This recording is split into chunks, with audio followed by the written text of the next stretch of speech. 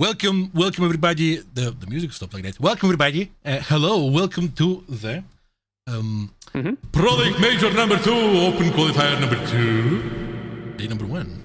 I'm Jekyll Van Schut. I'm Jodo_O. Hi guys. It's very nice to see you all here. How you guys doing? How you guys doing? Welcome. Hello.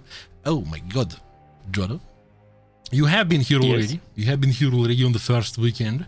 And I am just like a second weekend player over here. Would you mind telling me and everybody in here who has no idea yet as to what we are going to be witnessing today?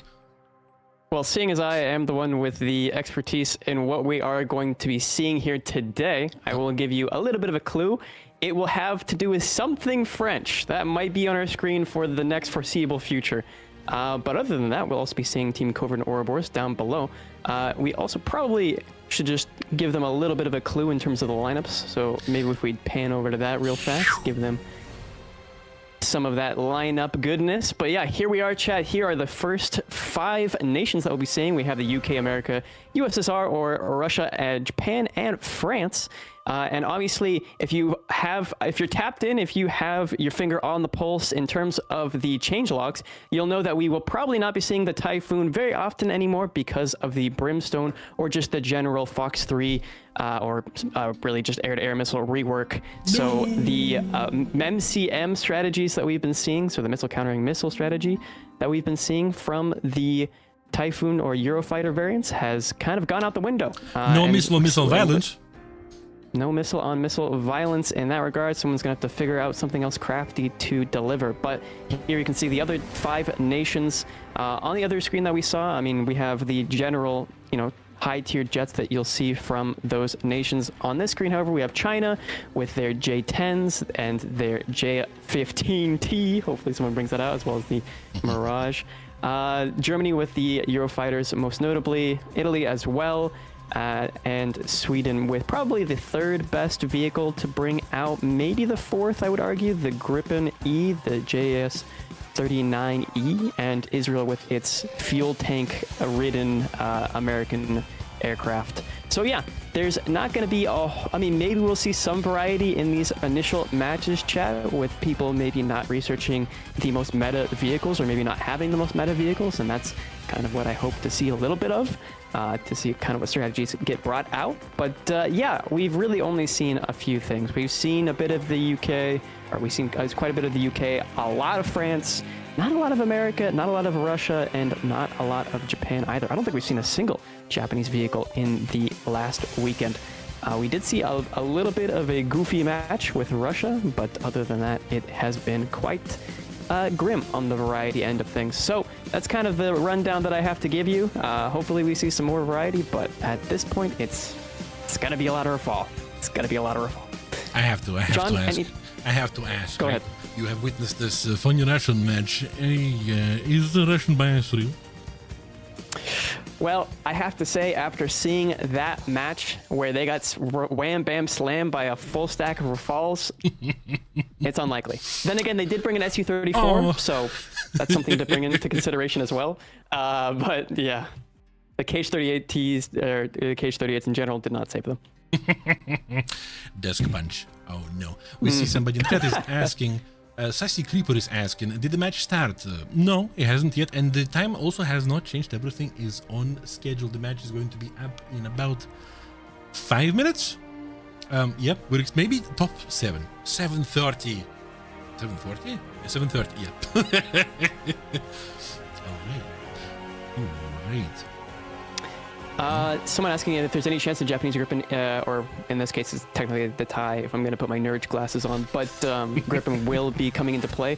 Unlikely, because the JS-39E is just objectively better. It has the middle pylon underneath on the fuselage itself, which carries an extra 3 missiles. So it's just kind of its ability to put more extra pressure on the opponents is just substantially greater than any other Gripen variant that could possibly be added. You say extra pressure. I just imagined the plane putting another plane into the water and pushing harder and harder. No! It's got plane on plane. Mystic floating microphone. It's the Is that a new Jet announcement? Imagine. Flat microphone. He's got that hovering craft technology, hovering mic technology. All right. Guys, unfortunately, I cannot answer you much, but it is what it is, because we have a transition.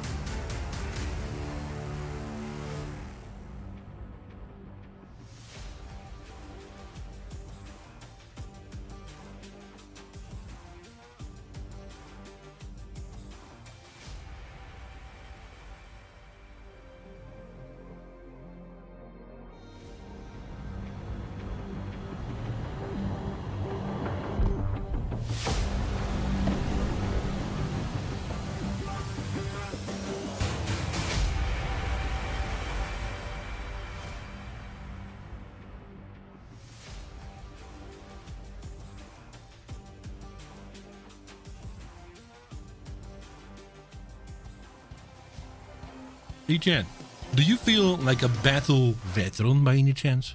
Or if you like it a little bit more cool, like a winter warrior? If yes, check out the links in the description to purchase our esports bundles that you have just witnessed on your screens. That's right. After that, I order all of you to join our official War Thunder Esports Discord, which is now closing in on 100,000 members. What? Oh yeah. What is it? I want to know exactly. What is it? I think it was 95K the last time I checked, but it's got to be higher than that now. 95.2 thousand people. That's 95,200. Okay. For those of you... See if we can get to that 100K marker. That would be awesome. Crazy. At this point, twice the population of my hometown. Like, what? Right? Yeah, Jean, you were mentioning the Winter Warrior, and I think anybody who's living in Europe at the moment is probably hoping for a little bit of a chilly breeze to fly on through, because my goodness, this heat wave is no joke. Man, the past 5 days here in Moscow, 31 to 32 degrees. In the second half of May, that is abnormal. Late June, early July, sure. But now, oh my god. Today, though, it's better, 22 degrees. What's the temperature in your place right now, Chad? Is it hot? Is 22. It okay? 22 for you. Mm-hmm. Somebody was requesting I do this. You're welcome. the beard wizard. Did you gain extra knowledge points from doing that? Somebody says, yo, this new commentator is, that message is pretty good. I love his energy. We have been here since the start of the War Thunder Esports. This new intern. Literally both, like me and Jodo in me. Jodo carrying a little bit more War Thunder Esports casting experience through over the past, was calming me down on the very first stream War Thunder Esports. I was like, oh man, I don't know about that. I never done this stuff. He just needed a little encouragement, but he was. And Jodo was holding my hand. Ready. He was holding my hand. In some countries that would be inappropriate, but not in our Discord voice chat. Yep. And he was, this is going to be alright. And this was alright. And this is, the rest is story. History. Yeah. Mm-hmm. Yeah. It is indeed almost 4 years later. Oh my god. Yeah. Farm cat. 3 minutes until 4 start of the match. The match is going to be in between the teams Covert and Ouroboros. Yes. Make your bets. Is there? We have best of 5, that's right? I think. It is best of 5, you're correct. It's down there below us in the scene, I believe. Yeah, it's the best of 5. Oh my god. Infernum97 says 47 degrees yesterday. You have a very appropriate nickname for that temperature, mister. Are you somewhere Middle East? Oh my god, that's so hot. Buddy's in Sub-Saharan. Oh my goodness. Yeah, I remember arriving to Dubai at 12 o'clock, like at midnight. I came out the airport, 33 degrees. I'm like, midnight in April?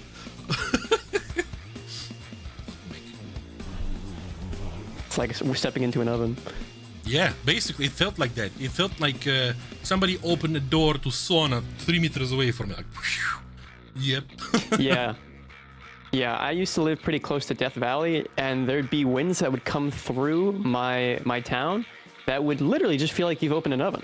Like, but constantly blowing on you as you're walking down the sidewalk. So it's fun. It's fun Somebody's asking if Dodek is in this tournament. Yes, they are. They're going to be represented by Forza, Banuyak, Deep Battle, Tactic, Niffer, Barbie Girl, Jay, and Bad Karma. A surprising upset last weekend. Invictus versus Dodek knocked Dodek down into the losers bracket, if I recall correctly. And so that was going to be something. Obviously, Invictus moved on already into the playoffs, right? They made it into top 4. I think they took first place out of the whole thing. So definitely an upcoming team to look out for. But yeah, Dodek surprisingly falling to the wayside here in both the the upper and lower bracket last weekend. And so we're going to have to see if they're going to make a resurgence here, or, you know, I mean, obviously the lineup change was a shock to many. So I think that potentially it's just kind of a shock to the team system. We'll have to see if they're able to lock in this time, though. Maybe they got some kind of debuff in real life, something like a poisoning, like a damage, or a DOT. How's it? Yeah, yeah, Yeah. Yeah, RPG terms. Oh, okay. Australia Dweller, it's his first message. He says first stream. Welcome, and welcome to all of you who have never been here before, and for all of those people who have been here before, we have a double hello. Hey, many hellos. Meanwhile, the match is about to start. Nice. The British bug. Hey. Oh yeah, we have the Gambas going, right? We do in fact have the Gambas going on. Let's see what the predictions ended up being. 48 to 52%. Yeah. That's not bad. That's not bad at all. I think that a lot of people are putting faith into Ouroboros. They were looking a little rocky last weekend. Covert coming out maybe a little bit stronger in my opinion, but we'll have to see how they perform this weekend. Hold on. We might have something going on. Hold on. With the sound. Just a tiny second. Well, as we can see here on screen, regardless of the sound, we do still have Rafales. Oh. Are we good? No. Everything was fine. It was just so quiet I didn't even understand. Oh, all right. Well, on the screen, as you can see, it is what I said it was going to be. It's a Rafale bonanza. Nobody's bringing out the Typhoon. Now that the Brimstones have been, well, I suppose more accurately interpreted in the game, I guess is the best way to describe that. Hey, dude, what's the lineup? Rafale. Might be one of the only times I've been ever able to say that. Is just, yeah. The other team? Lineup, Rafale. Yes. Yes. But here we are on Bourbon Island, one of these, I believe it's the smallest map in the rotation. So we're going to be seeing some missiles being launched out here very quickly. Rena going for the flank. It's definitely an interesting strategy, especially leaving almost a 3 versus 4 type situation. However, everybody evenly split up and evenly mirroring each other almost exactly as they get the home caps and try and defend the C point. Yep, nobody's going low. No sneaky beakies in the middle of the map. The two members of each team getting the home caps, while there's the exchange is happening in the middle over the sea. We see some of these raider locks, some of the launches. Phew. Exchanges. Yeah, we see a couple of Mikas being launched. Obviously, the Mika being probably, I mean, objectively, I would say the best missile in the, well, maybe the best Fox 3 in the tournament, in the game, more extensively.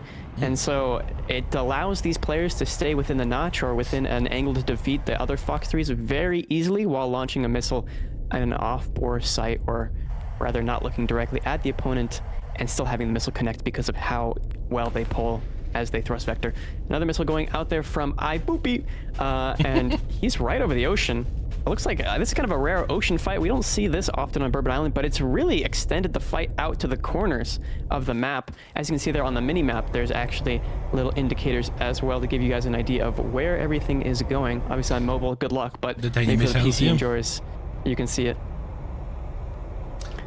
So here we are seeing the boys are going lower now, doing some AG stuff. Yeah, that's the situation that usually happens, right? Once you kind of have once you get overpressured. Yeah. Don go smacked. Yeah, that was supreme. Down. Yeah, he had 2 enemies on his tail. That was as risky as it gets. He got separated from everybody and got smacked. The general issue is once you lose your altitude, it kind of turns back into the prop logic where, you know, altitude is survivability. Yeah. If you don't have altitude, you really do suffer in these situations. You lose energy, you lose positioning, and ultimately you lose the fight, like we're seeing here with Tatch.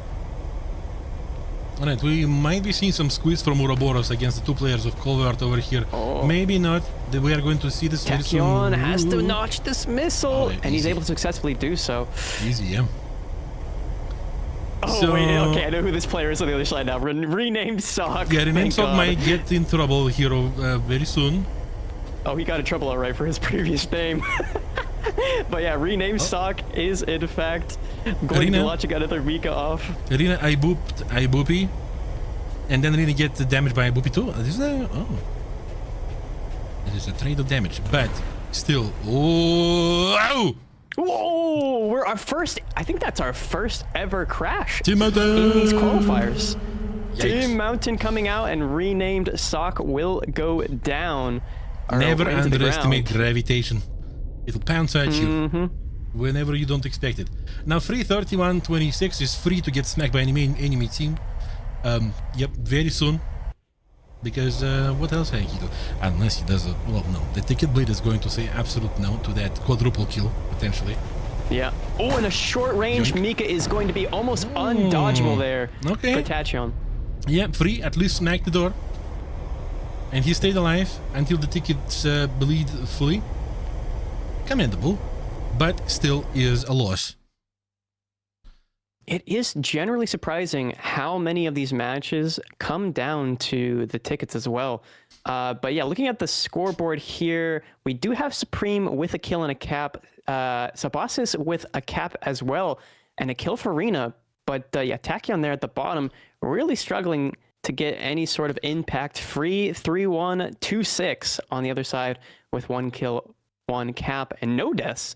And iBoopy with a kill. Covert done with nothing, as we saw. He struggled. He was the first one to die, and we don't talk about renamed Sock. He Team Mountain. That's all I'll describe him as. Oof. I don't like the nickname iBoopy. It just sounds nice. Yeah, I like it. It's a fun name to say. It's a fun name to say. Well, from the statistics, we didn't see much of an overwhelming supremacy, but in reality, the positional play was much stronger in favor of Ouroboros. A bunch of misplays happened from Covert in regards to letting the enemy single out their teammates. Yeah. Let's see if this happens again. Yeah, because this happens, if it does, very quickly. The wall of French flags is crazy in this lobby. I mean, the only difference is the cameraman. Yeah. He's the outlier here. He's a Russian bias supporter, according to the flag. Oh boy. But yeah, throughout this tournament, we're going to be seeing a lot of French bias here. That blue, white, and red is going to be bleeding in these matches constantly. I wonder what do our French casters say about this? How they feel about that? Oh, I'm sure they're loving it. I'm sure there's nothing but love there. By the way, we do have other languages with other channels casting this for you right now, which is besides English, Russian, German, French, and Polish. Did I miss anything? No. We're fine with English. No. Yep. I would really love a Spanish channel, but learn it as soon as possible and make John come with you. Also, for the Russians who are like Twitch, and it's not my cup of tea, visit VK. We are also live on VK right now. Yep. All right. The match is going to start. This smooth panning over that bridge. I can imagine driving my red sports car over it. Right. Is there any change to the video game that you've been playing? Oh yeah, all of us have been. According to SteamDB, is over 280,000 people in pics, which is dang. Nice. Yeah, I know, right? I think they hit 6 million total players, which is crazy. Phenomenal. Yeah. Anyway, taking off here, we do see. You'll never guess it, John. John, hold on. You'll never guess it. What aircraft is it? Is it Su-34? No, unfortunate. You strike out this time. It was it was the Baguette launcher. Is it what? Which one? Which Baguette launcher? The Chinese Mirage. That's what it was. Yep. Mm-hmm. Okay, I see. I thought it was Rafale. Yeah. Oh no! That would never happen.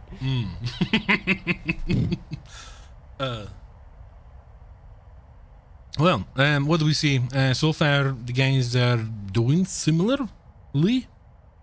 They're going to be... Actually, no. From the side of Covert, it seems that we're going to only have one player getting the team cap, while the rest is going to be traveling towards the C cap in the middle of the map. It does appear to be the positioning thus far. Obviously mirroring each other. Seem to have pretty, good effect for Team Ouroboros in that last round. But already renamed, looking like he's kind of struggling here, losing a lot of altitude, obviously regaining some speed there to survive, but he had to notch and lose some positioning in order to defend this C point. But a heavy investment here on the left side of the map, especially in the 4 line there, the F4 line to be specific. We're seeing 2 covert players playing pretty close together. Yeah, the double counter for the Far West gamer from Ouroboros. Well, Ouroboros is doing fine, considering the first match they don't change anything about their tactic, while Covert is taking action. They want to win. Well, it's not like Ouroboros doesn't, but still. We'll see. Missiles are being launched everywhere in hopes of some tasty kills. Mm-hmm.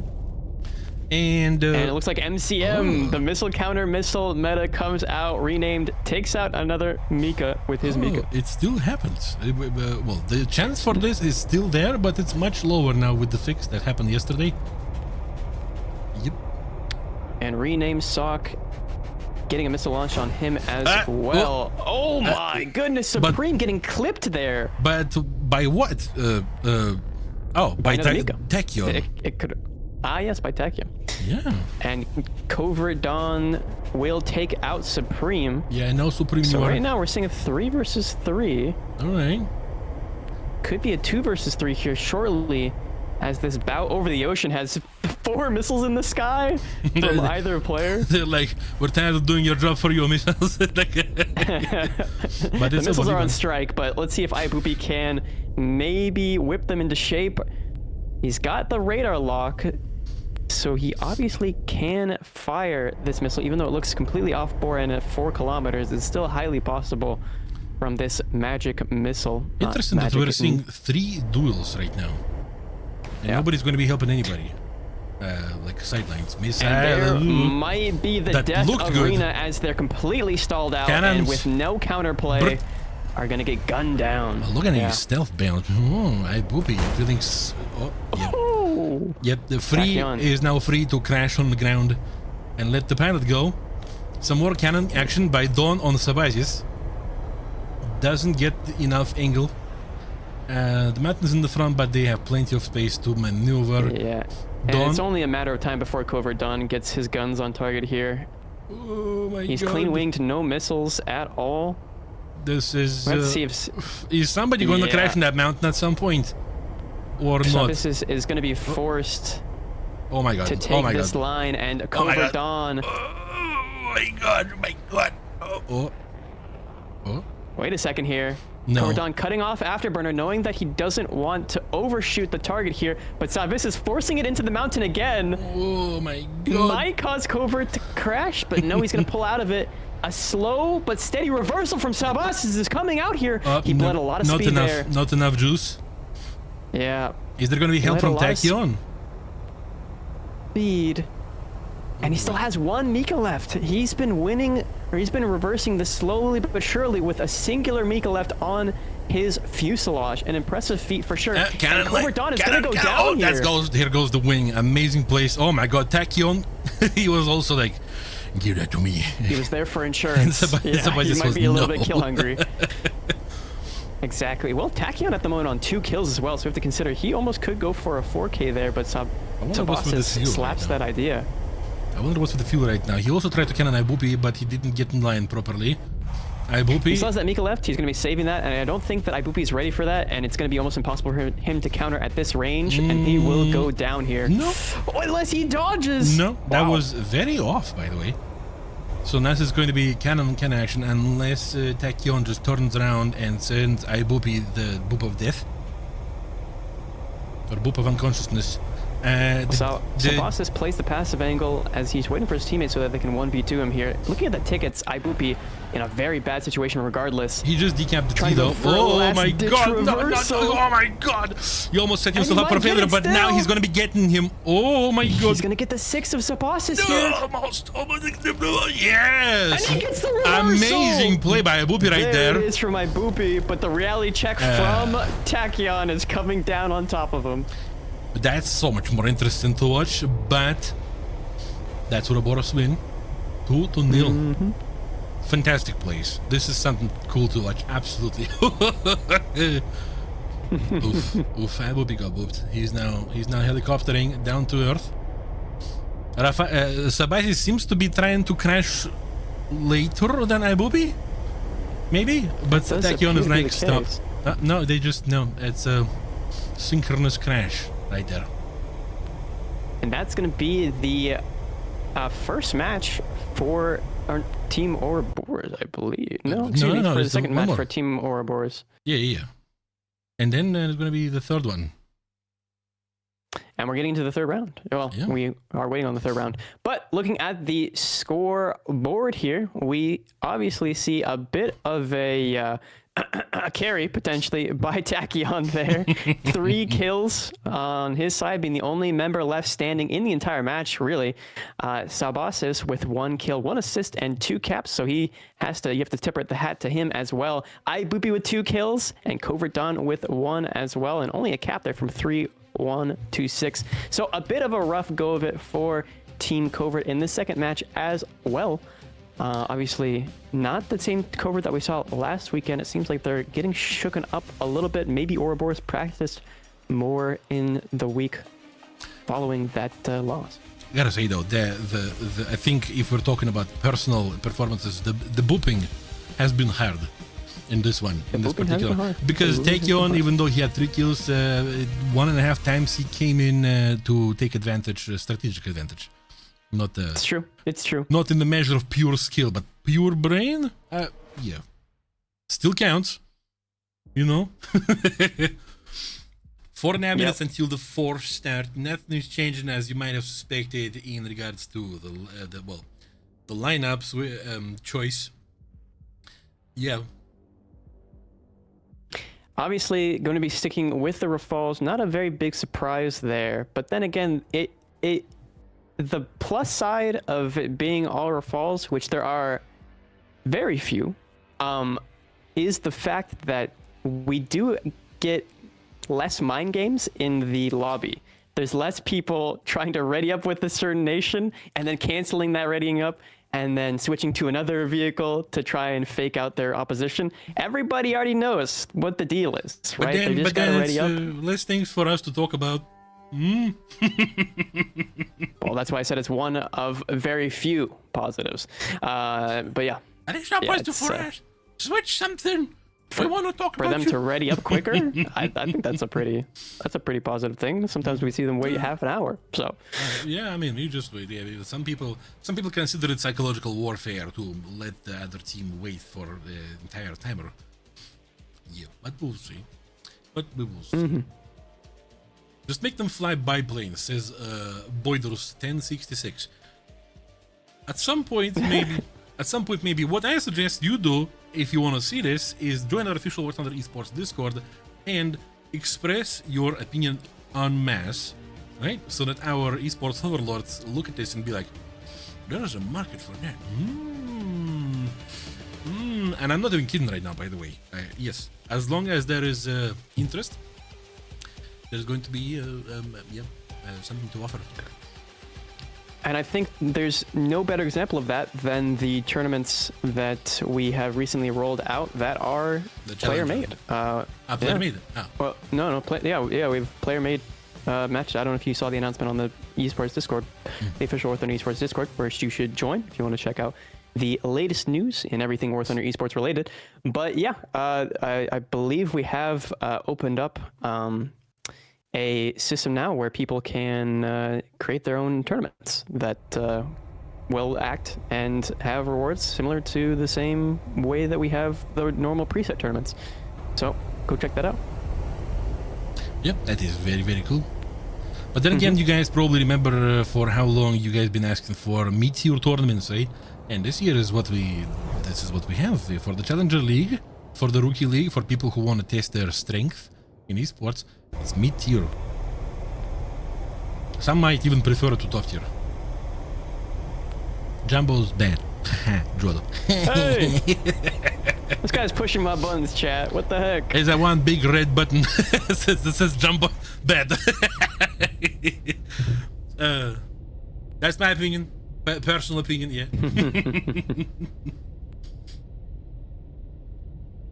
So we are seeing standard 1-2-1 from both teams right now. Yeah, we're seeing a bit more of a grouping. That L-shaped grouping on both sides, really, of the players. As one goes for the home cap and the two go center line. And then that flanking player, Arena, in this case, for Team Ouroboros. Well, first Mika out there from Supreme. First two Mikas out. Putting some pressure down mid. Obviously wanting to prevent any sort of over aggression from the low ground strategic play. Yeah, all of this misses right now. Potentially one. No. All of this misses. All of it gets notched, but it really isn't about the missile hitting necessarily. That's a great start. However, it's really just to put the pressure and stop the opposition from limiting the advancing too close. People, yeah. But it seems though that has not stopped Team Covert from running it down to the C point and getting that D point unlocked, and the ticket bleed starting to tick into the favor of Team Covert here. They know they need the ticket win. It seems as though their player wins have not been, well, coming to reality. D point in chat. Right about meow. Oh, we are going to get multiple close quarters. No. Oh, Supreme gets down. Supreme. Don is not down. Don. But a trade right. Oh my god. Okay. Ibupi is gone and Free is also gone. And renamed Sock is about to get socked or renamed. Okay. Yeah. Overwhelmed and outmanned. It's going to be a really tough fight here for renamed Sock. But his team members are like, goodbye, have fun, good luck, renamed Sock. Yep, wow. Another missile coming out there. About time a miracle happened. And it looks like Arena might go down. No, but Arena's clean winged and renamed for the second time. He decides to sleep with the fish. He decides to sleep with. I feel like this is a decision, I think it's a choice, not not an accident. Choice. Yeah. But it's still a new record regardless. 2 crashes in a singular section of the bracket. By the same person. Yeah. By the same person as well. That's a good point. Yeah. So that is going to be a 3-0 sweep by Team Ouroboros. They should be very proud of themselves there, as they were able to very handily and candidly smack around Team Covert. Not an easy team to beat, believe it or not. So Sabasis, they're at the top with 1 kill, 1 cap, and Supreme with 2 kills. And for the team of Covert, it's a little bleak. It's a little bleak. We do have 1 cap from Free and 1 cap from Ibupi, which, they had the right idea in mind. Apologies. No worries. So, we have some news about what's going to be happening very soon, chat. You might want to get your keyboards ready. You might want to get your keyboards ready for something. Something big, something small, something of your choice. What? Bars. What? Oh my god! Watch your mouth. Oh my god. Prediction results. Well, there was not much was gained in this gamble. The split was very small. Yep. Or the return ratio was very small. No, it was 48 versus 52%, right? So we're waiting for the signals from the people. Yo, Sensei Bro in the chat. Hey, Sensei Bro. Oh, 2 minutes. Okay. We are getting the decision on who's going to be next. Oh boy. Yes, by the way, we are going to be witnessing only win the bracket. We're going to be looking at the cream of the how's it called? The cream. I keep wanting to say top of the crop, but it's cream of the crop. But it's top of the what then? Although top of the crop does sound kind of good too. You might just want to coin that one yourself. Right? Yeah. It's like, when you collect tea, the top leaves are the best. I don't know where the phrase cream of the crop comes from. I gotta be honest. I just know that it sounds correct. As I was saying, Someone's gotta pull the etymology out. As I was saying that, my mouse battery decided to say no. Uh-oh. That was fine. So, the He's next gotta match is speedrun going to the be battery legit Bongo versus Voyager. Mm-hmm. The whole team is called after their captain, I assume. Oh, from the soup can? That Soup makes can? sense. That makes sense. Cream of the crop, cream of the crop. Yeah. Voyager. All right. Do you have any predictions for these two teams? Well, Voyager last weekend was very, very close, if I recall correctly, in the brackets. Maybe I'm having a mental fault here, but I'm fairly sure they were quite close to getting to that top 4 position, so they're definitely a team to look out for, as opposed to their opposition. I don't know, Jean, do you have any predictions, potentially? Why I asked this question is because I know that both both teams have people who we know very well, right? Yeah. Team Voyager is presented by Aurus Elite, Oscar, Van Darkholm, Arseny Welcome, Terpim Rafal, which means in Russian like we are withstanding Rafal, Zordon, and Ain's Cute, right? While Team Legit Bongo is represented by, guess what? Legit Bongo. Gundusvan, Mortum Wish, Essex Inside, Artyomus God, Weissman, and Zero Noob. Both these teams sound formidable. Very, very. Yes. Who's going to win? Yeah. Well, I have to say both teams, when they played last weekend, I won't spoil it. You'll have to do the research yourself, but it wasn't as close of a fight as I had initially imagined. However, you never know. Simply from the fact that they've had an entire week to practice, to prepare, and to get these types of situations underway, right? To fine-tune their strategies, to maybe synergize a bit more with their teammates, to get to know them a little bit more. Some of the things that we've seen Dodek aspire to or talk about. Not necessarily talking about, I'm just kind of comparing it with these two teams. I know that Dodek's not playing right now, but that camaraderie that you hope to see from these teams coming out in full force. Everybody is joining in on the giveaway of an esports camo of your choice. Sorry, hold on. We had a tradition. We had a tradition during the Thunder tactic that went away as a show, but still. Giveaway! Type in exclamation mark join to take part in the giveaway of an esports camo of your choice. We're going to have, I believe, 2 winners across all 5 channels, by the way, which means that if you hop around and try to join the giveaway in every channel, you are going to still have 1 chance. Yes. Yep. So no need to do that. Even though I know that it would make us feel a bit more better in regards to numbers, but it is what it is.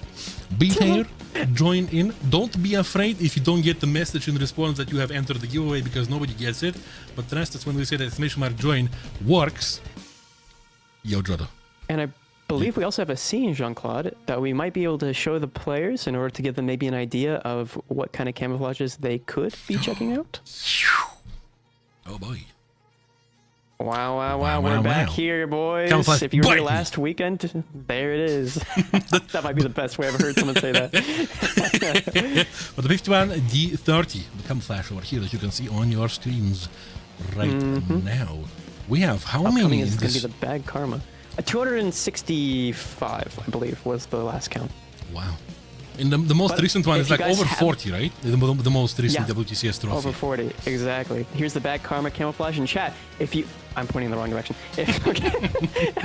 If you guys want to check out the War Thunder Live, you might find yourself, maybe a few hints and maybe a few camouflages that might be coming up soon, and potentially another crate that might be coming. I have seen all of them. Go check out War Thunder Live. I have as well. I show them on stream, and my goodness, they're beautiful. They're beautiful, chat. You should go check them out. But regardless, here are the ones that we have available to you now. I keep pointing in the wrong direction because I keep thinking that this is my okay. And in any case, we're seeing the Prussian Eagle camouflage. Jean-Claude, what do you think of this lovely camouflage? I think it has an extra letter that's not necessary there.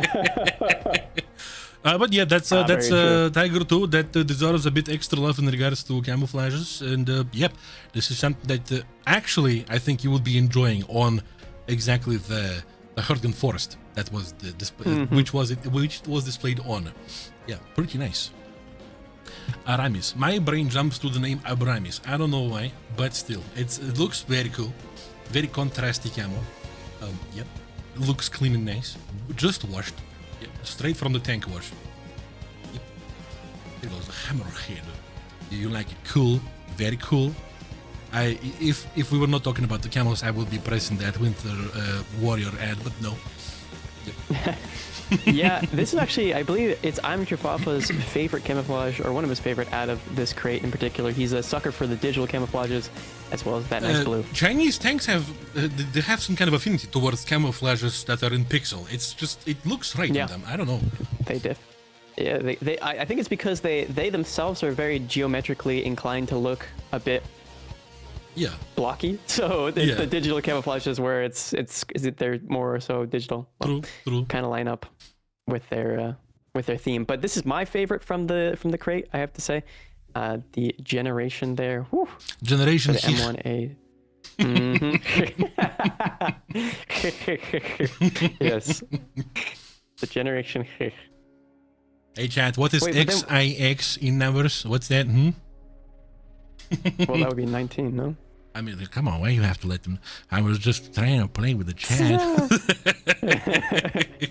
Chat, you want to know a really easy way to figure out Roman numerals? It's just whatever the number in front is. If it's smaller than the number it comes after, it's probably subtraction. If it comes after, then it's addition. I was like, what's a subtraction? It's quite shrimpy. The Pantera camo on a T-3485 guy, the Chinese one. Ironic, considering it's Pantera. Maybe some kind of music preference, but looks very cool. Also contrasty cam over here. Was it not? It wasn't saying who made it, right?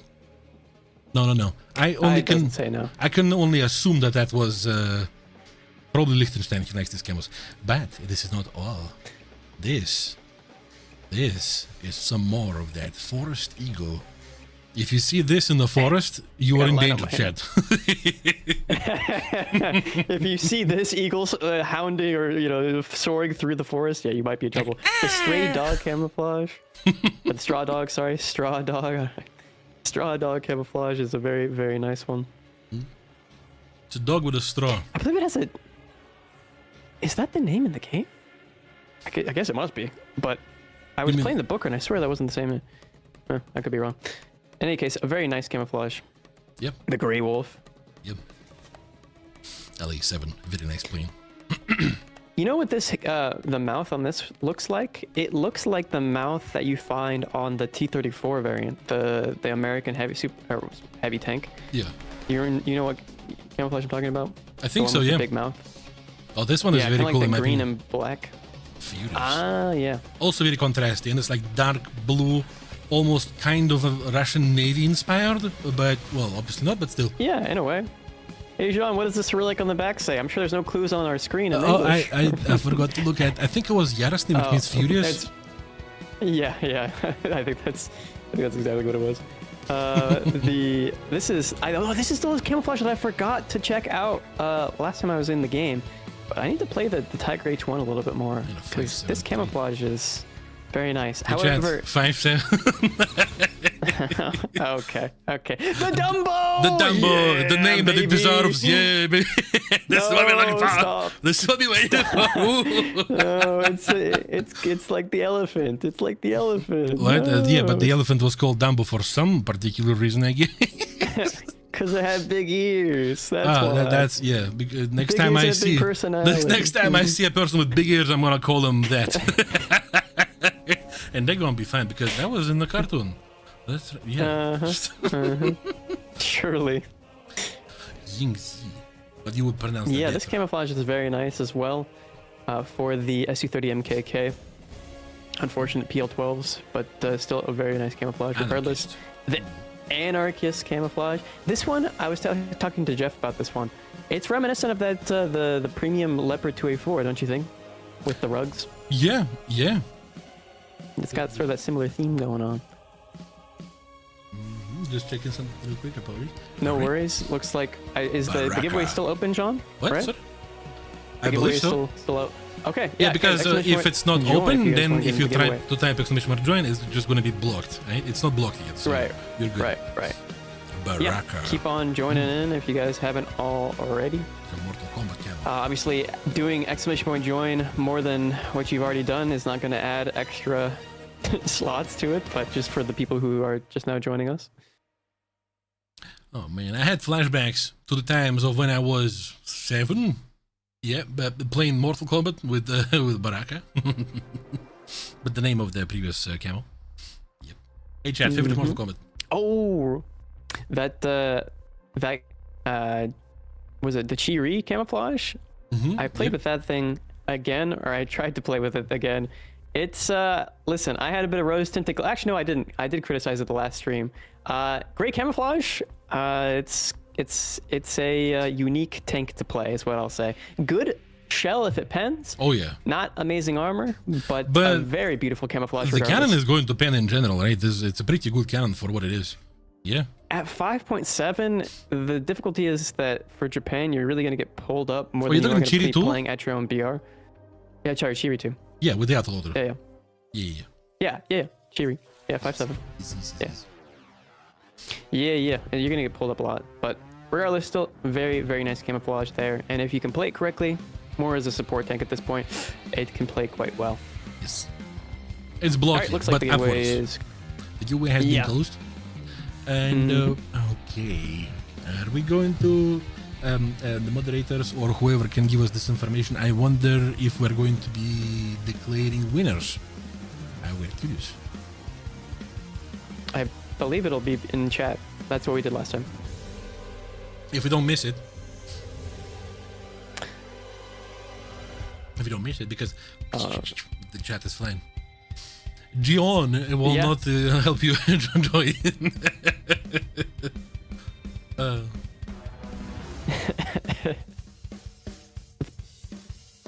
boy. Oh, is this happening again? Do you want to say something? Hi. Everything is fine. Everything is right. Never mind. Everything is good. We have 25 minutes until the first start of the match, chat. How you doing?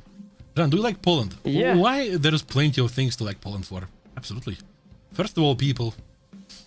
I like goulash. Well, goulash is like across the entire region.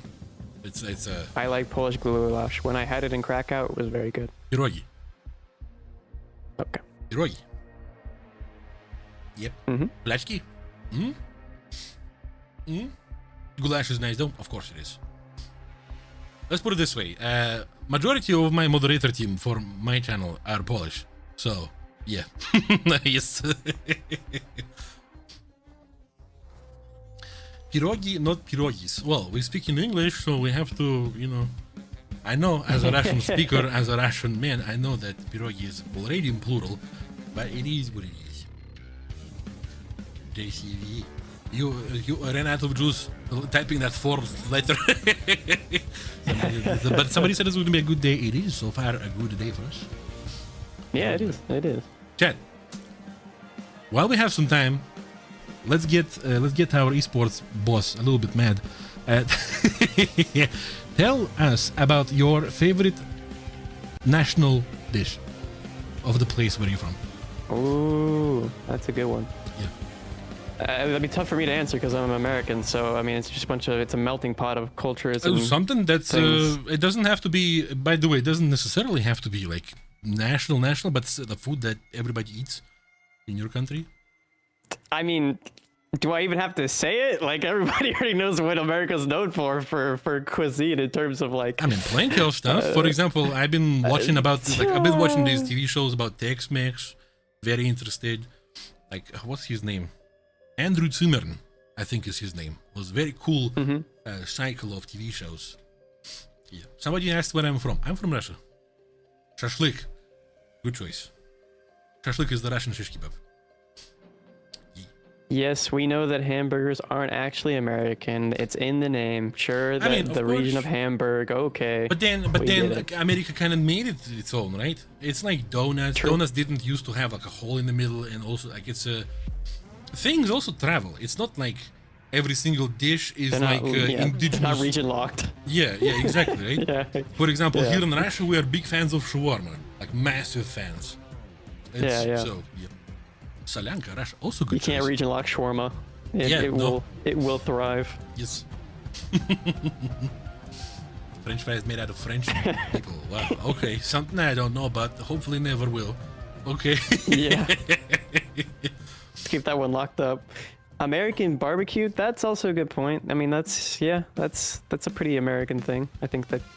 I mean, you might even just isolate that to Texas as probably the most popularized place for that. But yeah, no, American barbecue. Hey, Grizzly, I'm really trying to pronounce, trying to understand. Shalty brash chai, best summer pink soup.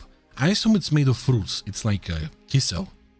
We also have drink like it's called kisel here in Russia. It's like a thick, fruity drink. When it's cold, it's like super nice in summer. I'm from Illinois, so it has to be pizza for me.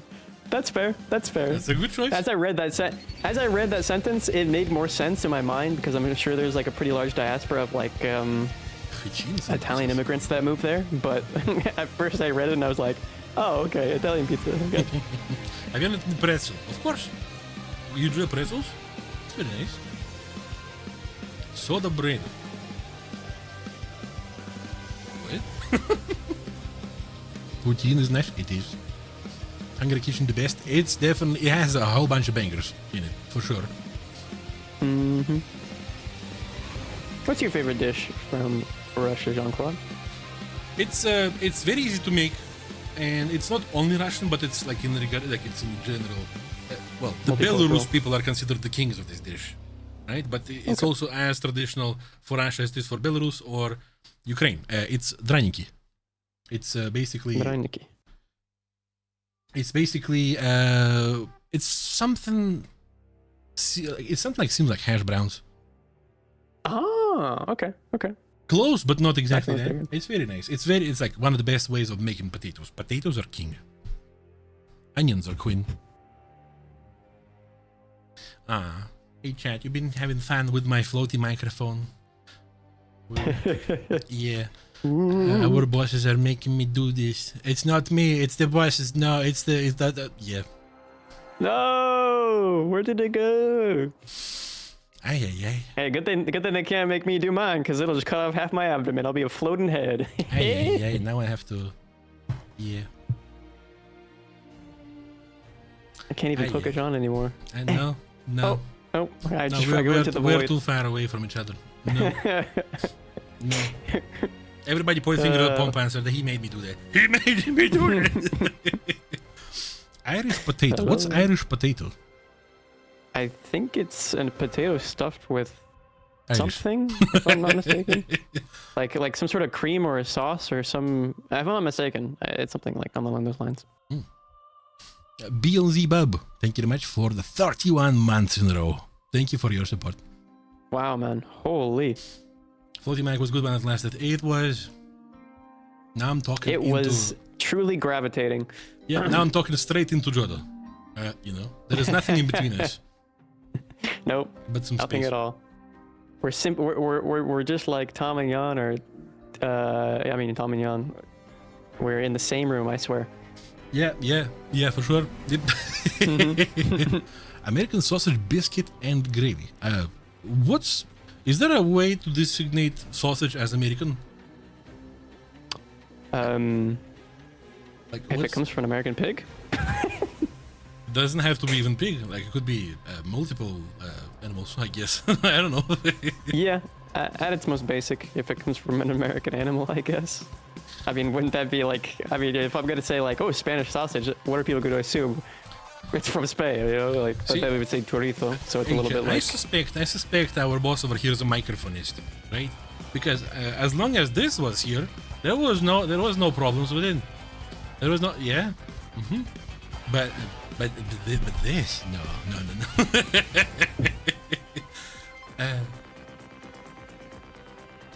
The fourth start of the match is going to be in 17 minutes. You are stuck here with us. Yeah, it's not us. It's you. I don't You're see locked in here. any Algerian or any Arab player in War Thunder. How about you? I mean, maybe they are there. We have over 95,000 people in our official War Thunder Esports Discord. There have to be somebody from there. Has to be. I believe the only African country that we've had, or country player that we've had, I believe was from Tunisia. No? How about we had somebody from South Africa, but maybe that was a long time ago. Oh, that's true. That's true. We did. I think we had someone from South Africa. No, that was for the that was for our sponsored the summer event. I think that was Sony. Yeah. Who lives? Yeah. I see. So I guess he is a tournament player in that regard because he played in a tournament that we hosted, but I don't think he's a dedicated tournament player. Potted plant man spoken about. The winners are John Bastion, Zach's Shadow Peel. Oh, John Bastion? No way! That guy was in my stream last night. Bastion, sorry. John Basilon. I'm a potato. I apologize. Oh, okay. Sorry. John Basilon, Zach Shadow Peel, Day Soreen TV, Kribas, and Wambo XXX. Here are the winners. Congratulations. One winner per channel. On our channel, it's Day Soreen TV. I hope I pronounced all of this correctly. Let's hear from your casters. What's the scariest ghost from your region? That would be Ghost. I wanted to say me, but that would not be so funny because I'm not so much of a ghost. Scary ghost. Our children get like, you know, the boogeyman here in Russia is Babaika. His name is Babaika. Babaika. Yeah. So if you don't fall asleep at the appropriate time, Babaika is going to come for you, and Babaika is usually like this pitch black, hairy entity that stands somewhere behind the window looking at you. You don't see their eyes, but you know that they're looking at you. You know, it's yeah. I think my country is too young to have too many superstitions. We obviously have Bigfoot, but I think people have in Europe have the Yeti. I feel like America is full of cryptids. I guess, but none that I can think of in terms of ghosts. But then again, I've never really ingrained myself in those interests, regardless, so I wouldn't know of many. Forget.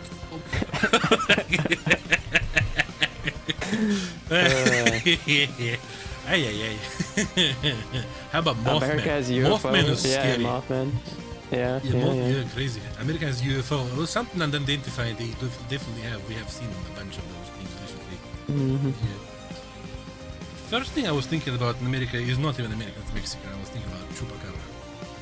But it's Mexico. Chupacabra. I believe it is. It is Mexico. Yeah. Yeah, but then you have a whole how do you even call it? Like a whole encyclopedia of cryptids called Supernatural in America. 15 seasons. I suppose that's true. Suppose that's true. Wendigo. Is Wendigo American? Because I also thought about Wendigo. It's like this creature that sucks blood in the forest. It's more predicated on the East Coast, I think, generally. I thought it was coming from something like Europe. I don't know. I'm not sure. Cool positive stream. I know, right? It's gonna take 30 minutes. Yeah, only a couple more minutes until the match starts. Hopefully, couple, like early. Yeah, a couple. You know, if you put 2 7 or 6.5 minute segments together, then yeah, it's a couple. If you put like 6 couples together, yeah. Then it turns into a dozen. Oh, pressing buttons.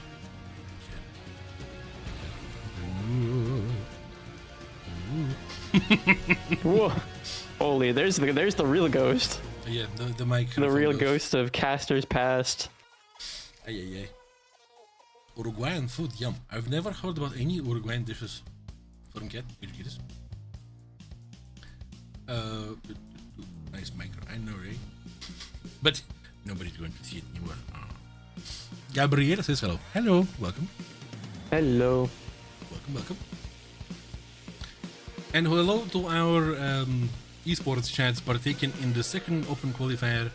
It would be, well, I mean, kind of would be nice if they started earlier, but the problem is if they start earlier, they end earlier.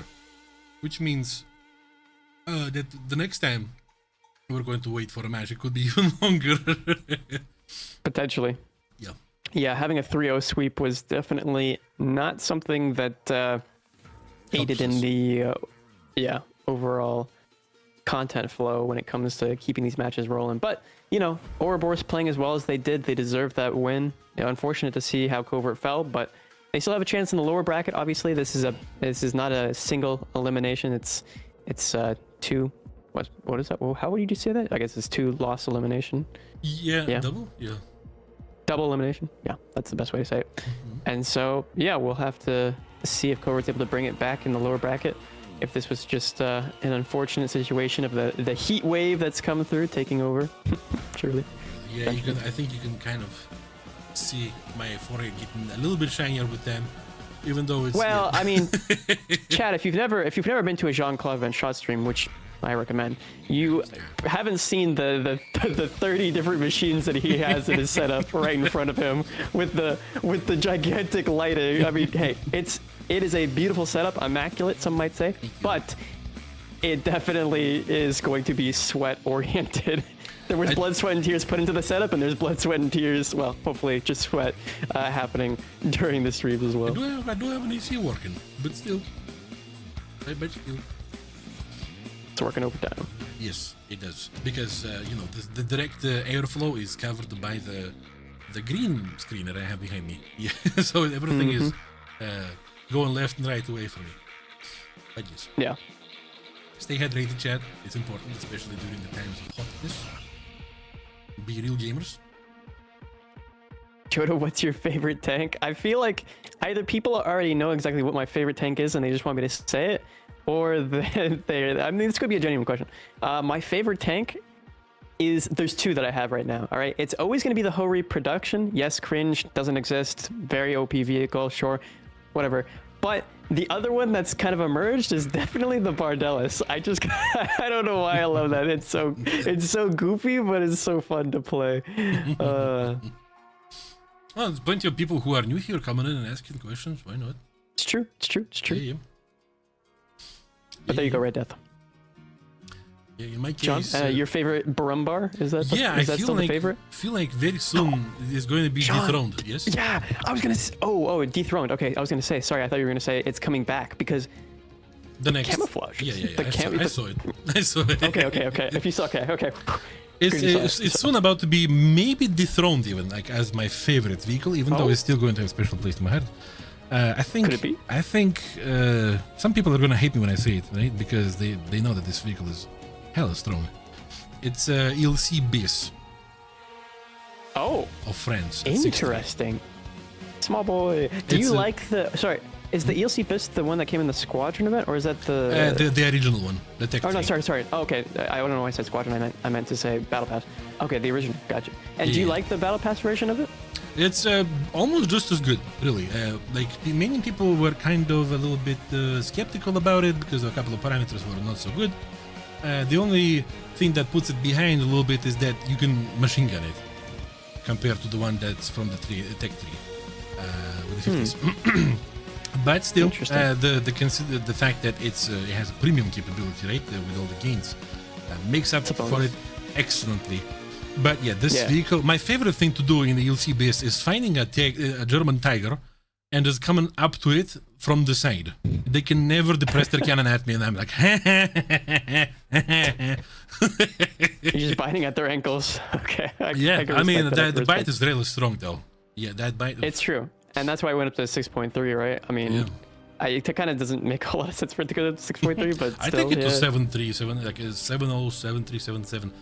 Because it's got the same 90mm as the AMX 1390, right? Yeah, and it's very low, it's very fast, it reloads in 6.7 seconds, aced.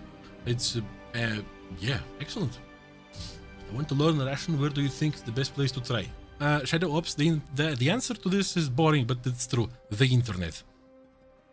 Learn the basis of grammar, start practicing with people who are the language speakers, native speakers. Don't be afraid Yeah. of making mistakes, and people are going to correct you, and you're gonna be all right.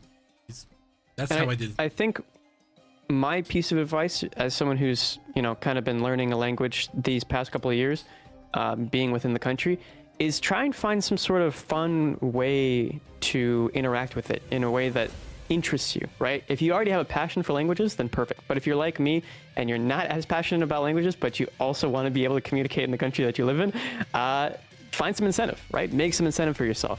Find a fun activity to do. Find enjoyable people that To me, the best know thing. both your native language and the secondary language that you're trying to practice. But if only the language you're trying to practice, make sure that they're fun. To me, the best thing is vocabulary. As in, you will learn the basic grammar. It's going to be boring. It's like that with every single language. But, you're going to, like, in the textbooks, you're going to learn about, like, as if I was studying English. I have a dog. My dog is brown. My brown dog is big. I have a big brown dog. This is boring as everything boring. Learn What's his name, vocabulary. My dog name is Goofball or something. The goofball. Yeah, but the thing, if you learn vocabulary that's interesting to you, instead of this, you're going to say, I have a key light. My key light is 120 watts. It's 60 centimeters by 40 centimeters. Like, this is already much more interesting, at least to me. You could say, I have a gamepad. My gamepad is particular template. Learn more interesting words and shove these words into simple grammar structures, so it's more interesting to talk to people. And as soon as you start talking to the native speakers, you're going to steal their grammatic constructions a little bit more, and you're going to be talking in no time. The most important part Exactly. is not to be afraid. Don't be afraid. Don't be afraid of making mistakes. That's the best way to learn. Make mistake so that you know exactly what not to do instead of what to do. And in some cultures, swearing is just funny. So that's the first thing you learn. Whatever language that you're choosing has a good sense of humor. That's the first thing you learn in every single language. That's just if you don't do that, then something is wrong. Yeah. Like I can freely speak 2.5 languages, but I can say some nasty stuff in over 10. So make it fun for you. Duolingo lesson, but experience. Is there like drops? There are drops, and guess what?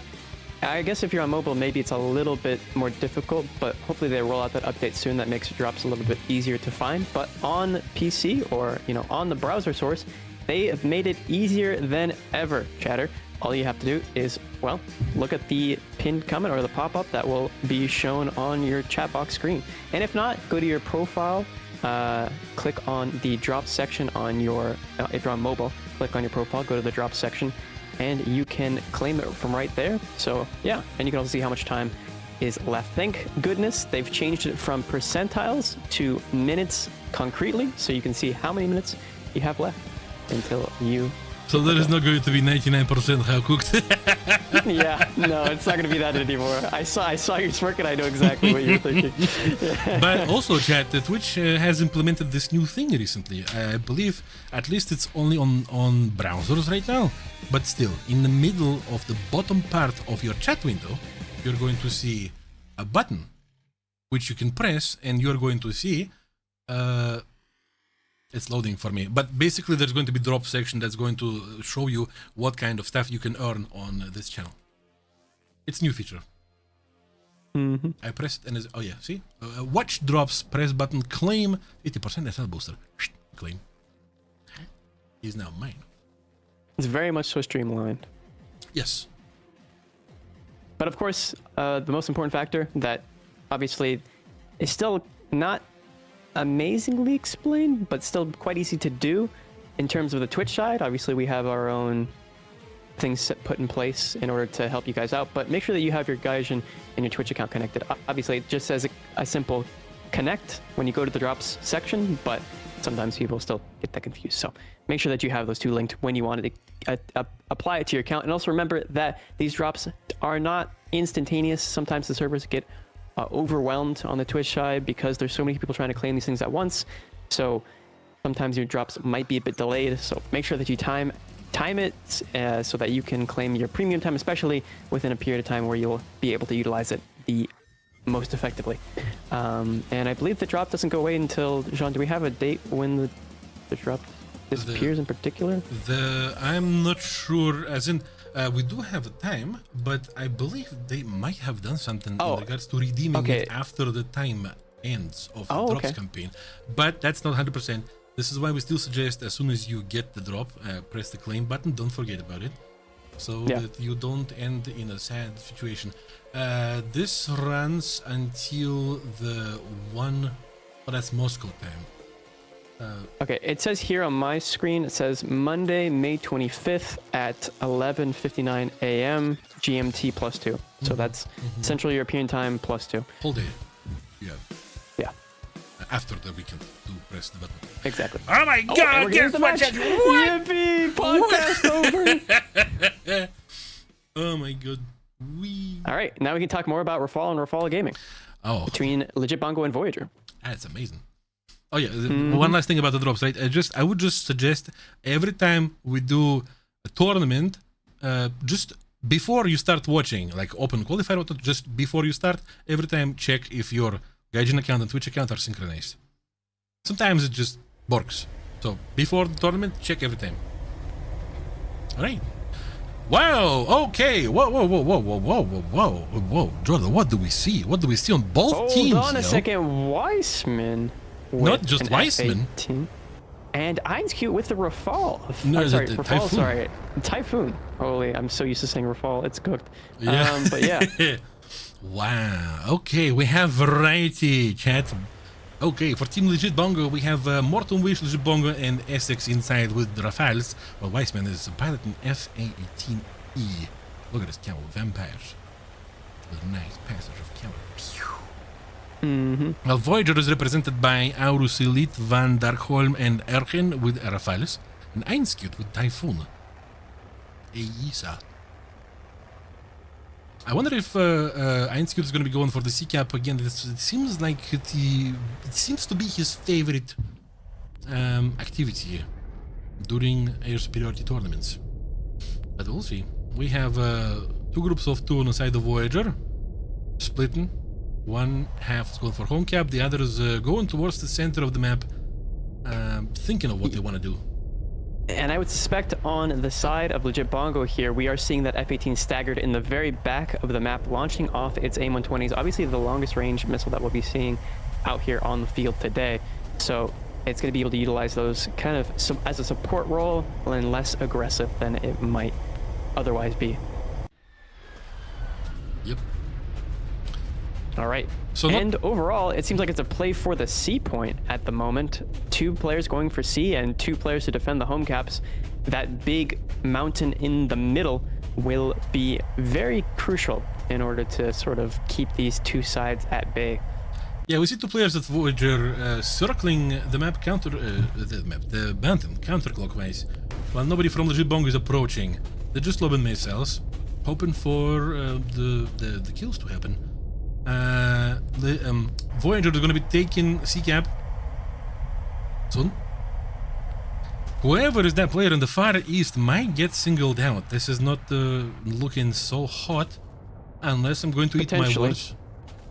Weissman here with his AIM-120s getting, more missiles launched out towards the corners of the map. Einskute was too high. Out here would not be fun. It was too high. Now he's dropping altitude to be able to capture C-Cap. He spent some time not doing that, which, well, could be crucial, but maybe not. We have two players now by the team Legit Bongo near the mountain, while there's only one guy from Voyager in there. Here comes the D-Cap in favor of Team Voyager. Everybody's being careful. We might see a duel at the far west and the far east.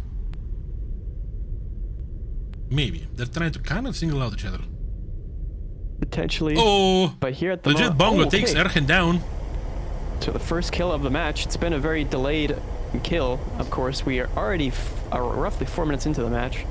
So kind of surprising that it's taken this long to get the first kill. But that first domino will send Voyager reeling undoubtedly here, as they have one player left. It's going to cause some upsets potentially. They're going to have to lock in and get another kill to even out the scoreboard here. But we see Van Darkholm not able to notch, so he's going to try and multipath the missile, and he's not going to be able to successfully do it. So his rudder gets knocked off, but he's still a lethal weapon. With the MC, well, he still has his Mika's left, able to notch that missile coming in without a rudder is kind of impressive. Trying to launch more missiles off with his HMS. Oh! Wise Man is being taken down by Inscute. And Van Darkholm survives another missile and is still able to use his Rafale as a missile platform here to shoot at Essex inside. Essex inside? Is he doing this? He's still surviving. If he gets no, this he's kill not. Here, oh my goodness! Darkholm gets the kill. I mean, confirms the kill rather. Without a rudder. This looked very bad for a Voyager for a second, but now, oh my god. Wow. A legit bongo. Yeah. A one-man team, one-man apocalypse, as some players of a certain game could say. But let's see if that's going to be apocalyptic for him or the enemy team. Well, getting that decap is going to be a crucial first start that he's going to need. However, the ACAP is going to be going into the favor of Team Voyager here, unquestionably. Soon, yeah. Still plenty of missiles on Legit Bongo. It's kind of surprising that he has this many left at this late stage of the match. It really makes you wonder what exactly he was doing. I think he was one of the players to put pressure on that player in the corner, and we do see Van Darkholm, one canard and one rudder down, but he's still limping along there, trying to stay afloat, but he's barely breathing as he tries to go for that ACAP. Be careful. That's yeah. Oh, not what I can look at. Yeah. But I feel like he's just going to be there in the air as peer pressure extra, right? And a missile launching system. As he still, does have one, at least. He does have one Mika, and he's still limping around. But the triple cap coming out here from Legit Bongo is definitely putting pressure that's a missile on the opposition. Yeah, if they want to counter that, they will have to split out. Legit Bongo, missiles, missile. Coming in. And Scute is in the crosshair. Yeah. What's the and plan? It looks like it might be going in for guns here, but Inscute is going to be able to successfully notch that quite easily, as he was already in a deflective position. Not a very good, no, not bad position. Not a great line, and Inscute's really just coming in as a bait for his two teammates to kind of just, or rather his one teammate to clean up the kill here. It doesn't really matter what Inscute does as long as his teammate's able to clean it up. Yoink. Yeah. Inscute's kill, done. however. Now it's a 2v1. Well, it's a 1.5v1. And that's going to be an undodgeable missile unless at the last second. Oh my god! Oh my god! He dodges. Legit Bongo flipping this match on its head as Aurus Elite is panicking now, realizing the mistake that he's just made. He's going to be bonging legitimately. Aurus Elite. Getting into a raid fight. Aurus Elite be sweating right now. Legit Bongo. Are you going to be having enough juice in that turn? Oh my god. Legit Bongo. Obviously coming from a lower energy state, Aurus Elite will have some advantage here. However, it looks like it's almost evened itself out in its entirety. But with that singular Mika, there's still a chance. Maybe he's going to save it for Van Darkholm when he takes down Aurus Elite. There's a glimmer in the eye of Legit Bongo here. It's coming down to the deck, and Aurus Elite! Close to the ground. Still up in the air. This is going to be bad for Aurus Elite in his maneuver. Yeah, he's going to have to swing up right here. Oh my god, he's sitting in... Oh my... Is he falling out the sky? What is happening? Oh no, forcing it into a... Oh, I thought he was going to force the vertical there, but it looks like he's just simply lost positioning. And Aurus Elite slowly losing this dogfight to Legit Bongo. Imagine Van Darkholm with his broken plane coming in and just lobbing that missile, because these guys are... Oh my god, what's happening? He clips the mountain! Oh my god. And Aurus Elite will survives? pancake! Team Mountain! Oh, yeah, here he goes. Team Mountain dominance. Legit Bongo instantaneously going for that D point to try and get the tickets, but... The pilot be chilling over here. Peaceful scenery. Yeah, he's going to be breathing that fresh air. The pilot questioning how he's going to explain this to his commanding officer. Oh my god, what's going to be happening with Van Darkholm? So he does have one missile left. He's going to be equalizing, the Bongo is going to be equalizing the capture point situation over here. Van der Kolm could not. Goes down. He could and not. That's legit Bongo clutching a 3 versus 1. Wow. Well, 2.5 versus 1, really. But yeah.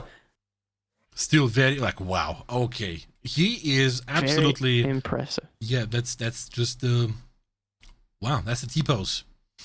Legit Bongo taking that second match for his team, getting them that second point, the clutch really from him. 3 caps, 2 kills, the only impact on his team substantially.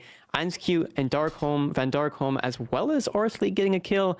Ergin there with a cap as well. But yeah, it's really was looking like it was going to be in Voyager's favor, but then the dominoes just fell the other way, Sean.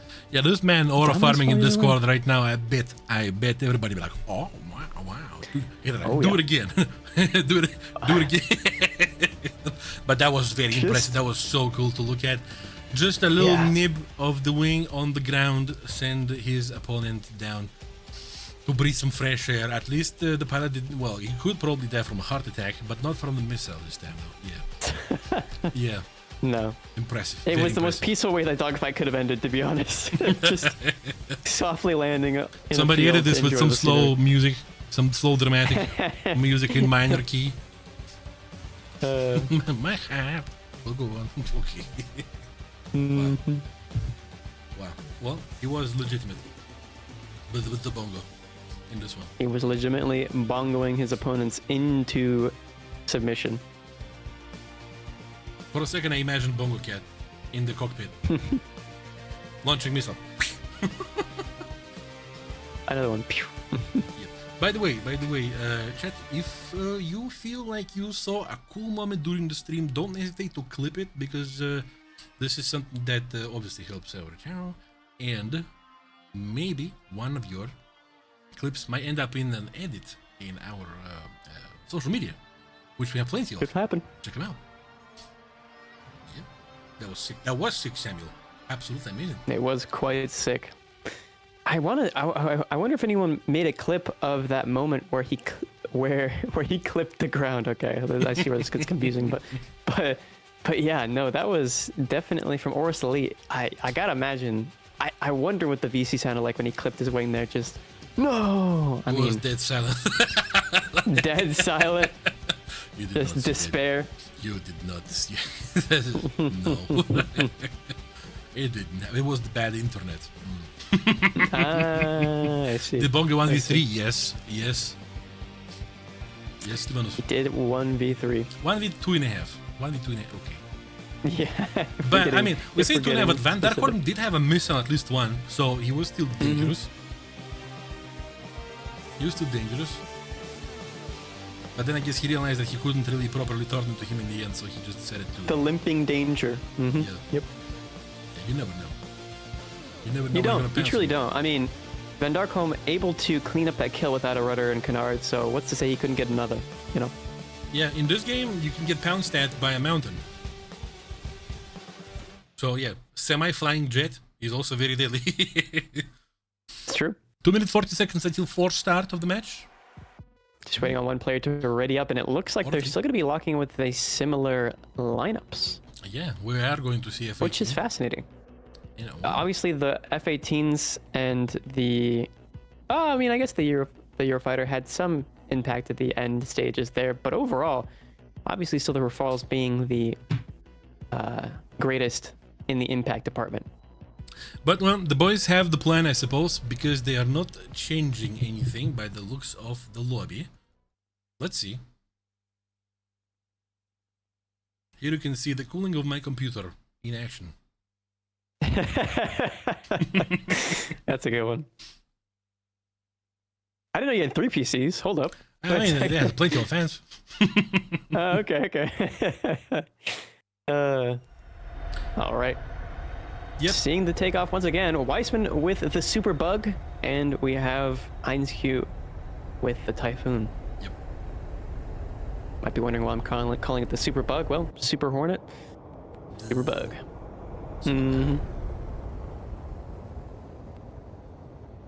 Do you guys know when the next live would be? Tomorrow at the same time when this one starts, which is 1440 UTC? Yes. Also, somebody was asking about the You can drops. also- If they got the drops last weekend, whether they can get drops this weekend or not. Of course, yes, you can. Each campaign of drops is 1 weekend. And in the playoffs, which are going to be happening in the next 2 weekends, are going to be extra nice. Yes, don't miss that. And chat, you guys can also check out the War Thunder official Esports Discord if you guys want to get notifications on when we go live as well. And all the news about esports are going to be popping up there first. You get the priority. Exactly. I'm not sure if our giveaway already ended. I'll check after this match. But regardless, seeing the formation so far, it's a 2-2 split from Team Voyager. And on the other side, it's a bit more spread out, a bit more sporadic, and yeah, we'll have to see. I think the score should it be 2-0? Or is it 1-0? Isn't this the second round? That we see? Or the third? You are right. Not crazy. This, yeah, I also had some kind of something going about this. That's some All right. Well, we see our first missile being launched off. No, it's there. 1-0 by Legend Bongo. Yeah. Oh, my apologies. Mine That match too. lasted so long, and there were so many different actionable moments in there that I thought it was 2. Yeah, they weren't so hard. I mean, yeah, they just Legend Bongo was so impressive. It felt like 2-0. Yeah. Yeah. But here we do see the C player being pressed away from the capture point as they kind of run back towards the airfield a little bit there just to simply notch the missile before they come back in. But the C cap looks like it will be under the control of Team Voyager here at the beginning. If they go for that cap, they put a lot of pressure on Team Legit Bongo to, well, do something to counterattack. Legend Bongo saying high fives. He's going to be turning away because he doesn't want to go so far away from the team. But he still wants to keep that man uncomfortable on the enemy team. We see some clockwise action around the mountain right now. There might be somebody being engaged very soon in the side of Legit Bongo. And that will be Essex inside. Has 2 players on the tail, potentially. They're trying to figure out what they want to do. And there's a missile out onto Essex's side. It looks like he notches that quite easily and returns fire. He doesn't notch that. Oh, Aurus doesn't Elite. notch that one from Aurus Elite, yeah. Yoinks, real hard, wow. Well, that's 1 down on the side of Legit Bongo. You also see Weissman here lobbing off some AIM-120s as well from longer ranges. This man's going for Actually, Aurus Elite. not that long, I gotta be honest. 5 kilometers for an AIM-120 is a pretty short distance, but I don't think he does have more missiles than Aurus Elite. However, Aurus Elite has better positioning, and so he's just gonna get overwhelmed here and lose all of his positioning in its entirety. Well, I don't know if he'll be dodging that one. Oh my god. Yeah, That's the Weissman problem. got turned The off. false supremacy, just so aggressive, so prevalent and in your face that there's not much that you can do to counter it. You say that, but the Einskuten, his Typhoon is still alive. And it's a 2v3. Essex inside is flopping down. Oh, never mind. Never mind. Scratch that. You did not see this, chat. Or you did. Thank you, Jean. Clip? Can we get a clip of that one? Thank you. Thank you. Yeah, the Master Jinxer in here. Yep. Yeah. More wish here, as well as Aurus Elite going to be going into a fight.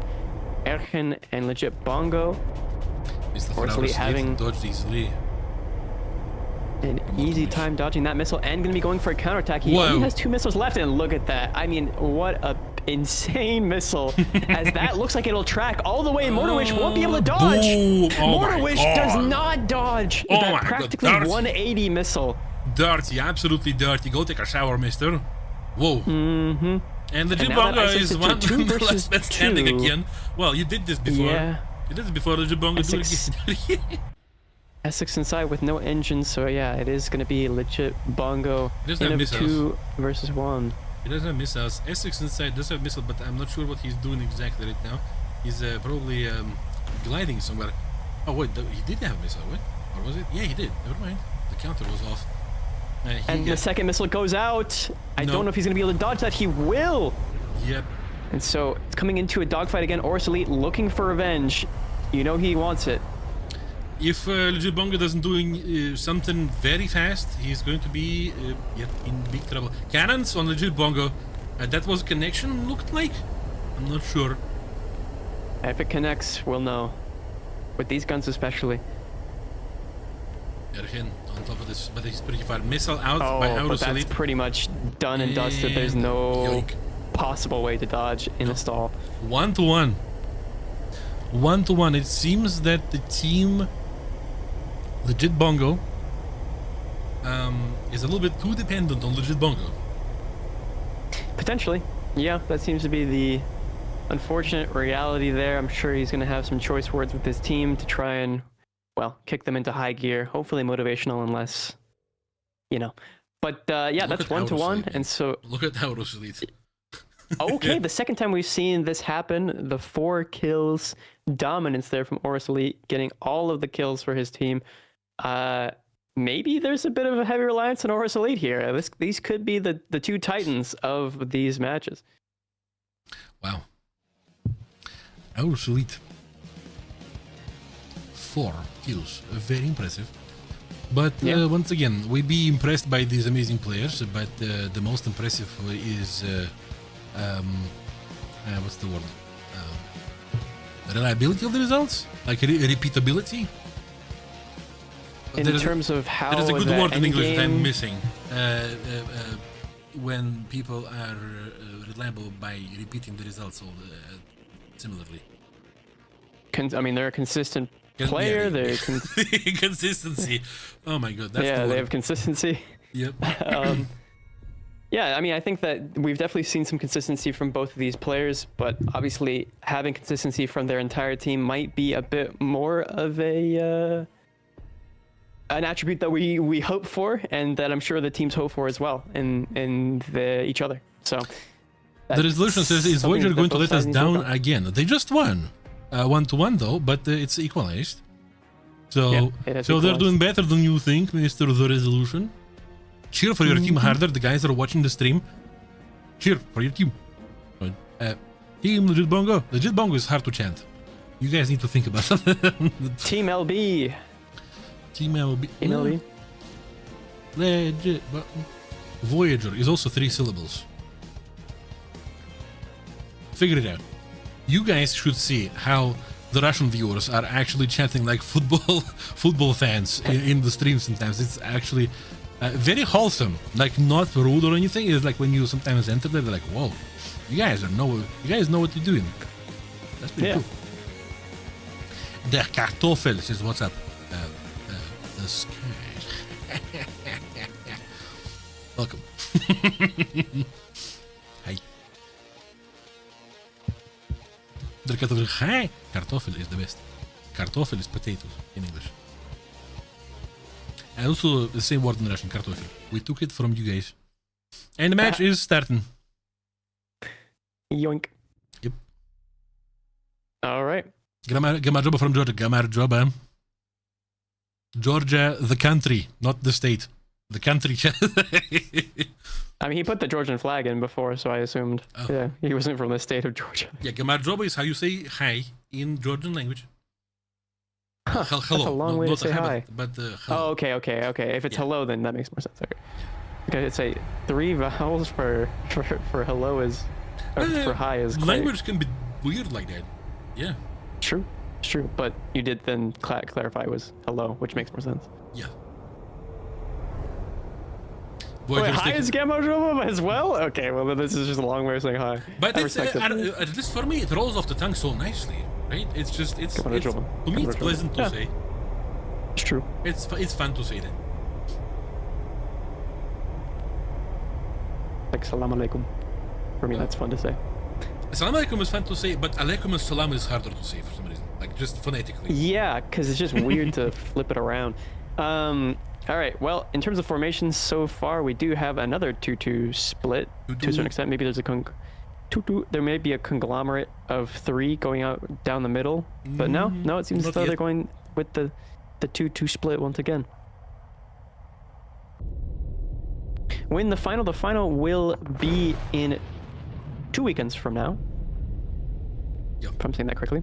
The exact date I will pull up here momentarily. But yeah, it won't be I believe the 30th will be the playoffs, and the 6th and 7th will be the playoffs, quarterfinals, semifinals, and finals. The 6th and 7th of next month. Sorry, I have to. We've been talking about languages so much, but I have to make an announcement for everybody, right? The distinguishment that don't be sad if your non-English message gets deleted by our moderators. It's just because it's the English channel, so that moderators only understand English and they cannot moderate your message, even if you say something really nice. So don't be mad, please. We have English channel, German channel, Russian channel, French channel, and Polish channel streaming this very tournament for you with drops enabled right now. Check them out if these languages are more preferable to you. Right, we see counterclockwise action by one to two players. That's Morton Wish sending highs to the two players from the side of Voyager. To no avail. Nope. That's Aurus Elite together with Van Darkholm. There is some interesting stuff happening. We see legit Bongo team pushing towards the enemy home cap. They're going to be putting them on the back foot a little bit and make them a bit more nervous in the tactical way. There's also a potential player who's going to be singled out in the northeast from side of Voyager. And that would, I assume, be... No, that should not be Ainscube. That's somebody else. Missile out there from Mortarwish. Looks like he's going to be going up towards his opposition, who's already notched his first missile. Let's see if the second one's able to connect. Oh, Essex inside is not in the most pleasant position right now. Actually, never mind. I mean, the altitude that Essex Inside has at the moment, coupled with the fact that no one's really pressing or pressuring Essex. I mean, he obviously has some missiles on him, but it seems as though he's just going to be able to kinetically defeat them, if nothing else. So he looks like he might be able to put a decent amount of pressure here on Van Darkholm. Oh, no, that looks so good. Able to multipath that missile. And we're going to see a snowman fly by here. Oh, he just barely missed him, but I did see snowman on top of the mountain. Oh! And it comes down to a Mika merge, and Van Darkholm comes out the better player. Essex Inside felt too good about himself with this. Yeah. And he paid for this. Well, that's 3-4 now. Jibong is at the back foot again. The openers are ahead, and more importantly, Team Voyager is not capturing anything right now.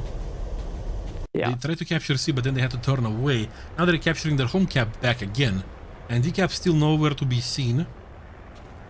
Aurus Elite and Wiseman are exchanging missiles.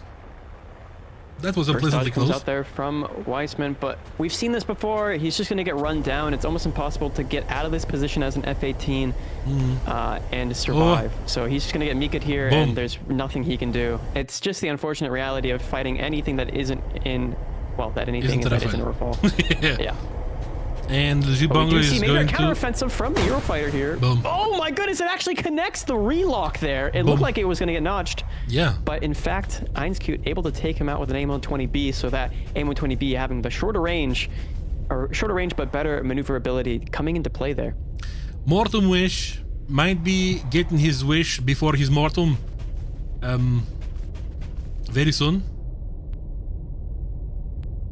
Looking at the map is absolutely horrifying. It's just this one man versus four, and he's basically looking at who's going to be taking him down. Maybe he's going to be able to nib on somebody. Really Ergen, oh my goodness! Oh my, Ergen! Ergen set himself up for failure right there, like that. No, sorry. he set his team up for success potentially by baiting. No, oh my god, into a vertical. If he, oh my god, Van Darkholm sets himself up too! Oh my goodness! Oh my god. But the tickets will still allow their team to win, even though Mortarwish was able to take out half of them in the last 30 seconds. Well, maybe this is why they were so easygoing about their positioning. Yeah. Well, that's a win. Looking at the scoreboard here, we do see Mortarwish with those 2 kills that we saw at the very end there, but across the board, Team Voyager having much better synergy here as we see a kill for almost every player across the board. Ergen with 2 caps there at the top of the team, still providing a very useful task for Voyager. So overall, I think we're definitely seeing the synergy that we were hoping for from here, but Legit Bongo's team is unfortunately floundering a little bit in that regard. I have to say that maybe, just maybe, the F-18 choice is not the best choice in the situation, and by the looks of the lobby, this is being realized right now, potentially. Potentially, Yeah, we'll see. unfortunately, what will happen is if you're at a competitive level as these players are, and you want to play on an even playing field, you're going to try and play the meta. And if that meta becomes Rafal, you're going to play Rafal, regardless of if it's the most enticing thing for you to play, right? I respect Erhan for playing the F-18. I really do. Yes. But as we saw 2 times in a row, just getting walked down and pressured into an unwinnable position is just not what you want to see. You have to catch the balance in between the meta and fun, right? Sometimes fun comes out of the meta, but this time guys decided to try to have fun before the meta, and this is where that's leading them. We might see something different from Legit Bongo in the 4th round. Potential match point. Yep, that's the full Rafael setup. Yeah. Now Einskewed looks like a sore thumb sticking out with his Typhoon. And the unfortunate situation of it as well is I do feel as though last year's air superiority, it was almost a situation where you would ultimately have to see 2 different aircraft, right? You had the Gripens in the low ground sort of biting at the ankles of the SUs and the SU-27s playing the high ground. So there was this ecosystem that was consistent. But here it just seems as though, I mean, yes, we do see one Eurofighter, but other than that, it's the unfortunate situation of the meta kind of unfolding into this singular entity, overwhelming and domineering. One WPA says, why no one using Typhoon? But there's Einskewed on the side of Voyager. He's with the Typhoon right now. The reason that people aren't using the Typhoon as much as they were last weekend, if you were here last weekend, is because of that Brimstone nerf or Brimstone rework, where the missile now no longer counters Box 3 missiles. I would say it's more of a realistic fix, I guess. Yeah. Because that's what War Thunder is about. Yes. Alright. We see, 2-2. 2-2 on the side of Voyager. And we see a bit of a more of a spread fingers layout by the Legit Bongo. Missiles are coming out. Mortem Wish. And that was Micah on AIM-120 right there. Yep. That missile from MCM Mortem Wish is going out. nowhere. Unless maybe it's gonna... Yeah, we're looking at the mini-map right now. I'm sorry for all of you handheld device users might not be able to see this. You can't see the missiles coming in, but there is a lot of pressure coming in on the player who's at the back of the map here. Yeah, on the north, For- whoever's from Legit Bongo. Yeah. Well, look at this missile. With 3 missiles coming in from 3 separate angles. I don't know if this last one's going to be dodgeable. It will, but very close, at least what the mini-map is dictating. Okay. Oh, and in chat, there's Lord Arivia, one of our lovely designers, for not only these scenes, but also for some of the cosmetics that you guys earn from the drops. So maybe some hearts in chat for him. Maybe. Just Maybe. Hi, Lord Olivia. Hello. Hi. So we're looking at what looks like a train crash that's about to happen but won't happen. The guys are keeping their distance very carefully. Oh my god, never mind. Aurus Ali just takes down Weissman like that. Mika says hi. And that's so another that's loss. First person crumbling for Legit Bongo in what has really become a sad state of affairs. Even with the full Rafal get up, they simply cannot find the right rhythm, find the right play for them to succeed without Legit Bongo carry. Yeah, and Legit Bongo is going to be going down potentially here. He's getting pressured into the ground by Van Darkholm. Boom. Oh my, Orsalite turns from him right off. field. It's like a switch. flip switch. Wow. And yeah, every single match we saw. 3 versus 2. Every single match we saw, Legit Bongo unfortunately lost their player first. I wonder how the turns would have tabled if it would be the Voyager who would lose the first player in the match. Because that's pretty important. Mortar Wish Mortawish getting a kill there. So, yeah, that's a 2 versus 2. Still a chance here for Team Legit Bongo, and having the ticket bleed as well. If they're able to just play passively enough, they will end up winning this match. That's just one cap. Aurus Elite is facing 2 enemies right now, while his friend is trying to probably decide of whether to try to help him or go for caps. He's staying at the mountain. I think that Mika's going to be confirmed Okay. completely locked in on Aurus Elite, and What you need to do isolates this into a 1 What you need to do is you need to doubt Legit Bongo, so they start performing better, I suppose. Yeah, even though Weissman was the first person to die in this match, that relock Mika, or rather just not properly notching that Mika, was the downfall. Erken has plenty of missiles right now. Team Voyager at the moment. That is looking good on Morton Wish, but not good enough. This one! He's going to be able to successfully notch that. Oh my god, that was close. Yeah. But this one, no, he's going to be able to notch that one as well. Yeah. Erken is like, come on! Come on! And that last Mika was a panic Mika. Essex inside looks like he's going to fly away, and Mortawish is going to get a reversal here. Cannons pretty easily, unless he botches it. No, yeah. But no, he has all the positioning in the world to just clean up this kill on Erken. What are Morton we doing? Wish is doing the Cobra button right now. Yeah, and Erken is going to He be just J's dead. out. Okay, J's out. Fair enough. Fair enough. 2-2, chat. Yo. It's 2-2, going to round or game 5. Okay. Wow. All right. That's what's up. That's something that we like to see. That's something I've we never like seen to see. somebody just shoot around somebody to force them to death, but well, there you go. Mortawish with 3 kills there at the top of the scoreboard for his team. Legit Bongo with a cap. We have Essex inside with the only other kill, and Weissman, the person who died first in the match at the bottom there, still probably getting used to the rafale as he's been playing the F-18 for a couple matches here. Ergen with a kill, Aurus Elite with 2 kills, Einskute with nothing, and Van Darkom with nothing as well. But we've definitely seen from Team Voyager that they know how to lock in. They know that they can win this. I mean, both sides realistically can win this. Yep. And now that we're at the 2-2 split. So it's really up to whoever not even wins the first kill. It's more so just plays the late game the best.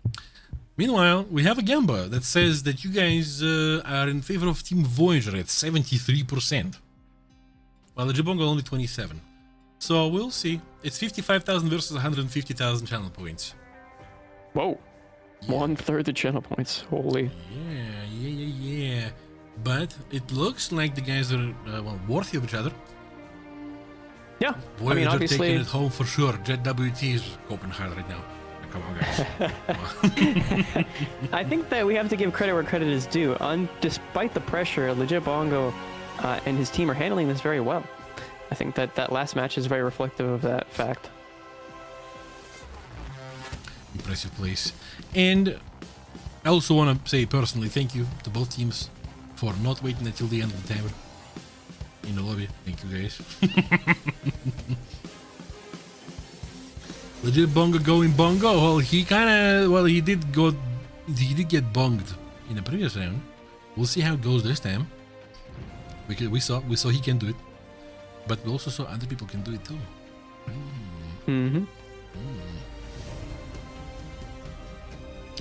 Well, Halo Lad. Just because you call me Grandpa, I'm not gonna be. We cannot no. choose. We cannot choose who we're gonna be watching. We have a director. Oh.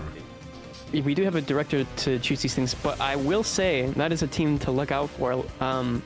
The first weekend, the training weekend rather, they did take first place, which is not necessarily indicative of, every team at their best, considering the circumstances of that first weekend. But however, they did play quite well in the second weekend as well, so they're definitely a team to look out for. They are our all-Chinese team. Are they going to use the Force? Just like in the past, I hope. Potentially. I hope. Qui-Gon Jinn is from there, right? From China? No. I mean like the player, Qui-Gon Jinn. I'm not sure. I don't believe so. Unless he changed his name, that's the issue. Maybe. Yeah, because maybe he did. Yeah. Because we remember Qui-Gon Jinn performance with his long-range Raider missiles. He'd been using that for. Okay, I see what you're saying now. I see what you're saying. Hey chat, favorite Jedi who? Mine is Qui-Gon Jinn. Is very very cool. Anakin? Wow. All right, taking off from the airfields once again, and it seems as though the Eurofighter is a thing of the past, as Einskute has opted to use the Rafale instead. So now it's true balance.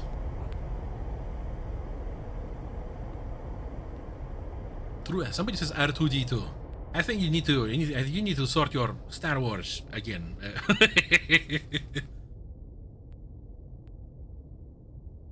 All right. Well, the composition so far is another 2-2 split, although there's a very heavy flank coming in here from the side of Legit Bongo. I would imagine that is Legit Bongo himself. No, rather, wait, who is that? Oh, it's Weissman. Weissman going to be going on the high altitude flank there as Legit Bongo runs it down to the A point himself to get that home cap and start to take a bleed. Gonna change the tournament name to Major 2 Rafale Battles? Yeah. We do, in fact, see Mortawish with that altitude position not only spot a lot of the players that he'll be facing, but also getting a lock there and launching off a few missiles himself, keeping that data link connected to his missile so that he can more efficiently keep the lock and potentially even get a relock, but it looks like able to notch that missile successfully from the side of Voyager. Yeah, so far it looks like no sauce yet. Both teams captured the home caps. Maybe somebody's gonna be coming from Voyager that they can see, but maybe not. This far away man from Voyager in the northeast is making there. What's the plan there, I wonder? Defend home cap. Well, the home cap is the only position, defended at the moment by Team Voyager, as they've opted to go for the C point to a certain extent, or play off of the C point to defend it. Yeah, they're just hanging out in there. Yeah, and it looks like Van Darkholm is going to be diving down to notch, but also to potentially get the capture point itself. That seems like the only logical conclusion here as to why he's playing so low. Obviously, using his speed does help him as well. But, okay, I've never seen 3 players on the C point, above the C point, and not cap it, or at least one of them try and make an effort to cap it. So, obviously, missiles coming in are more so their priority, but Legit Bongo dodging, but not able to dodge. The caster curse comes in milliseconds after I say something, and Legit Bongo will go down to Einskute. So, the first domino falls on the side of Team Legit Bongo. Once again. I'm looking at horrible news right now in our chat, in our work chat. But yeah, well, basically, Dodek is in the loser bracket now. They lost to New Ace 3-0. They will fight Clover. Not what you expect from them, but Mortawish getting slammed out of the sky, and this looks more and more like a Voyager victory, and it rolls off the tongue so well when you say it like that, but still there's a chance. It's a 2-4 situation. X6 inside, and Wiseman could pull this off. They still have plenty of Mikas to do so. However, the manpower is dwindling little by little here. That missile went to nowhere from Wiseman. On Van der Archen says hi. 1 versus 4 coming out here. Voyager giving the reality check. Well, S6 inside. The doubters and the voters. Quadruple kill outside. Yeah, triple rather. And yoink. And a trade, so takes out half the team, but still not going to be enough. And that win is going to be going to Team Voyager, who will be moving on in the upper bracket and sending Legit Bongo to the lower. Well, congratulations to Team Voyager. Legit Bongo is going to have to bongo a bit harder in the loser bracket. Impressive place in the middle of this round, yeah. But it is what it is. Yeah, looking at that sweet scoreboard, but not bittersweet in some cases for certain people. But Einski with 2 kills, Erchen with 1 kill and a cap, Van Darkholm with a kill, Legit Bongo with a cap, and Weissman as well as Essex with a kill, but that's all she really wrote for Team Legit Bongo. So, yeah, your Gamba is safe. Your Gamba is safe. And the next round that we're going to be witnessing is going to be Jinx versus those who put Dodek in the loser bracket, the Neo Ace. Neo Ace, a team I'm not super familiar with, but we did see them last weekend. So, or I think it was the only team that we didn't actually spectate, but this time around we will be able to. Yeah, I wonder what's this team that put Dodek into the loser bracket. Something. Dodek is not feeling it by the looks of it. I don't Yeah, know. it seems as though the Fox 3 generation is just not their cup of tea. Maybe that. Although I guess you could say that, I mean, obviously we've seen Fox 3s before. However, it seems as though this generation of fighters coupled with Fox 3s is not their cup of tea. More specifically, obviously, because we had R77s and A120s and R darters already in the rotation. We just haven't seen Mika's until now. Something's gonna happen in 2 minutes. Something is gonna happen in 2 minutes. And you chatters are going to like it. What's that gonna be? Ooh, something to scream about. Yeah. Get your keyboards ready. Yeah. Insert the scream if you love the War Thunder Esports streams clip or GIF here. All right. Well, considering the information, oh yeah, that's right. Let's check out our boys coming in the next round. Jinx, represented by one Nick, or I Nick, Delete, Evil Wolf, Lair, Master Delta, and Tired. Names that you all know very well. Team Neo Ace is represented by, oh boy, Ferd Wen, a Chinese nickname, a shorter Chinese nickname, 2 triangles, Reborn RG. That would be Delta. That name would just be the. Well, no, it's maybe it's not. it's 2 triangles. It's 2 triangles. And then Double Delta. Double Delta? Could it be? The Delta. I don't know. And also Jury Lifts and Desuva. Like I said, Desuva, probably Japanese. I don't remember kanji too well anymore. Kanji is hard to learn. It's the hardest thing to learn about Japanese language. Yes. I was studying it in university, but this are... Is kanji the one that's influenced by Chinese in some way? Yes, or yes. am I... In every single way, basically. Yeah, it's a traditional Chinese because it looks like traditional Chinese to me when I look at it. Like I mean, traditional Mandarin characters. Yeah. All right, the time has come, chat, for the giveaway for an esports cam of your choice. Right now, exclamation mark join once. Exclamation mark join once in chat. Take part in the giveaway. And we're going to be pulling the winners in 7 minutes. Yes, in 7 minutes. The camos. We have over 260 remember, chat, there's no camos. delay between you and us, so it will be in 7 roughly minutes. I saw someone earlier in the chat asking why if there's no delay on the air superiority, or rather why there's no delay on this stream, or if there was a delay. There is no delay between us and chat. But there is delay between us and the action. Yeah. I believe that's also 3 minutes. I'm not sure. I'm not sure at this point. They decide what kind of delay they want to have. Exclamation point join once.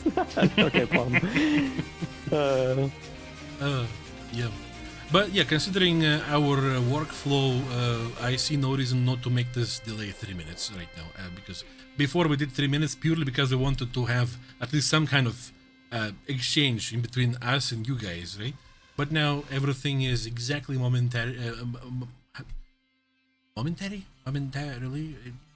immediately.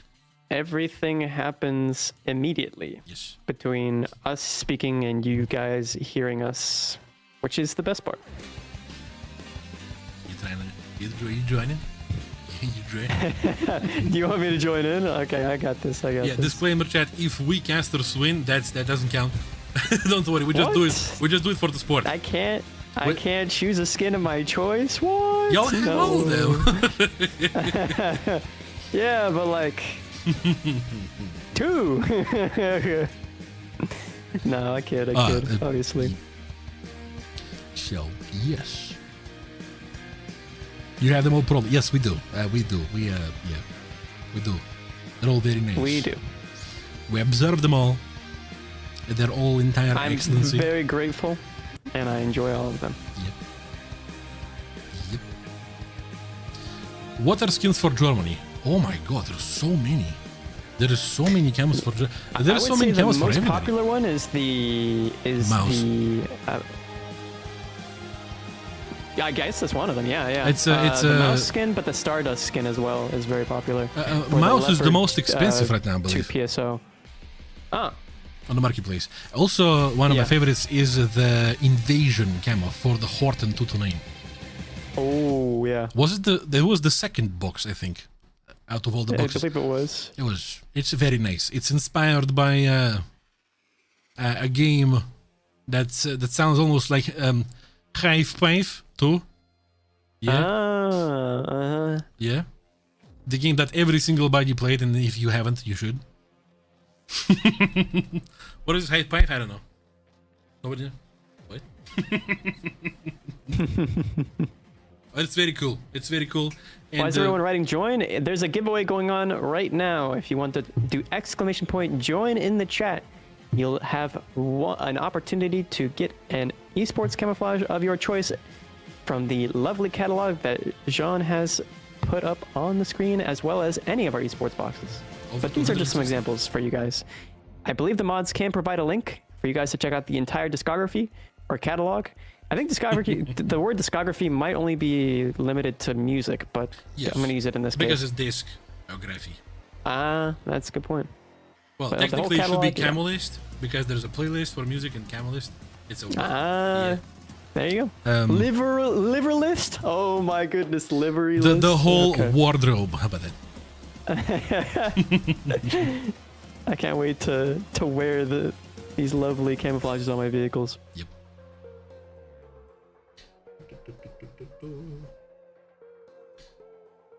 Oh, so we're also being informed that in the playoff, which is in the next 2 weekends, right?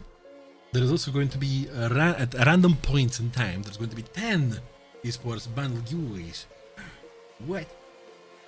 Also, I remind you again, so that when the giveaways happen, they happen across all 5 channels at the same time, which means that there is no need to hop into different channels and try to take part in these giveaways too, because you're going to have one single chance across all the channels. So you get one shot, pal. Yeah. Better make it count. Yeah. Is the secret E100 skin an option? Lubo, I don't know. Is it an option if you're there, Lubo? Is it an option? Man, I wonder if we'll ever get an E100. Well, I mean, obviously they had the April Fool's event where they had the golden E100. Or no, it wasn't even a golden E100. What was it? Was it a golden? It was the golden TU2, the golden beta TU2. Because remember, you could spend 20k to, well, spend 20k USD to buy all of it. It was a joke. Yeah, it was a joke. It was a joke, but they had like the golden camouflages for certain vehicles. I can't remember which ones. Yeah. Well, that would be ultra rare if it happened. But definitely, there is definitely a small, tiny group of people who would enjoy an E100 camo. But it has to be as rare as the vehicle itself, I would assume, you know. So, entries are going to be done in a minute, because they're going to be ending in 55 minutes, which is 54 right now. Yeah. Someone did buy that that pack, but obviously they got their money refunded. I wish I could do that.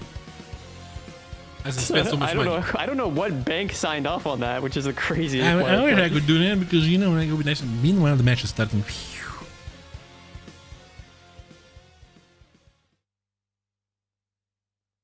The golden mouse would be a Worth Under Live skin. I don't believe that exists. It doesn't exist. I'll just say it.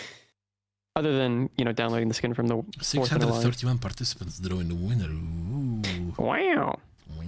We got WTCS bot now? Yo, look at him. All right. We have an Einik is using F18. We see a different Rafale on the side of New Ways. And the winners are Carter Black Poa, Hardstyle Babe 20, Edu Lopex. YZ Viestimis, I think. Congratulations. Yeah, Reese Timmies. Congrats to you guys. Congrats. Make sure that you message our moderators. Yes. You're gonna get messaged in this chat. Follow the chat to redeem the prize. Follow the instructions from our moderators. All right, we are going to be at the small map once again. What do we see so far? So far, it's early to say. We see two groups of two at the side of Neo Ace, while we see some plan coming from Jinx. I would assume that the far north, yes, the far north player is the Einik with his F-18, because a very peculiar plane to play in the this particular meta, and yeah, you can just lob missiles from far. Otherwise, you are not so hot. The first Mika going out there from Delete, trying to delete his opponents. Seems though he's getting missiles launched at him as well, so he'll go into the notch to defeat those missiles. But being at high altitude here, it gives him lots of opportunities, lots of energy potential, and it allows his missiles to fly farther. It looks like both of his missiles do get successfully defeated by the opposition there from Neo Ace. Yep. Team Neo Ace is going to be capturing C-Cap, or yep, they are at the correct altitude to take it for themselves. Are they going to be able to defend the D-Cap right after this, I wonder? We see missile and missile violence happening from Einik. Yeah, they are purely fine in defense of D-Cap. Look at this Dodek camo.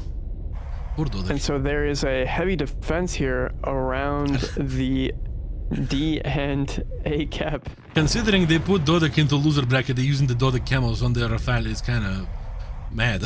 There's a message being sent there. There's a message being sent. Yeah. But we do see Reburn RD here, who's going to be playing back behind his teammates here. Still has plenty of Mikas left. I mean, many of the players here from Team Neo Ace still have plenty of missiles left. Yep. Unless you're Ferd, who seems to only have 2 Mikas left as he gets into the next engagement with Tired is going to third win. Yeah, so utilizing his missiles effectively, and Einik going into the defensive as well. There's a tag group of 2 from Neo Ace coming at 3 even coming at the 1 player at the east part. Yeah. And it looks like the pressure's going to be put here on Delete as he has less altitude. It's going to be harder for him to win this situation.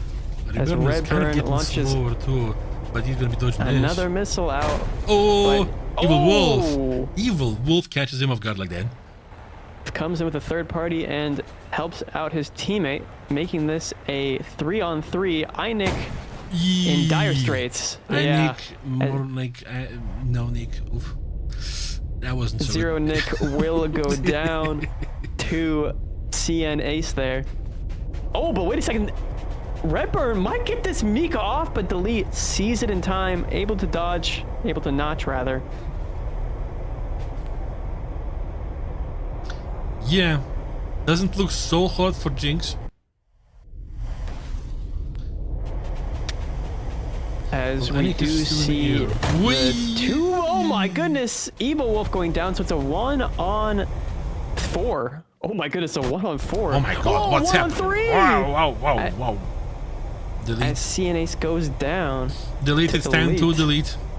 But he doesn't have the delete sticks.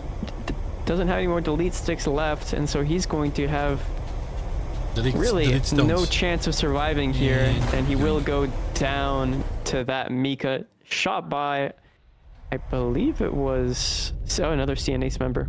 Yeah. We'll call him O for now. The two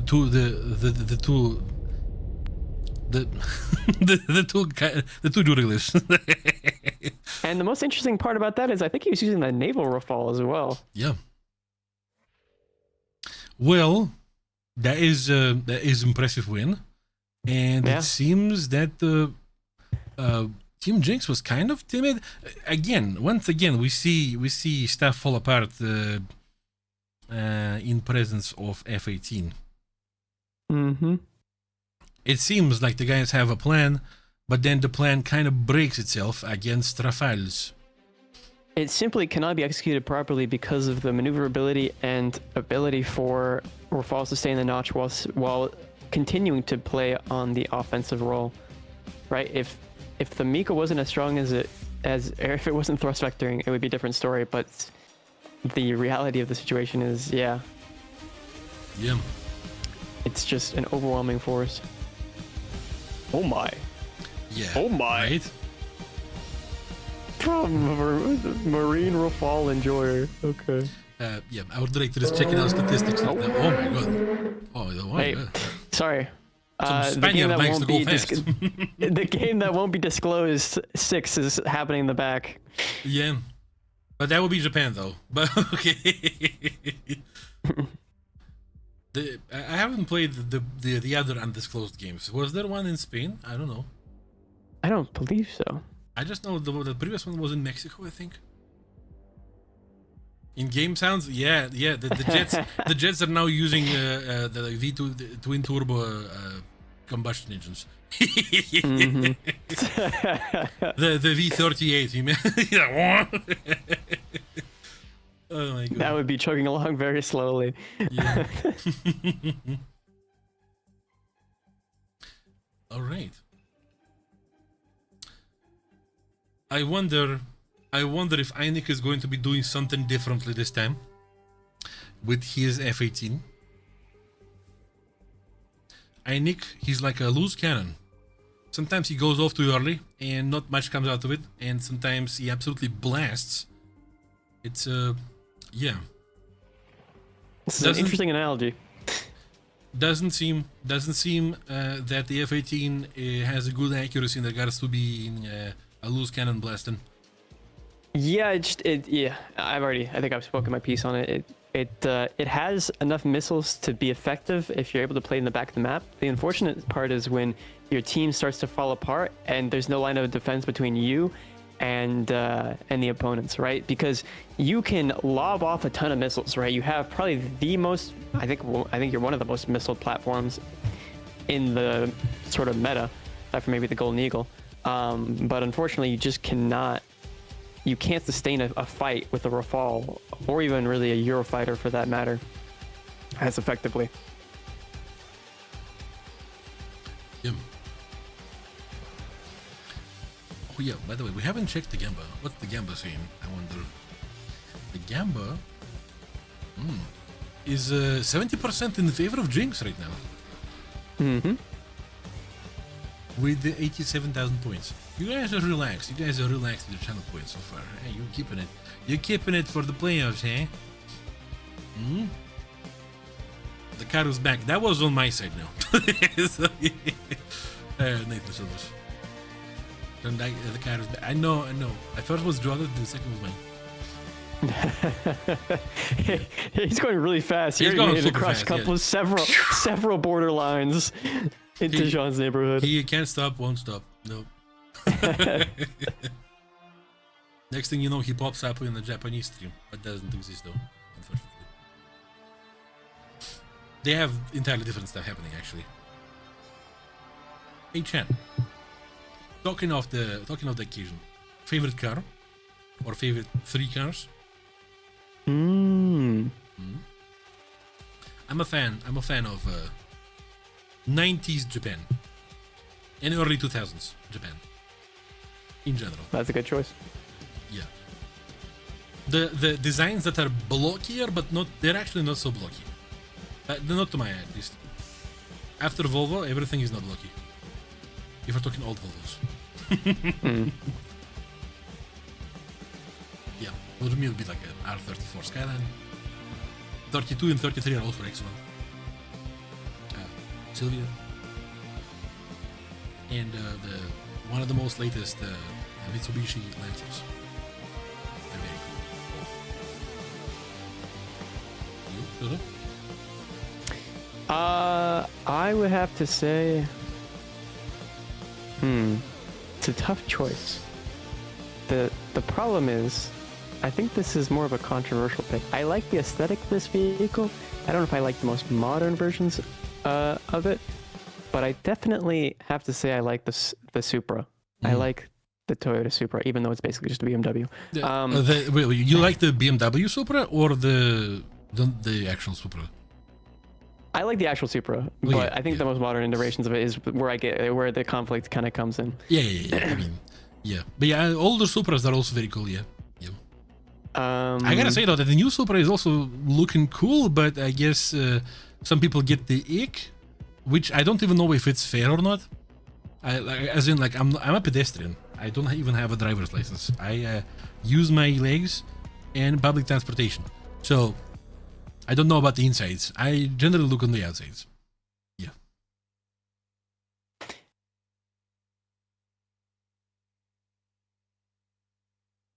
All right.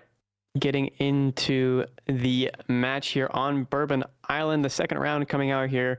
Looking at the canyons, the mountain cracks. And we're seeing the takeoff here. Both sides using, I would argue, some unconventional, not exactly the same. We do see an F-18 on one side. Yeah, I mean the same as last time. It's the same as in last time, yeah. This is true. Still, unconventional utilization of the F-18. Well, not unconventional. I mean, I see the logical approach, but maybe an unconventional utilization of the Marine Rafale from the player there on Team NeoAce.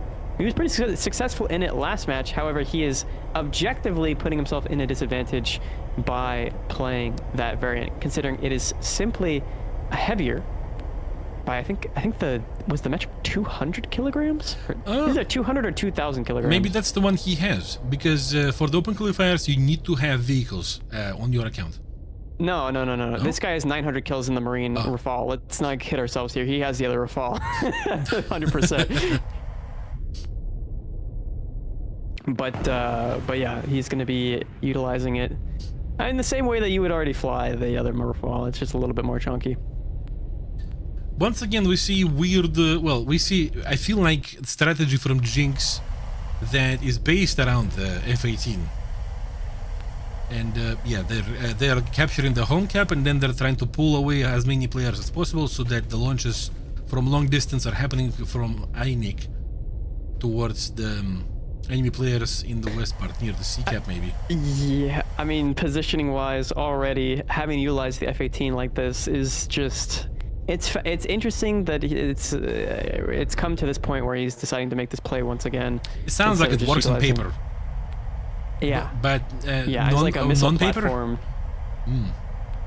In practice, it's not necessarily working as well as they might hope. But hey, this is only the second round. There's still plenty of opportunities. We've only seen every time an F-18 plays getting murdered by Rafale, but maybe this round will be different. Yep. So far, exchange missiles happening. The sea cap is captured by Team NeoAce. They have advantage in the caps. Somebody from Team Jinx is approaching closer to the home cap, but if they try to touch it, the players from NeoAce are very close and quick to react. Reburn is sending missiles towards... Oh no, not that, but the previous player. We see... Oh my god. We see INIC taking out enemy missiles, all of them too. I guess they were maybe experimenting a little bit yesterday with this new fix. Delete is about to get deleted. Ooh, Reburn takes him down. Yeah, and INIC just not putting enough effective pressure on the map in order to make substantial use or justify the F-18 at the moment. Yeah, maybe that was the plan, maybe for him to just take down enemy missiles. Evil Wolf takes down the two letter Chinese player over here. Yoink to Evil Wolf too, from third win. That's a 2v2. Reburn, is Reburn alive? I believe Reburn is still alive. Okay, never mind. So it's a 3-on-2 at the moment, and this is not the situation you want to be in if you're tired or INIC, excuse me. Missile from Tired to Reburn. There. Oh okay, man, that went someone else. Oh, that came back. You can hear, you can really hear the missile going. You can really hear it zooming. There was a moped engine inside. Another missile, That missile was impressive, from though. the Oh, Marine God. Rafale, and it absolutely dominates. 1v2 now. Tired? Are you not tired enough? Or are you tired enough to... Has fail he against reached his enemies? limit? He still has 2 more missiles left, and so there's a 2 more enemies. possibility here. Yep, Yeah. perfect. Everything planned, calculated. Missile out. Somewhere. Over I don't. the rainbow. Yeah, I think that was a no. careless utilization of the missile. And so Tired will be going towards his home cap here, playing defensively. That's not going to make a lot of sense because Team New He's is going about to to be get having control over pincered the two caps. between. Yeah, he's just putting himself right in between the 2 enemy Rafales, and so he's Missile going to for die Fedrin. no matter really what happens here. That missile Unless- is... well, he's going to yeah, control that that missile. is- Yep, he's like, I'm going Yeah. home. Screw you guys. So it goes into a Cannon. merge, and Third it win. makes this a 1 versus Third win 1. damaged. Gets the... Yeah, it's his rudder's gone. It's going to be practically impossible to pull out of that. Third one, yep, he's... With no Mikas, he's a potato at this rate. He's about to be smashed potato. Yeah, smashed, however you like it. He's gonna be suffering. Put it in a stew. Stick it. Mhm. Yep. Yep. That would be me if I ever tried to ski. So he's slowly limping towards the cap to try and get that D cap and put extra pressure onto Tired here. And he might manage it before the match ends. He will. As the D cap comes out from Tired, but it is to no avail as Tired could not clean up the kill on Ferret here, who's able to limp himself, really just Jagger walk his way onto that cap. Yeah, and here goes the ticket. Oh no, ticket bit is still equal there. Yeah, but he's making himself very useful. He's about to capture this, and that's gonna be a win for New Race. Mm-hmm. So yeah, as the trailer said, there's a beast deep inside you, and it will not die. It will fight back. It will capture points. Very cool That's place. Neo Ace Very cool place by 2-0. New Ace. Yeah, 2-0 right now, and that's the guys. But you That's still have the, to give... Hmm? Go ahead. yeah, that's the guys. That's the guys who put the Dodek in the loser bracket. Yeah, and you have to give credit where credit's due still. Jinx trying to utilize the F-18 it's commendable, if not a little bit hard-headed at this point, but you gotta respect the fact that they're trying. Yes, of course. But it might be the time to try something else. That's not the F-18. But it seems by the choice in the lobby that INIC decides to not try anything else. F-18 supremacy, super bug for the super win. But they're gonna have to win 3 rounds in a row here if they want to bring this back in some substantial way. Not sure about the supremacy over here. I just figured these 2 triangles might be standing for cat ears. Do you think? Could be? I don't know. Or some kind of ears. How about a new plane? A raid snowboarder? Exactly, that's my thought. But it seems that INIC is set in his choice. But we'll see. We'll see. Maybe he's going to feed us our own words. And we're going to be apologizing for that. Yep. Maybe. No. 4 minutes and a half until 4 start.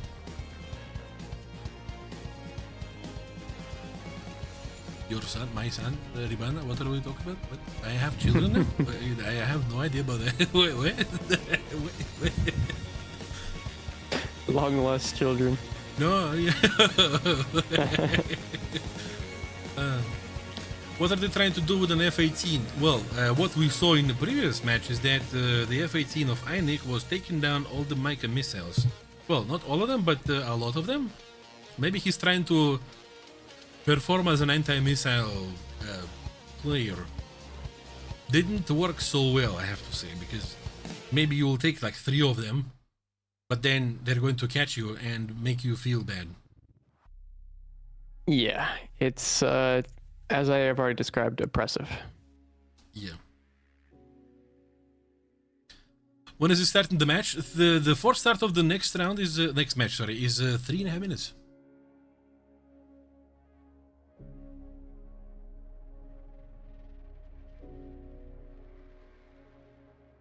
Yep. Yep.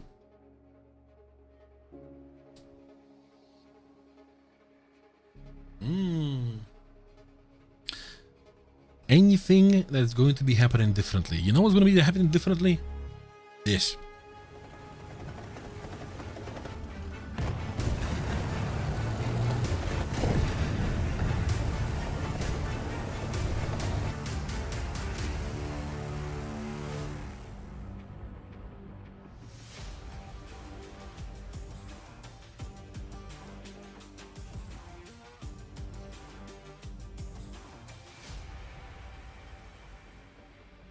Hey guys, do you want to be stylish? You want to be stylish and very nice in your King Tiger? Yes, get yourself the Battle Veteran Esports bundle through the link in the description. Support esports. Become prettier with the well, not just the camo, but also with the cosmetics, the decal, and the what's the word? I keep wanting to call it the bracket, but the player background. The frame. Yes, the frame and the profile frame as well. Yeah, nice. Yeah, a lot of good options in there for sure. Nice. Which one's your favorite, Mr. Jean-Claude? I would have to go for the Battle Veteran. Yes, I like how that camo looks on the King Tiger. I would have to agree. It's very nice camouflage, but there's something about the cosmetics from the Winter Warrior that also really catch your eye. So I think there's. Unless you're a 100% naval or helicopter gamer, which I think helicopters is impossible. I guess you could play naval for only naval. There's a cosmetic for everybody.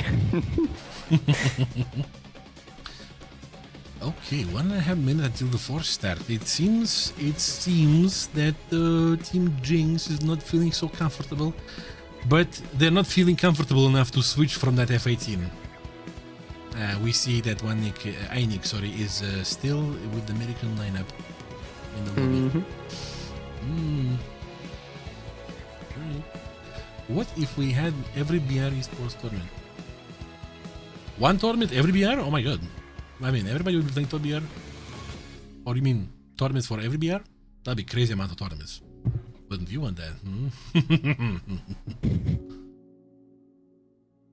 But yes, I have to say that the Challenger League is very interesting, at least for me to look at, because we all have established players in the Pro League. Of course, we all seen these names and everything. But the Challenger League is a rookie league of ours, right? Which means that all the pro players who have qualified, they cannot take part in the Challenger League, and the Challenger League is roughly mid-tier BR vehicles. So, to me, mid-tier pleb, this is exciting to look at. It's very fun to see new players trying themselves, and mid-tier that is, some people might say that, oh, that's like slow, but well, in the previous tournament, I hope we have proven you that it's not slow. It's not. Things happen quickly. Absolutely. They do. So, and of course, as you might remember, we have a rotation. Pro League, Challenger League. Pro League, Challenger League. So after this Pro League tournament, we're going to have a Challenger League tournament. Yeah, and the Challenger League will be with, I mean, the lineups are already out, but it's vehicles that don't have Fox 3s. So if you're more so inclined to that type of gameplay, I welcome you in to that Challenger League showing as well, because it will be many more dogfights, I would imagine, than what we've seen here. However, you know, the dogfights have been surprisingly pretty consistent across the board if it's Rafal and Rafal teams. So we'll have to see. So in regards to lineups, we have no changes. No. We're going to see in a second how the teams decide to disperse themselves. I have a suspicion that nothing is going to change much. We will see.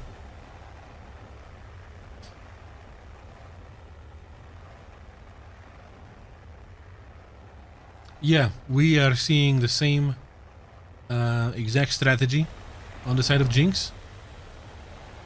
And yeah, Neo Ace doesn't need to change anything because this has been the strategy on the enemy side both times, and they don't need to do anything extra, anything crazy to just counter them because they've done this a couple times now. Missiles out.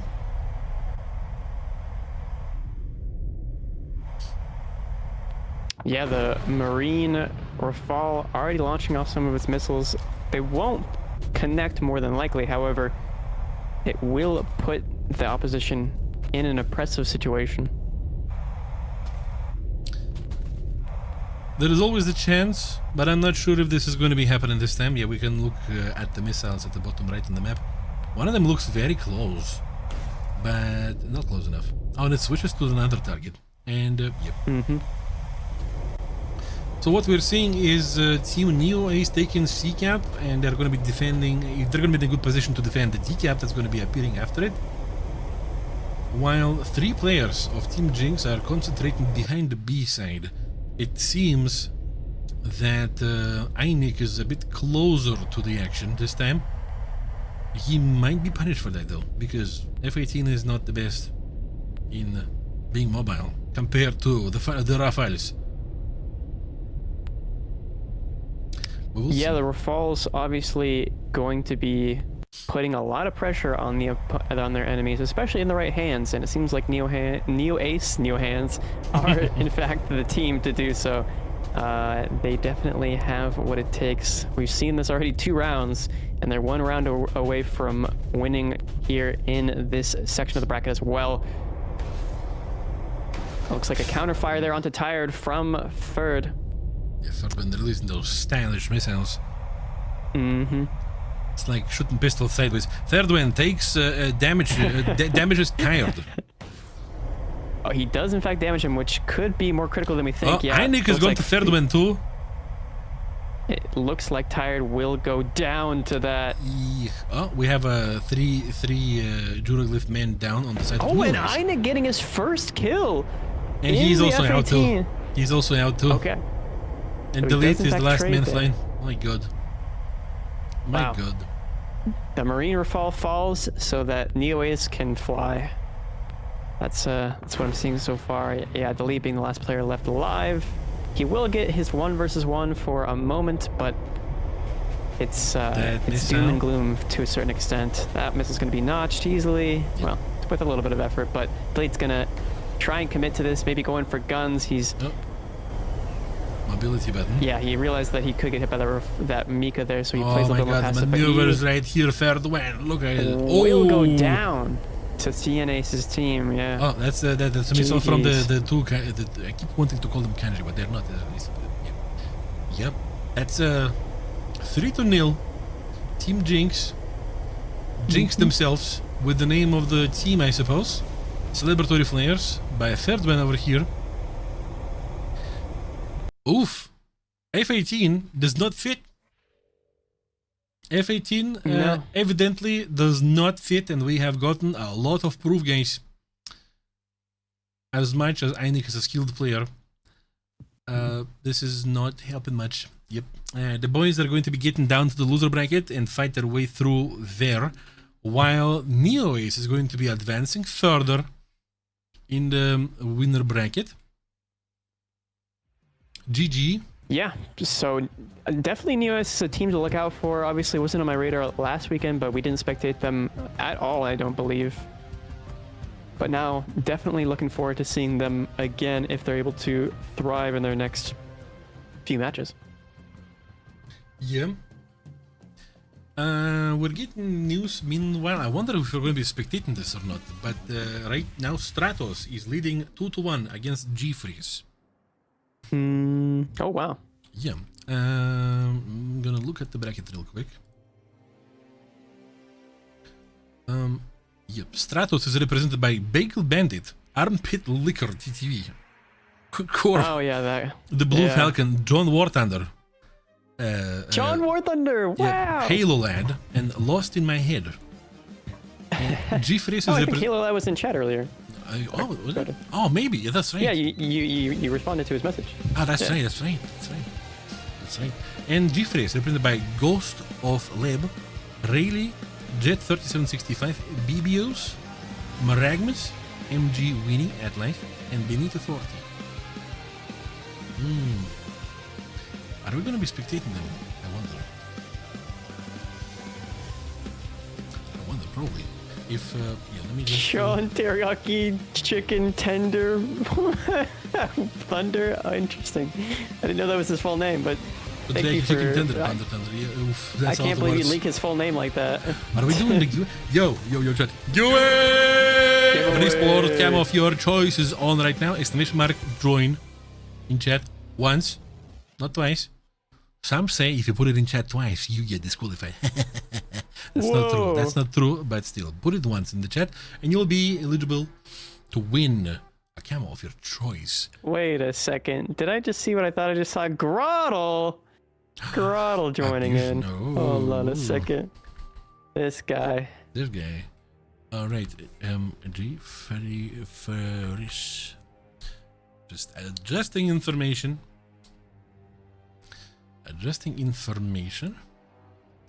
Yeah, we might be witnessing. Yes, we will be looking at the next match, which could be a match point in maximum 4 minutes and 40 seconds. Okay, I'm not gonna be left out of this. There's an imposter in this lobby, Jean. I'm not gonna be. I don't. What? Imposter? What? Yeah, do you see it? The one imposter. There's a singular color that's off. It's supposed to be blue, Mr. Magnus. That's a wrong French flag. Holy, this is funny. The tint of red is a bit different too. Oh, that's true. That's Get your crayons straight.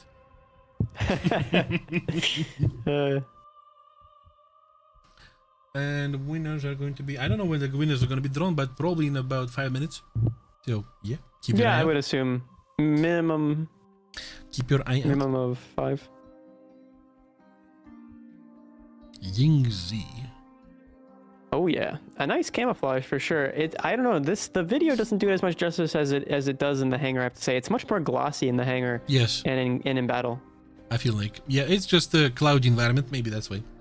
Yeah, potentially. But I have to say it looks good in both clouded environment and I agree. Sunny. But it looks the best on a sunset. Just like 90% of all the camos. It's true. Gives it that extra hue. Yes. But yeah, this anarchist camouflage for the Black Knight, I believe. Very nice. Baraka.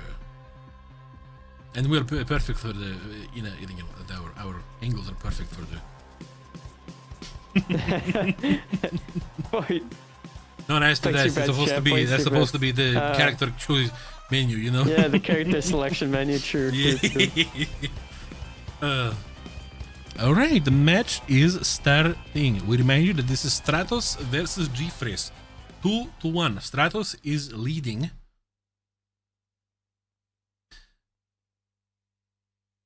Wonder what it's going to be. We have no background for this, for the action here. We know that there is one impasta. See what I did? I see what you did there. I see what you no did there. impasta. Disappointment. Impasta was impasta. Well, what's the lineup? Dodo? Rafal. Okay.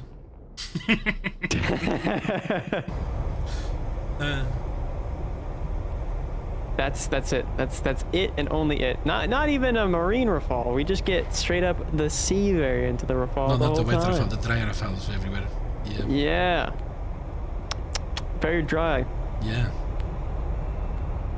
All right. Well, Bourbon Island once again. We're seeing a very standard formation here from the side of Stratos, who are up one match against G-Friss, who need to win the next 2 rounds in a row to succeed here and continue on in the upper bracket.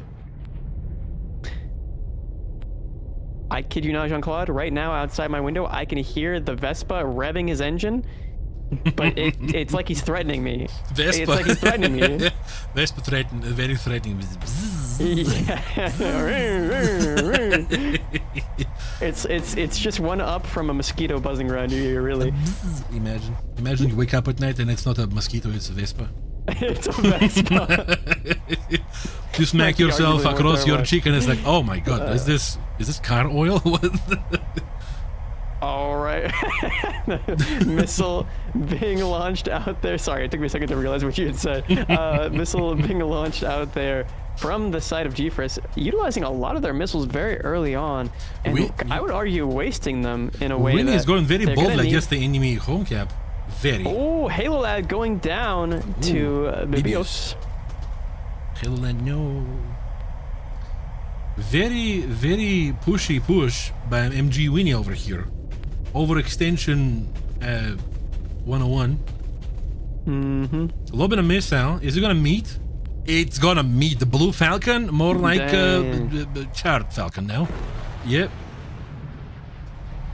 Wow.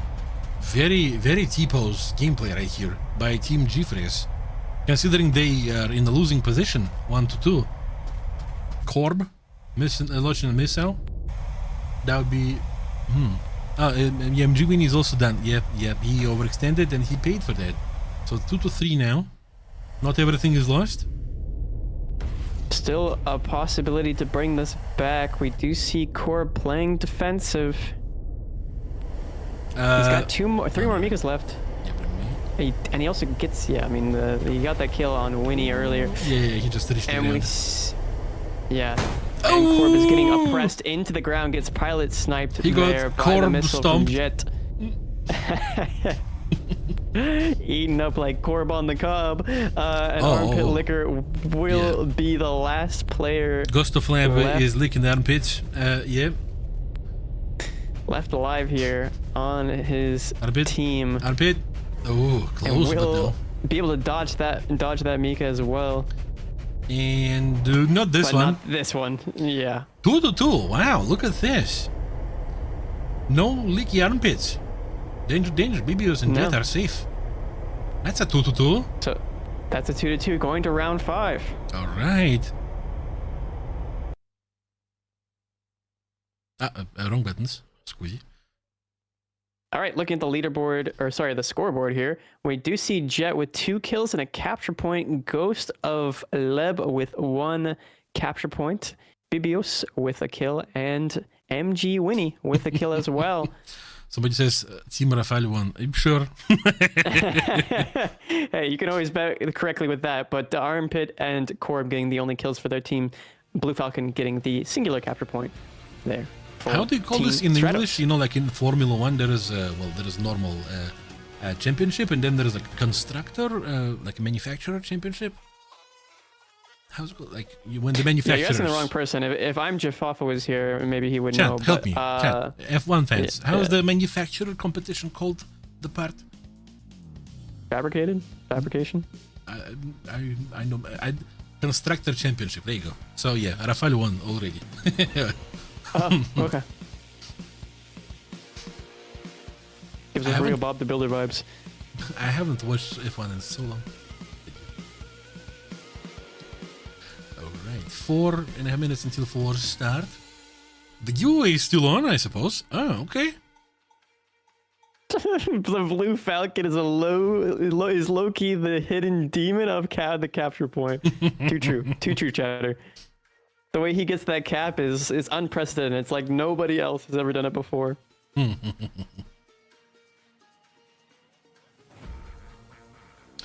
Interesting. Oh, that's a lot of joins from Ricardo.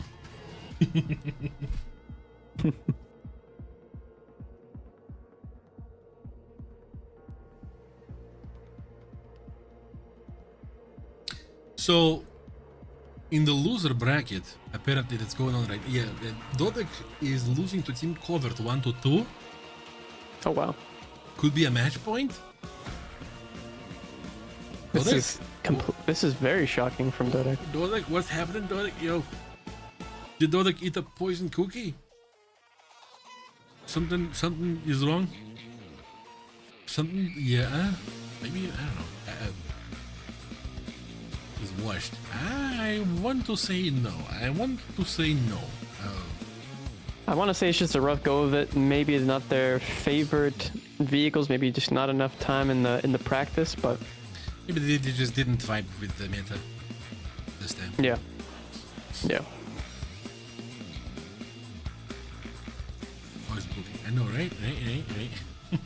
He's back again. How many times is this guy gonna drive down my streets? Holy moly! He's enjoying the wind in his hair, like, you know.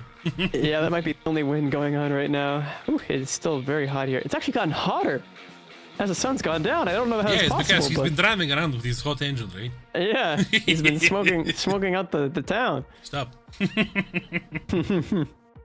Single-handedly warming the globe. This Vespa one rev at a time. Well, it's 8:36 p.m. over here with 21 degrees right now. Comfortable, fantastic weather, clear sky. If esports wasn't happening right now, I would be getting out. It would be very nice. Yeah, me too. Me too. All right, match starting. Match point, chat.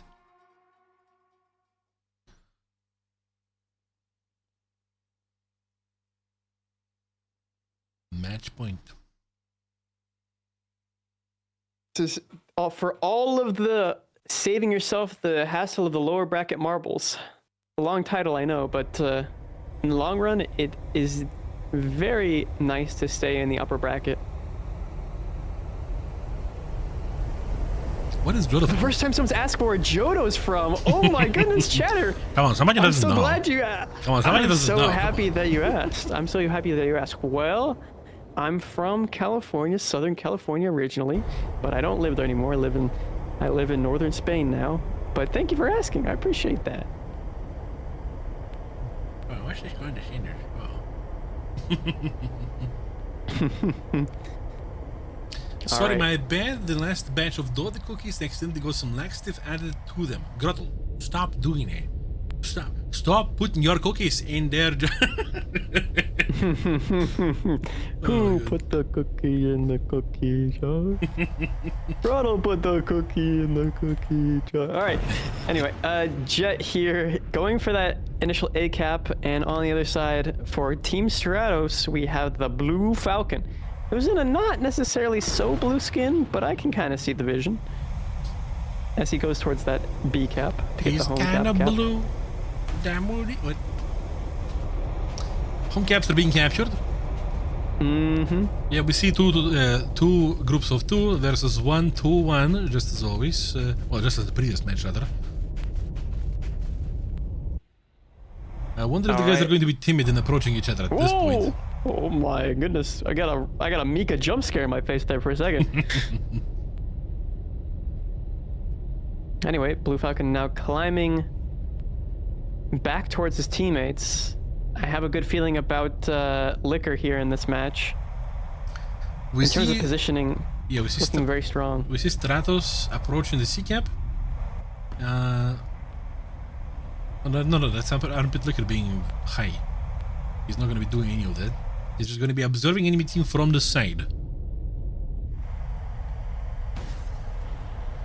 And we're seeing another missile being launched out there by Jet, who has missiles incoming as well. He's going to have to notch. He's not going to be able to keep a lock on his Mika there. We almost have a hit on MG Weenie. Whoa! MG Weenie goes down to Armpit Liquor, so we're starting off that, I said, the good positioning from Armpit Liquor More like thus GG, far. And GG another Weenie. kill from Armpit Liquor on the Jet! Yep. And oh my god. Halo Lad Halo takes hit. Lad. Goes to the... Never mind. No. Oof. And Armpit Liquor going to steal this final kill as he's flat spin. Maybe he was already damaged. G-Freeze gets evaporated, man. Dang, Stratos will move on, and Armpit Liquor cleans up here like there's never been Mr. Clean before. He's like, okay. yeah. There's no moisture left. No. Holy. This is dry as bone. Oh my god. Oof. Well, it's an oof for G-Freeze. Good win.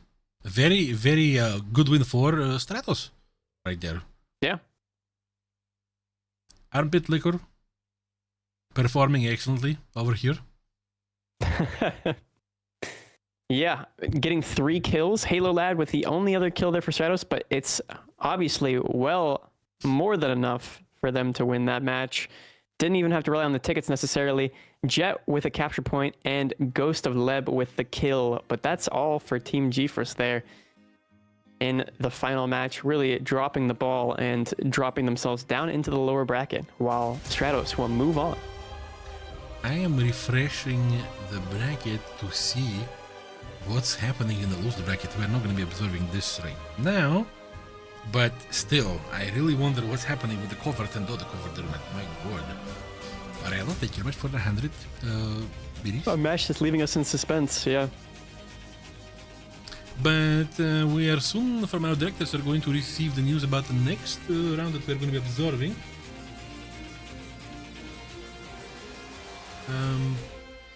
Let's see what match that would they choose, I wonder.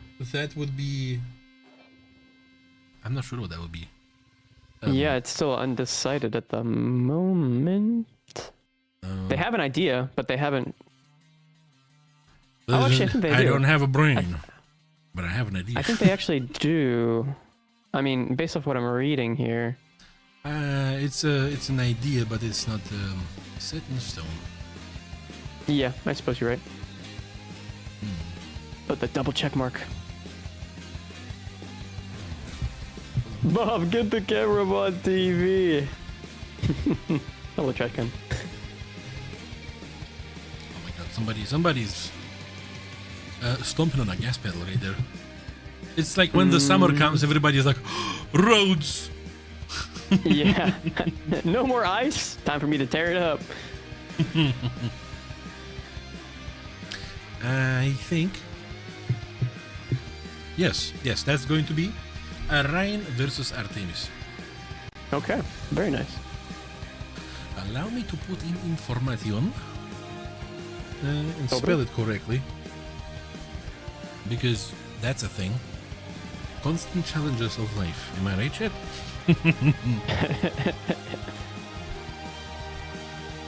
But yeah, brimstones might be gone, but my tongue... Wait, huh? Huh? Somebody got inspired by the previous team very much. Hey, yo. Yeah, it's like air to armpit missiles and stuff. Yeah. All right. How long will the stream be? We have plenty of time, chatter. Don't you worry. This is what? This is round 4. We're supposed to have 6 today, right? Mm-hmm. I think. Oh, it's always like 3 hours at least. Roughly 3 hours, something like that. Something like that. Yeah, I would say so. Yes. So the next round is Orion versus Artemis. Orion is represented by Kamov, Bidifu, Misclick, Zaliviero, Pixel, Bivo, and Sergeant John Basilon. And their opponents are Artemis, Rage Oben at life, what? Widow Glock at life. The spelling is into Trash Can Thief. I like this nickname. Jonath Kwan, Yamin 9Z at PSN, and let's say Pink. Okay, I'm not sure if I, Armpit Liquor was on border, but yeah, okay. Yeah. W Glock. Hold on a second. Okay. This guy. The first time chatter, by the way. All right. Hold on.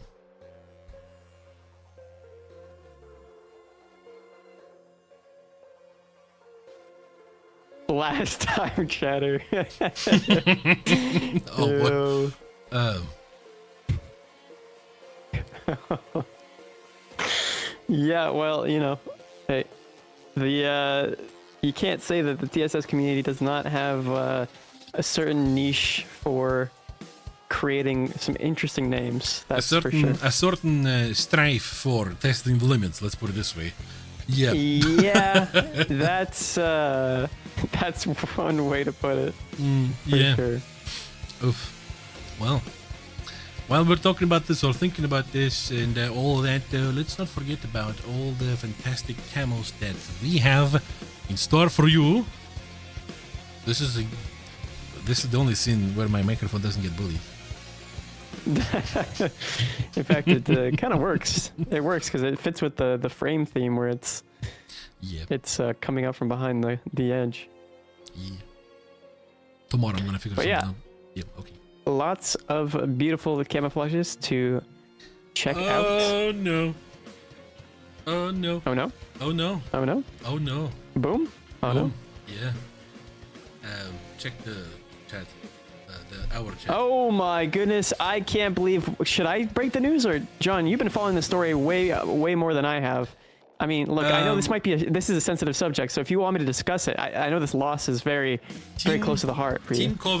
Team Covert kicks Dodek out of the second open qualifier of the second major tournament of WTCS, which means that they are not going to be partaking in this one.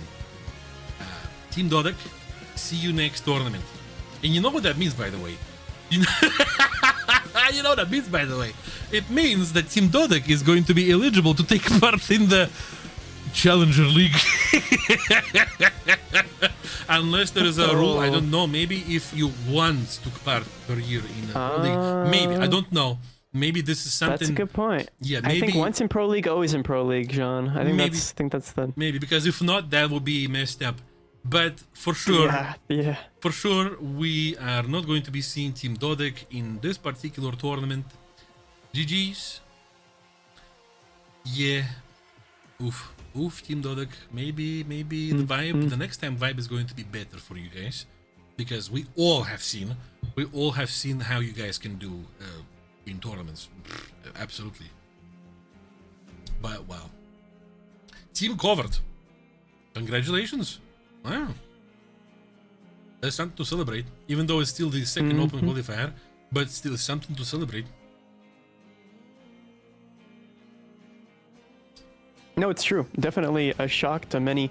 I don't think anybody expected that they would fall flat like that, especially in the second qualifier.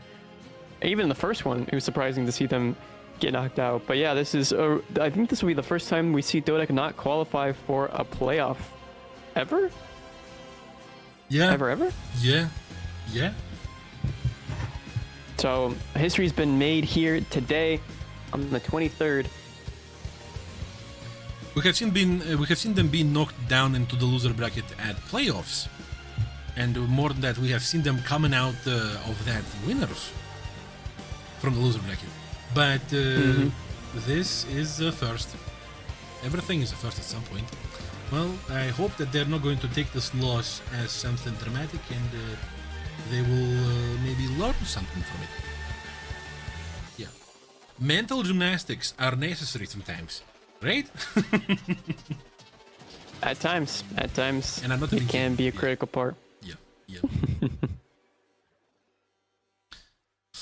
Oof. They should have done predictions on that. Well, we haven't been spectating them directly, so we couldn't. We do predictions for whatever we spectate. Yeah. Which is going to be now Arain versus Artemis. Now, last weekend I believe we saw both these teams. They didn't play against each other, but Artemis was looking quite strong. Orion, on the other hand, definitely a team that, it's comprised predominantly of, I would consider them more so, they're air mains for sure. But I have a feeling, or I want to say that they're good multi-role players, but dedicated to air players might not be their strongest specialty. We'll have to see in this match. I think the Artemis is definitely more comprised of air mains as a whole. So we'll have to see. Yeah. Thank you, Riley, for the subscription. Thank you for 15 months. Wow. It's shocking. Truly shocking. Dodek being knocked out here in the lower bracket in the second qualifier, their only other opportunity to make it to the playoffs, and they go down. We're getting into the match here, and now. Oh my god. Yep. Oh my god, already. I was about to say that there is only one way to cope with this, and that would be watching a Winter Warrior ad. Well, you'll have to save it for another time. So we see a huge variety of vehicles here represented by both Team Orion and Artemis. And that would be Rafale, and Rafale on the side of Orion. And then Artemis would also counter with Rafale, and last but not least, Rafale.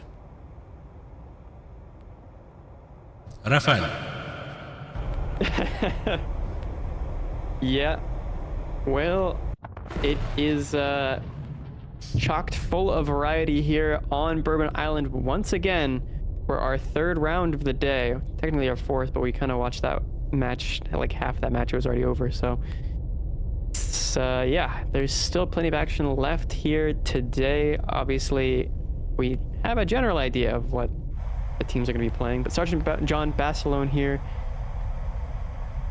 he's not playing in the Pacific Theater at the moment, but he is flying his Rafale to give Overwatch for Beautiful here.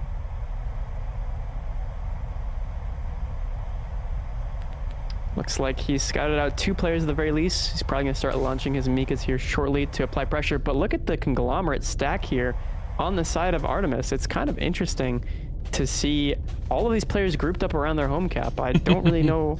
Well, somebody is going home though. On the side of Artemis is far in the far west. Oh, Kamov. Yeah.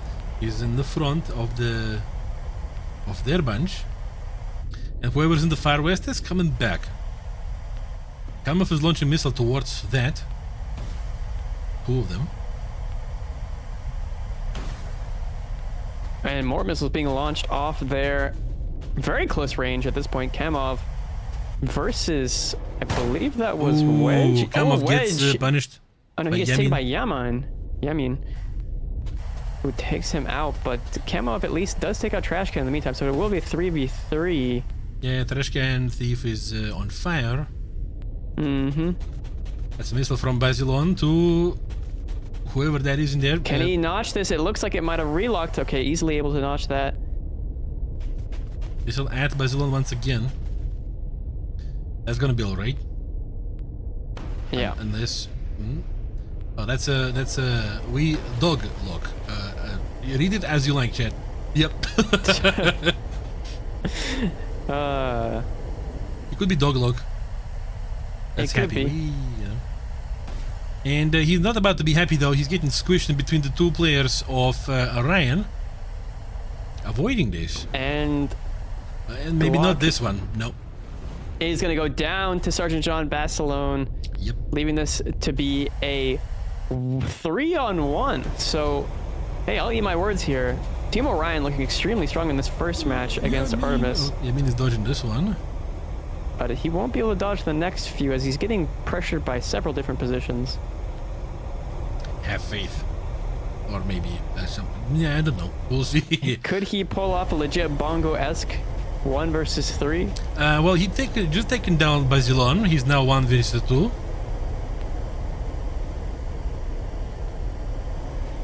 Something to process. Mm-hmm. That miss is coming in on Yamin, and there's no feasible way for him to dodge that, and so Bidifu will clean up that kill there. First point for Team Orion. Taking the first round, yeah. I want to say that was smooth, but it was a little bit abrasive. But pretty fast. Pretty fast. As in, the next round could totally be in favor of Artemis. It seems that Orion did win, but didn't have a massive advantage in regards to positioning. It was just... Oh my... Sorry to cut you off here, Jean. I'm looking at the scoreboard here really quickly just to tell you guys that it's a complete split across the board. The most synergy we've seen from a team, I believe, today. Everybody getting a kill. Equality. Yeah. The equality there from Team Orion. Yamin being the only person to get a kill on his team, or to get kills on his team. So there's definitely some warming up that needs to be done for Team Artemis here. First round over, the prediction is still open. Is it the first of the day? I believe it's the first of the day that I can recall. It's 50-50, by the way. Submission's closed. Yeah, it's 50-50. All right. So, yeah. Not a lot of winnings if something happens. But, well, relatively. Yeah, everybody's surprised. Everybody's surprised in our work chat. They're like, wow, what the dog. Yeah, I mean, it's a shock. It is. Shocked to see them go out like that with how prolific they've been throughout the years in the esports scene as a team. But yeah, we'll have to look out for them in the next major. It's the first time. Everything happens for the first time, right? So you can't I don't know, be super sad over this. Next time they're going to be coming back even stronger. Speaking of stronger, these guys are coming in strong with quick readiness over here. Ryan and Artemis.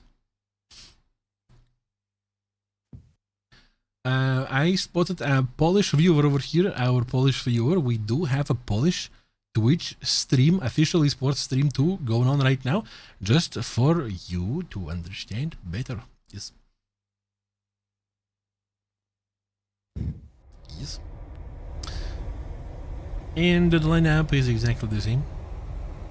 And I assume the tactics are going to be exactly the same too, because it definitely feels that the previous match could have ended in any way, as in both teams would still be comfortable with their tactics. And yeah, it's more I think of that a both skill sides... measurement. Yeah. Yeah, I suppose we could say that. It's a skill check. But regardless, skill check. D20. Skill. Oh I do have a D20 on my desk right now. That would be a clean wipe. That would be a clean wipe if it was a D20. Roll it, John. What does it say? D20, what is it? Yes, the D20. So, skill check for Team Ryan. 3. Oh. Skill check for Team Artemis. Oh, no. 7. Oh my god.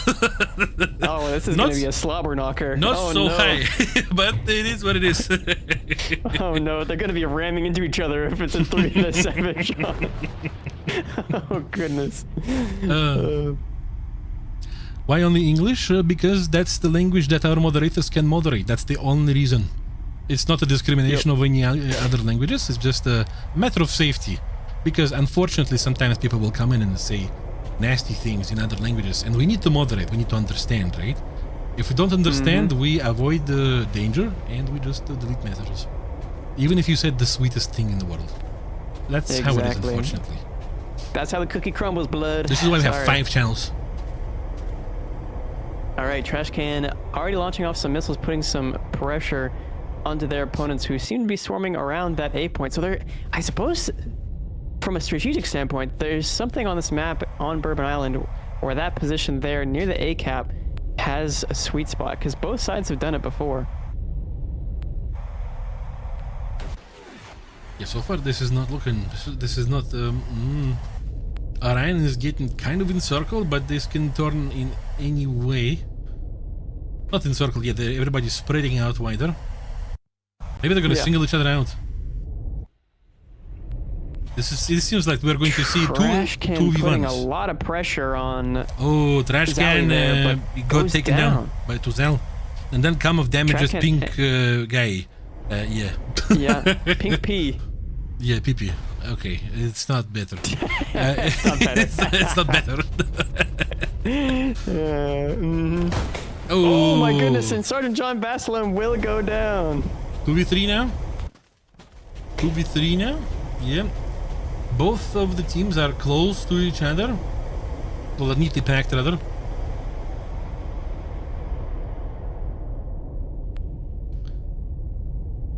We will also see, I mean, Lock here, or Glock. Dog lock. Dog Lock. Oh, Dog lock takes... Fact, yeah, no, never mind. It's old news. Yeah, old news. Bidifu baiting Dog Lock or Glock into getting hit here by his Mika. Might trade, or no, actually takes out Bidifu. Does he? Oh my god, he does. He does indeed. And then he might take out Kamov as well. God. He takes out Kamov! Ooh. The clutch into the 1 versus 2 here. I have never seen a throw so hard. the dog Glock, the dog lock, whatever it might be, is coming out. Well, Zal still has a chance. It's a 1v2. We have seen worse. Mm-hmm. He still has a couple of danger sticks. One danger stick on his plane. And there's going to be Yamin's Rafale coming up. Missile out. Yeah, the pressure. Danger stick is wow. It's going somewhere else. Cannons. Instantly dodge. Gonna have to go in for guns, and he's gonna crash in the mountain. Oh, no, what is even going on there? I think he might crash. Director, show us. He's got to be careful there. Director, boom. He crashes. No, did he? No, wait. It's just we stopped seeing. Oh wait, okay. Oh, we stopped seeing him. Sorry. Sorry. It did look like that though. It did look like he. Where did he go? Where did he go? He's disappeared. Sally's trying to find him. Oh my goodness. Okay. Utilizing the terrain to his advantage. Be careful, Sal. Be careful. Oh my god. Mountains are dangerous. Okay, Doglock. Glock coming in to try and help out his teammate. No Mikas, so it's going to be all guns from all of these players. Oh my god, no! Oh no! my goodness. From the highest of high to the lowest of lows. Team Tree for the win. Team Tree! Oh no, he went too close to ground. That we the palm tree. He locked but it looks like Zali's going to go down regardless, so all of Doglocks that's crazy. What is even going on? Won't be in vain. That is crazy. Zal had a chance, but Yamin said no. That's a 1-to-1. That is a 1-to-1. What is going on? What? I don't know, but Dog. Wow, Dog definitely coming in with a clutch there for his team. 3 kills, 2 capture points. Yama in there with a kill. Sally with 1 kill, 2 caps, BD with 1 cap, Kamov with 1 kill, and Sergeant John Bastelone, I believe the first person to get knocked out there at the beginning. Maybe. Wild Strike is posing a valid question in the chat. Dodek holds the overall point lead, right? So since they won't be able to add points to the tournament, can anyone overtake them? Anyone can overtake them because they only lead 1 tournament out of 4. Right now, and they don't lead 1 tournament out of 4 right now at all. So actually, that's pretty bad news for them. If somebody is going to be consistently up top, they might be in trouble. But outside of this, Doglock, what is happening? Reminds me of a character, you know, from a movie, from was it early 2000s or late 90s? If you change the the lock dog, but well, yeah. What? Don't worry about it. Don't worry about it. Oh, he's in the chat. Move on. 3. He's in the chat. Look at him. He is. He is. How do I read your nickname, Mister? Could you please educate us? He's like, yes. My God. Thanks. No problem. So yeah, let's say that Dodek got a much higher chance to lose supremacy in the overall year count, but they still can be on top. But it's going to be hard now. They have to win all the other tournaments now. Actually, that might not even be enough, but still.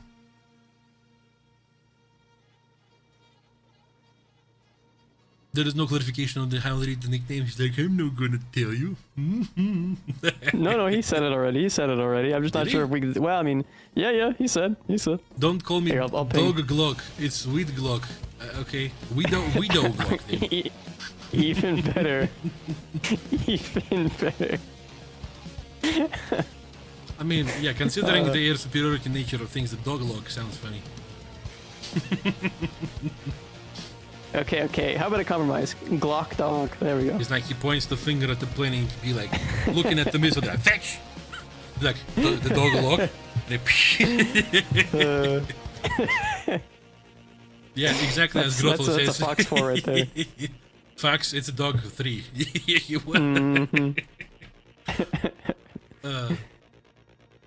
All right, well, 1-to-1 here between Ardos and Orion. After that first match, I didn't think it would come down to being a 1-1. I thought Orion might be able to sweep this out, but with that performance from the the player on Team Artemis, yeah, I mean, it seems as though he was able to clutch up in the scenario that he desperately needed to for his team. Hi, Scring. No Scring's in chat. Hello. Yoy. Says Z22Z. Yoy. Mm-hmm. Is giveaway over? Yes. Check out our official Thunder Esports Discord. There has to be giveaway action happening during the playoffs. I'm not sure if it's on right now. I will check momentarily.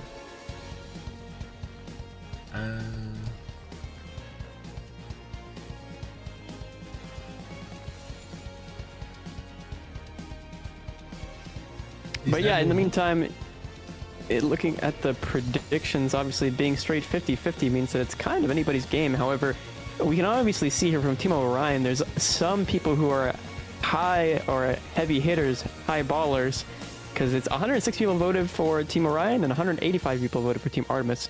But there's obviously we had 150K put down by a singular person for Team Orion, so there's definitely some investments being placed on certain sides. On our official Thunder Esports Discord, we have a giveaway of GTZ96 B pack right now.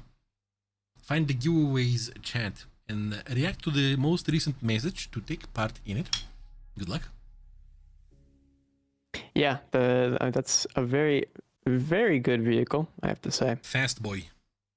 Mm-hmm. That was given birth Speeds to around the map. thanks to the Russian tank biathlon, so that this thing can go fast.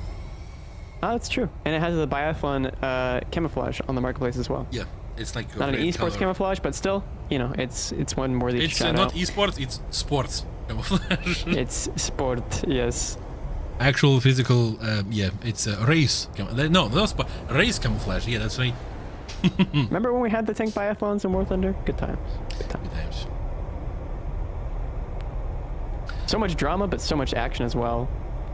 Thanks to this, I have a Polish leopard. If you scale the camel correctly. I know exactly what you mean. Yeah. All right, looking at the formations so far, it seems as though it's a very standard formation coming out here from Team Artemis with a little bit more eccentricity from Team Orion here. Splitting up in a 2-2 split, but it's more so just a wall at this rate. We'll have to see how it develops as things continue. All right.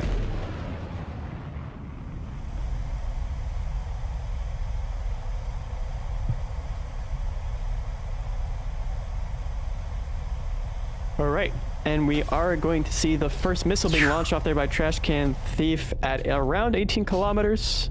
Home caps are being taken. Mm-hmm. The missile is going for the middle player of Orion. That's going to be avoided easily. Oh, the pink boy is sending everything he can by the looks of the map. Would Pink Pen be a better name?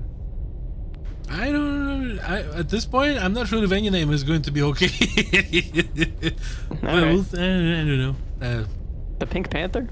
Sure. All right. Sure. Well, Trash Can Thief launching a missile off there. Launching off several missiles here, but he's kind of trapping himself in between two separate angles of opponents. He's going to be running now. So he's going to have to play extremely defensive and also dive back down in order to maintain energy. Somebody seem maybe. Oh, never mind. Beautiful is taken up a Trash Can Thief. Yep. He yoinked and he is blinked. Maybe more local, maybe no more stuff on Zalivera right now. Okay, Trash Can Thief putting a lot of pressure here on Zally, as well as Pink Panther. Yep.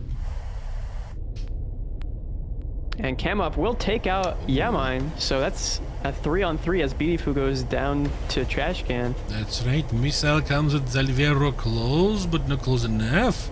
Not the other one and either. He might take out Trash Can here. He does. He does. He takes out Trash Can in the 1 versus 2. And now it's what a play 1. there from Zally. Yeah, able to make it a 1 versus 1. Can he? Dodge. He able to dodge that, but Pink Panther still in a very good position here. to take that missile potentially. My God, this Well, missile with all goes that somewhere energy, else. he can easily notch that missile is the thing, and now he has way more energy than Zally, so this rate is going to be at a substantial disadvantage for Zally coming into the meanwhile, merge. Kamov takes and down the Weed Glock. So he's going to, Zal is going to have all the help from Basilon and Kamov now. So Pinkman is in danger. Dog Luck goes down, and so, yeah, Pink Panther going to have a very difficult time here trying to win. If any opportunity at all to win here in round 3, it looks like there will be Basilon sending a not present. a whole lot of opportunities. Sending a present. Boom. That's a ground. Multipath the missile. Still scraping the ground here. Cannons. Really getting some Oris Elite Here vibes goes in cannons. this match. Yep. Yeah, and down goes Pink Panther to Sergeant John Basilon. That was a pretty impressive. Well, almost fold from Artemis. It felt like. Not super fold, but almost fold. 2-1 now. It's a back and forth. Feels like. At least the sensation is similar. Respect the 1v1. He, in fact, did not respect the 1v1 as Team Orion gets that next round and gets the lead here in round 3. Kamov with 2 kills and a capture point. Bidifu with a capture point. Sergeant John Basilon with a kill. And Zally with maybe the most impressive, even though he's at the bottom of the scoreboard here, with the most impressive performance in that 1 versus 2. Weed Lock with a cap. Trash Can Thief with a kill. And Pink Panther and Yamine with no, well, real substance in that match, unfortunately. They're able Emotional to put some support. pressure, but purely emotional support, it would seem. Or emotional oppression. Depends on how you look at it. It could go either way. It could go either way. At the same time. What's a PDT time zone? I'm Pacific something. Because I think usually when I was living in California, the streams would end around 2 o'clock, I think. Because I'd wake up at 7, 8 to do the streams. Oh, GMT minus 7. Pacific Daylight Time. Yeah, Pacific Daylight Time. Hey, I was close. I mean, that is California time, I think. Because we're Pacific and we have daylight saving time. Oh, you guys in America also do the daylight saving stuff. We do. Well, except for Arizona. That's the only state. That's one of the only states that doesn't do it. Oh. Is there another state that doesn't do daylight savings chat in America? I just know of Arizona. The only thing I know is that we don't do daytime savings anymore here in Russia since 2011, and that has been amazing. Yeah. No Hawaii confusion. as well. Hawaii as well. Indiana is half and half. Half of Indiana is, and the other isn't. That's gotta be. I mean, no, there's no way, Kron. There's no way. Yeah, like the daytime Indiana, and then saving Indiana. I don't know if the districts. I don't think districts in Indiana or in any state would agree to that. That would just be a headache. Yeah. Indiana's time zones are split in I half. see what you're saying, Wildstrike. Wow. That sounds exactly like an Indiana thing to do, I gotta be honest, but also the most confusing thing possible. There is also a second reservation inside the first reservation that doesn't do DST. Yeah, the time stuff is crazy. Yeah. You would imagine that would be like as unified as possible, right? Krasnoyarsk plus 7 GMT, yeah. Indiana Jones is the only Indiana I know. Oh my god. I mean, listen, man, with what I just learned about Indiana, the state, you might just want to keep it that way. That was, I mean, Indiana catching straight slow. I mean, it's their fault. Oh my god! my goodness! Oh my god! What is this? And Weed Lock almost ran Weed into Glock each other. is there. about to put. Yeah, be careful over there. Put down the pipe. Put down the weed. Yep. Or end Glock. Wait. Never mind. Whoa. Whoa. Be careful. Jeez. Oof. Doing a little bit too much there. That would be horrible if it happened. Oh my yeah. god. Yeah. Almost got RRB in our TSS match. What is Indiana real name you didn't know? It's Henry.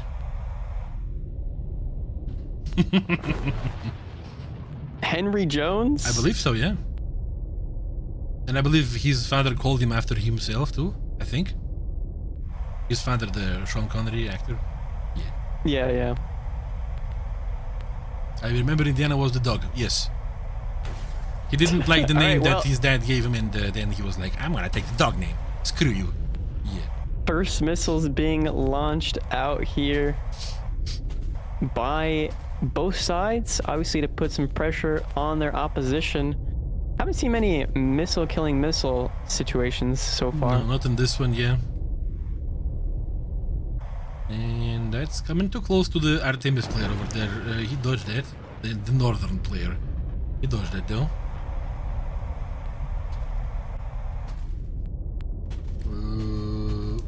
Another dodged missile. Mm-hmm. I'm looking at the map. The map is looking scary sometimes.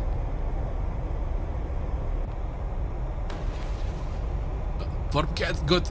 No, Farmcat was in reference to Indiana Jones. Not the... It's nothing bad to... No. Yeah. Catching strays. Rest in peace. Can we get a revive? He gets the caster voucher. Yeah, he was talking about All right, Indiana Jones. Okay, never mind. Missile being launched out there onto Kamov. He's able to successfully notch it. The A-cap is the only capture point on the map at the moment that has been capped. It seems as though there's been a real big fumble here from Team Artemis in the capture point situation. And with 6 minutes 50 seconds left on the match, it's going to be a very rough time for them. He said rough. Nice. Talking about dog. Yeah, Artemis is taking C cap, while Orion is taking the enemy home cap. Not the best situation.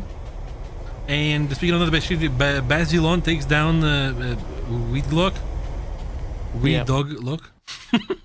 Glock. Oh my goodness. Kamov takes down and Pink Boy. Down goes Trash Can Thief. And Pink Boy takes down Beautiful. What is this? What is this Jenga happening?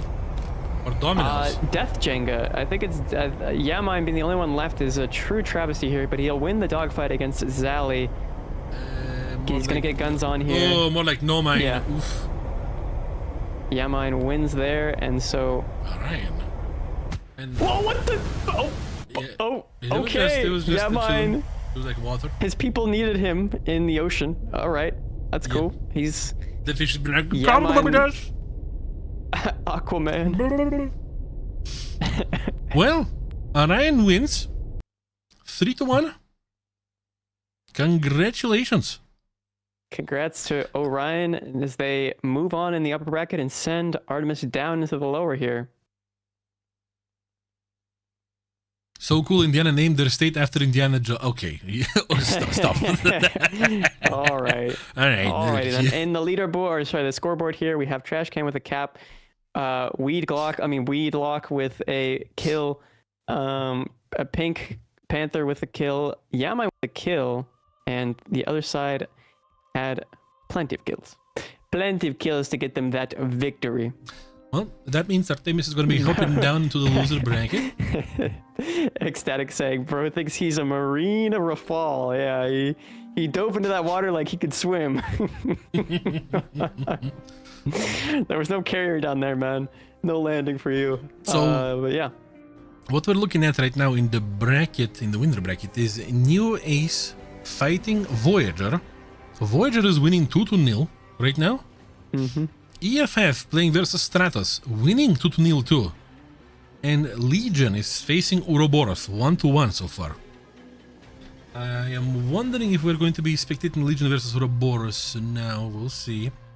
We'll see. Because, well, 1-1 seems to be a bit more equal. Did I press to... Oh, apologies, chat. Yeah, that's fake news. Yep. Fake news. This guy. Yep. But yeah, overall, I think today has been about what I expected from these teams, aside from Dodek. Really a big shocker in that regard.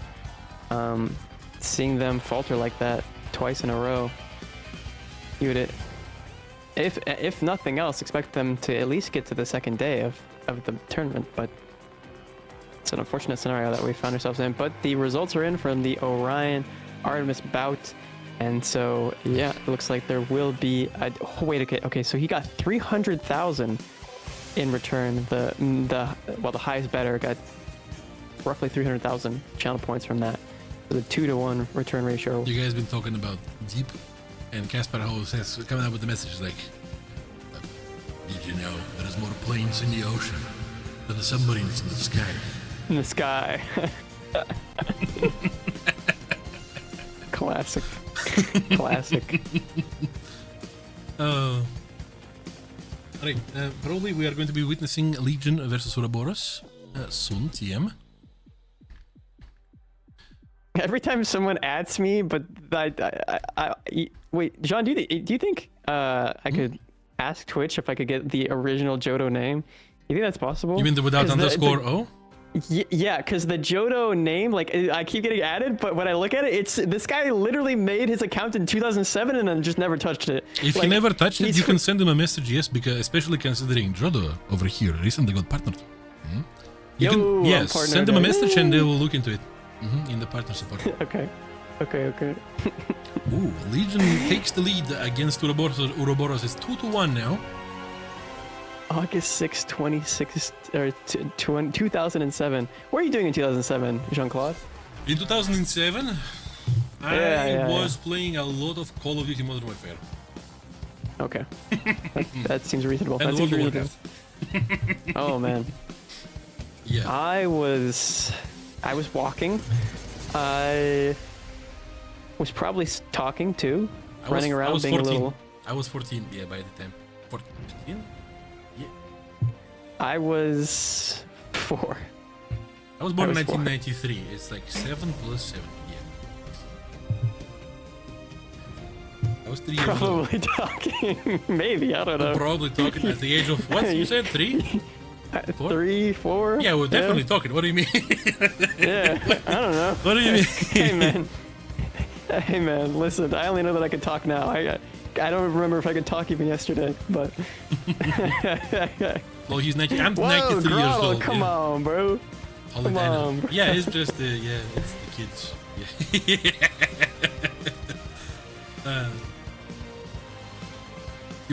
Yeah. Yeah, I do have a lot of gray hair. It's just how it is, biology. At least I have hair. By the age of 33.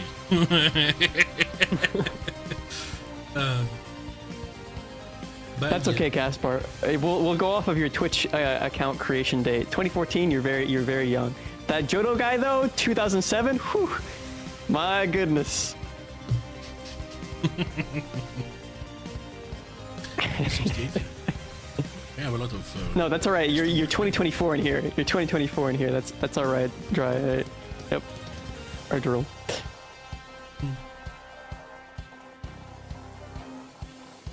78 year humor.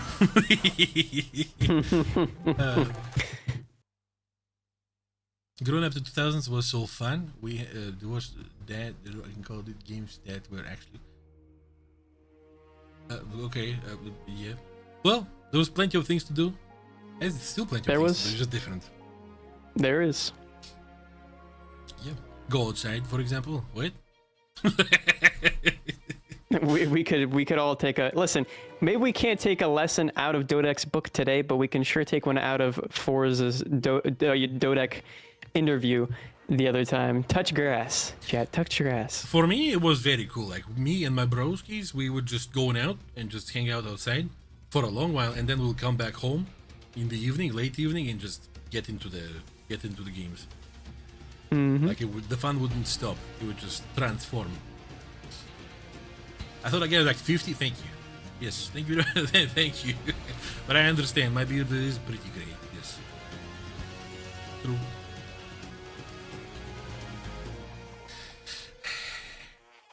That's life. Soon, if something happens, something good happens, I might dye my hair purple, and you will not say that anymore. By the way, my beard is going to benefit from that because you won't have to bleach it much. Because bleaching the beard, I went through this. It's horrible. All these chemicals go Really? straight into your nose and eyes. You like dying for 40 minutes. Oh. Yeah, the Oh, no. bleaching is horrible. It's yeah. Okay, noted. Well, Women who dye your hair and you bleach the hair before, my god, kudos to you. Kudos. Yeah. yep. I went through this once through bleaching. The other time I dyed my hair without the bleaching. It doesn't stick for as long, but still it does. Much better experience. It smells like ink for like, you know, stamps and paints, pens. Waiting for the match to start in 2 minutes and 40 seconds.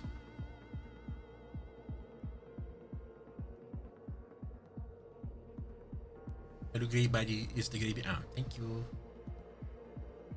Oh, the bear wrestling, Jean. Hey, yeah, we have a joke in our community that I do bear wrestling as an examinator. Like, if you want to become a real bear, you have to go through me, and we have an annual exam of bear maturity, and they have to wrestle me. If they win, they can be counted as a bear. If they don't, they have to come back next year.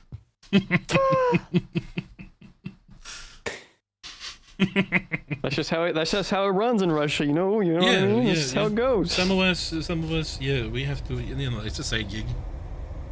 Educational. Yeah. It's akin to sumo wrestling, but the Russian style. Yeah. All right. We have here Team Legion represented by Orange Sea, Unknown Aircraft, Mike 03, and Pineapple Pizza versus Ouroboros with Irina, Sabaisis, Tachyon, and Supreme. We have seen these guys before. What are the lineups? So you won't believe this, chat. Great diversity has struck this lobby. As you can see, it's this plane. It's called the Raphael. The Raphael. It's like a Teenage Mutant Ninja Turtle. It's got Meeker missiles. The Meekers. Measles. Meisels? Meeker measles. Yeah, the Michael missiles. The Michael missiles. Michael measles.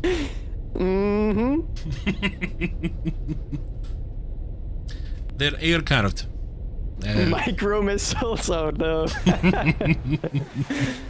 Well, we see Pineapple Pizza launching off his micro missile there from his Rafale. All right. Somebody from Legion is going to be approaching the sea cap. Oh, and Supreme with the missile countering missile there. Michael on Michael action. Yeah, here comes the sea cap being captured by Legion. Yep, just happened. The spreading is not very comfortable. Orangey might get himself squished right now in between the two new players. Dodging this one, yes, barely though. Didn't dodge this one. Supreme T-poses on Orangey with his Michael EM. Pineapple Pizza yoinks Sabaisis meanwhile. 3 versus 3 now. We have an unknown aircraft dodging, dueling somebody on the other side of the sea. Michael 3 lobbing a missile at an enemy at the D camp. Michael launching more Michaels off. Yep. And he has a really good position at the moment. He's not in the thick of it. He does have a missile launched at him. And now 2 missiles launched at him, which could be a bit of an issue, but not in still, the thick of it. still with his altitude, he could very much so thrive. That missile for Rina looks almost good, but no. Rina. Missile.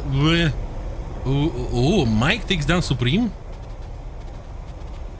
While this is happening, an unknown aircraft is getting taken down by Rina.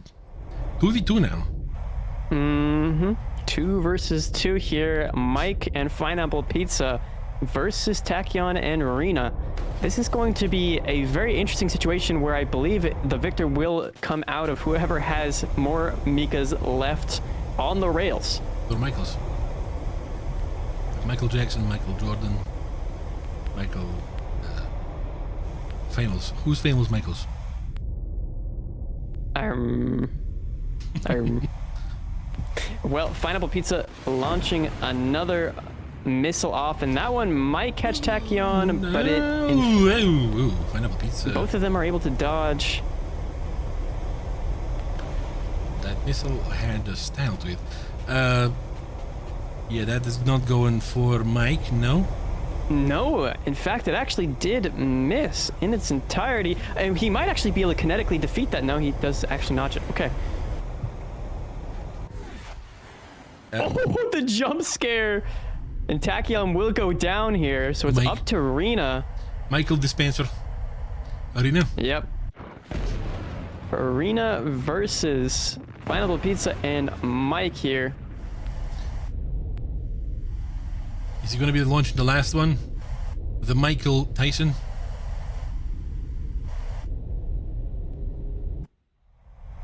Then is being careful. They know that there is a chance. 1v2s can totally happen.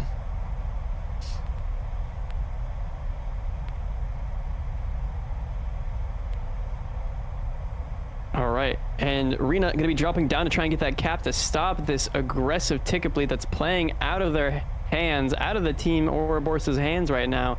But it looks like it's an unwinnable situation for Team Ouroboros here. Is he going to be making him go into the mountain like this? No, but no, that was not good angle for the cannons. And he lets him go further. Pineapple Pizza might be returning favor. They're both flat spinning out. Neither of them have an angle. Oh, Pineapple Pizza is absolutely flat spinning. Oh no, Pineapple Pizza going down there to Arena, well, he knows. But it doesn't matter regardless. Yeah, he knows. As the tickets, he stalled out the time long enough, and the tickets go out of his favor. If only he didn't have 30 more seconds, he could have no, actually, never mind, no. Wow. Well, it is what it is, and that's a win for Team Legion. It is indeed. Okay, so looking at that scoreboard, we do see Rena at the top of their team trying to clinch it out, trying to carry, but the tickets just fighting against them. Supreme with the other kill there. 2 kills for Rena, 1 kill for Supreme. Mike with 2 kills and 4 caps. Pineapple Pizza with a kill, and a cap for Orange Sea. Unknown aircraft yet to be on the board just yet. But yeah, no, I mean, Legion taking this one home is just how it goes. It's just how it goes. Didn't see the other couple matches, but I'm sure there were some close ones in there. All right, and the next match is going to be interesting because, well, we have seen a bunch of teams already today, but we haven't seen some of them, such as EFF. Our boys from China. Oh, true. It's gonna be hard to call some of them out for the nicknames, but other than that, it's very cool to see. Team Voyager versus EFF. All right. I wonder what the gamble is going to be. I don't know. I think that a lot of people are familiar with Voyager because of the match that we've already seen them in, so I think that many people are going to gravitate towards Voyager. However, EFF, we can't understate that they are one of the best, if not the best team to come out of China. So, at least when it comes to the air superiority side of things. So, granted, there's not many of them because of the time zone difference as well. But, yeah, they definitely come caffeinated up and or just extremely determined to win, to fight off the drowsiness.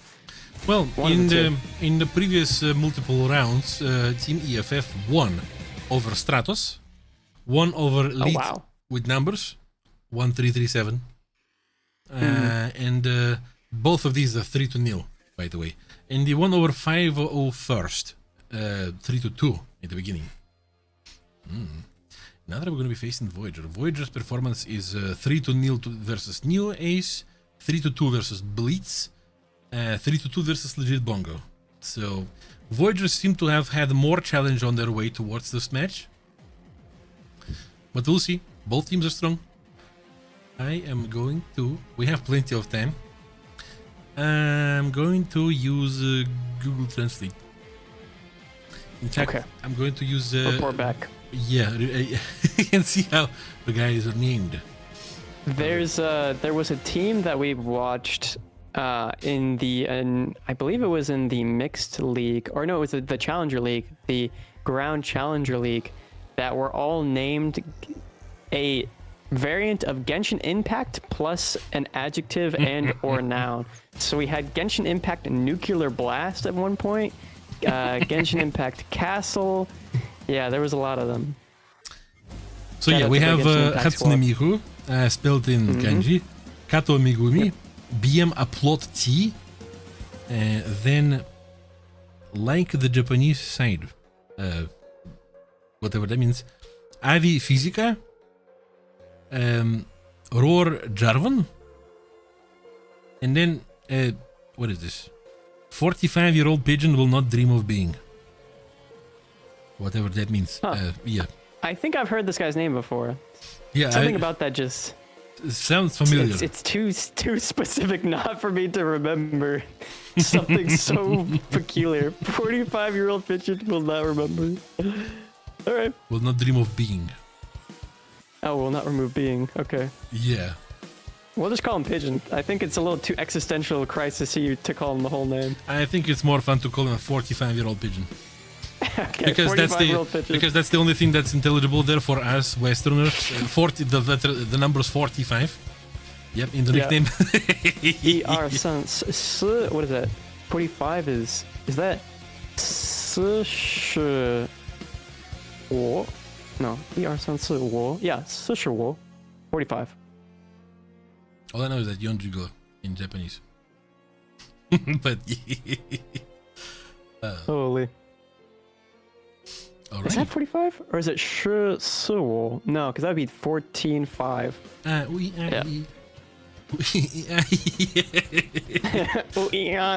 On the cat. Yeah. These are numbers, right?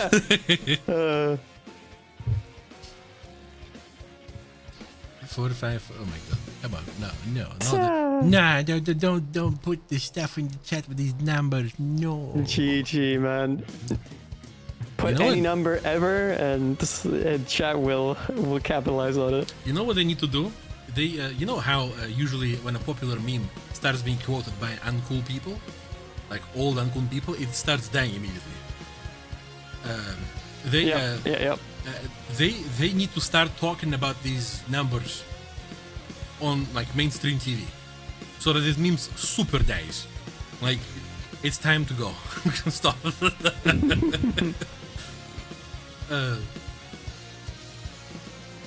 We're probably gonna win this. They already warmed up, but I mean, they all warmed up. Everybody in this round played all the previous matches. Yeah, so let's see how warm are we talking. And speaking of, oh my god, we have plenty of times in front of us. 25 minutes. 25 minutes. Shall we take a small reprieve, potentially? Yes, we shall take a small little break, and as I always say... I can get some more water and... Exactly. As I always say, you guys do not go anywhere further than your fridge. Raid your fridge. Get yourself some snackos, some babies, and when we come back, tell us what you got. Yes, but for now, we'll be back. See you in a little bit. We'll be back in a bit. Yes. Talk when you're better. All right.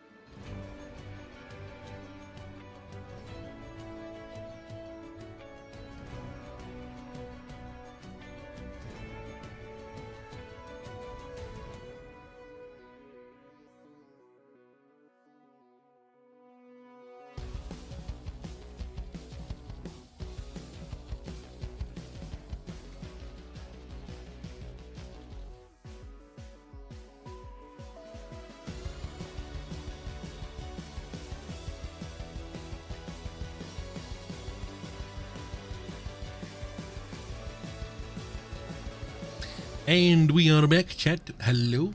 Welcome. Hi, chat. Welcome back. What did you get? What did you get? We were discussing... I got water. Water. H2O. H2O. I got that too.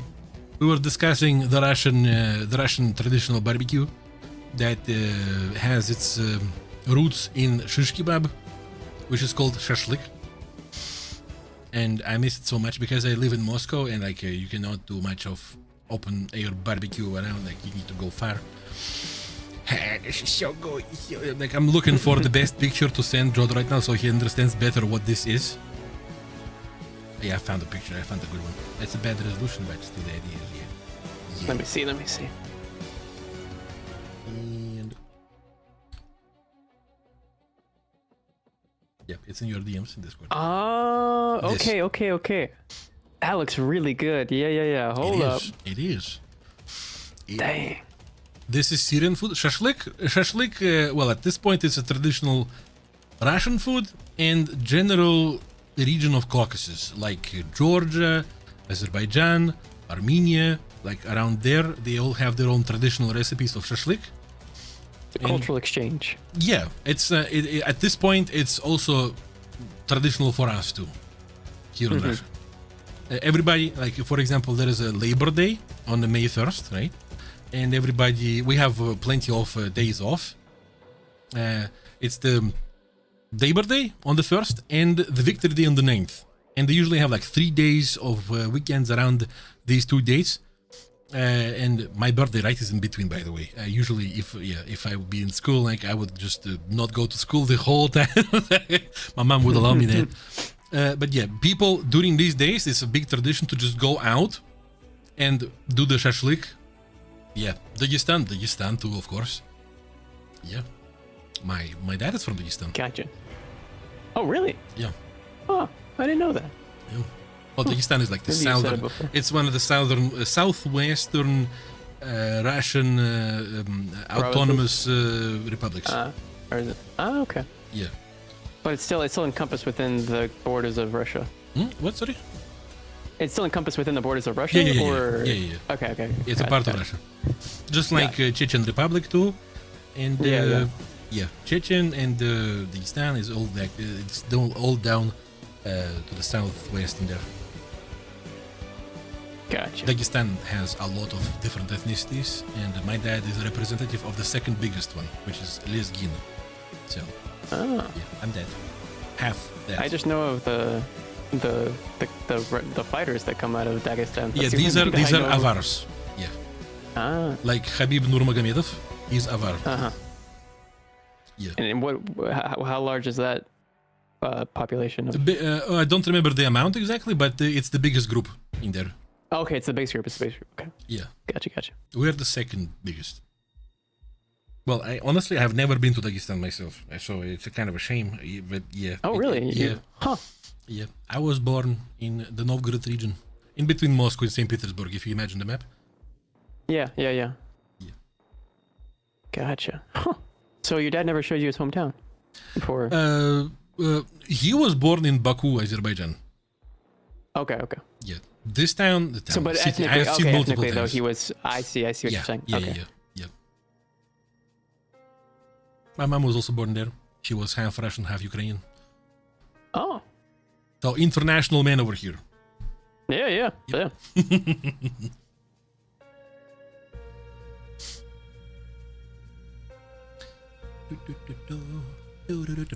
We have a 4-star to the match in 9 minutes. We have some time to talk about this fantastic bundle over here, Jan.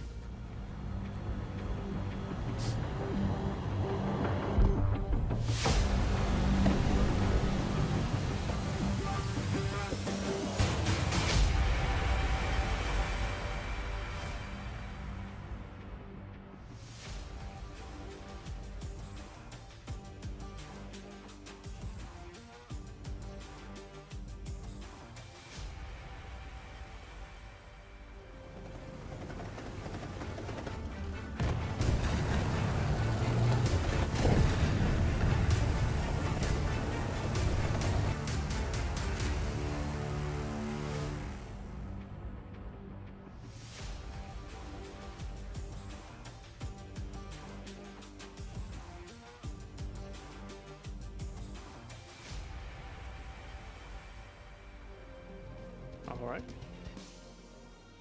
Yo. Wow. Yeah, these are some nice camels right there, and some nice extras. Some nice camouflage indeed. Some nice extras. cosmetics, some nice camouflages. Can't go wrong with it, Jean-Claude. You can't go wrong with it. No, check out the description for the links to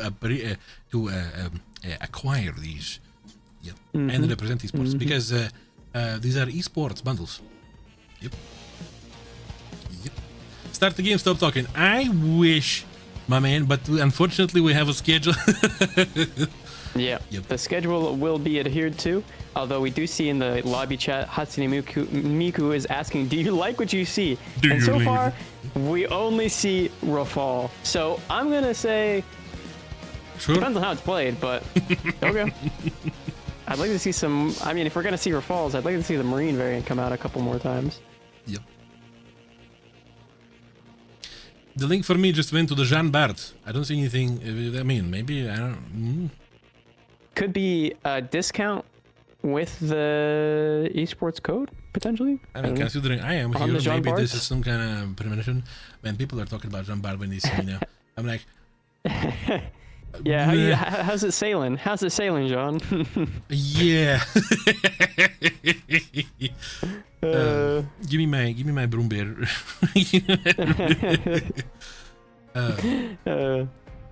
Opinion on Turm 3, probably one of the best German premium tanks out there. Yeah, I mean, the machine gun coupled with the auto-loaded 105 is... Cannon, I would say, 30mm cannon. Excellent. Yeah. And there has also been information in the most recent, how do you call it even? Oh, the third plane of stabilization for it. Yeah. So that's going to be, wow, that's going to be even harder good. As in, like, it's going to be fantastic. Yeah, it was the forum post that was like a big one, with explanations and some teasers too, about some plane that can converse with spirits. What kind of what? The ghost ship. By the way, disclaimer, we have no idea. We know as much as you guys do. We are only esports. The development and everything, that is not about us. Yeah.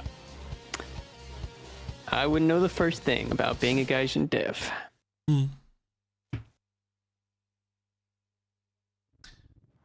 Oh, okay. Well, Gretel's up on the chopping block next. He knows everything. Ooh. Do not leak anything, please. Or you're going to be written posts on Twitter about again.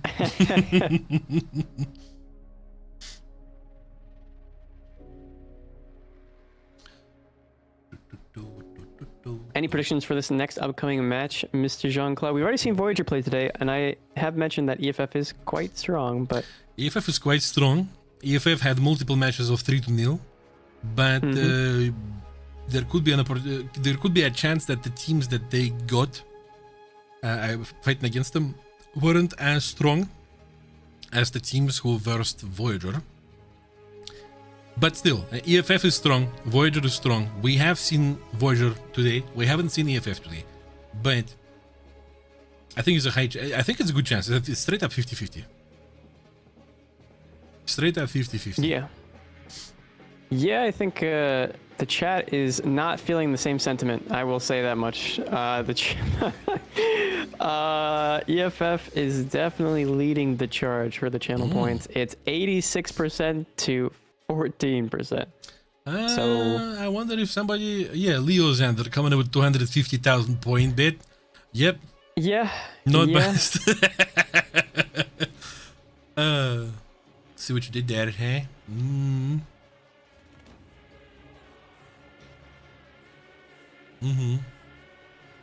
We'll see how that goes.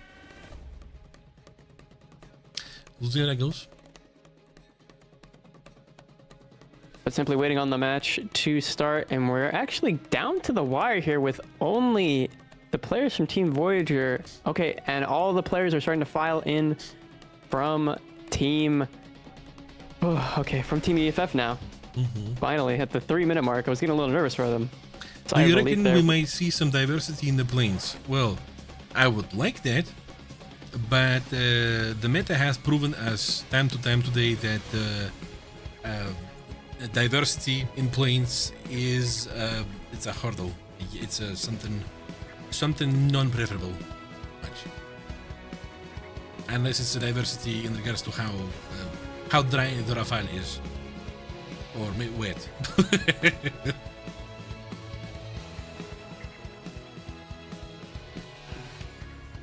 2.5 minutes. That's a long break, so maybe Voyager isn't warmed up anymore. That might be the mind games that EFF is trying to play here.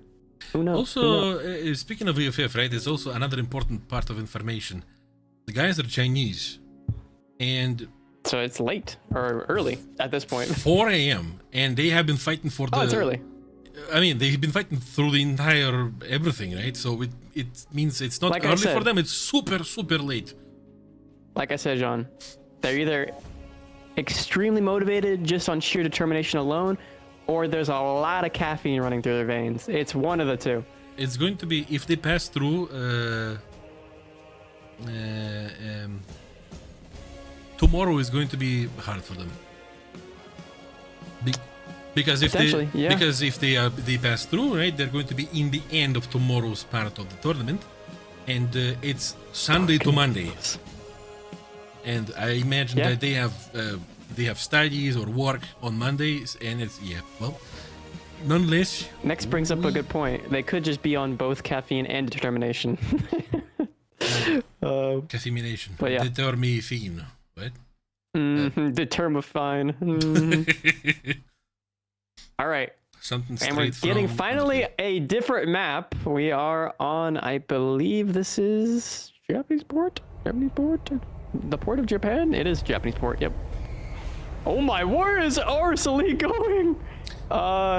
Sir, that's a mountain in front of you, but you are in a Rafale, so I guess you can do this.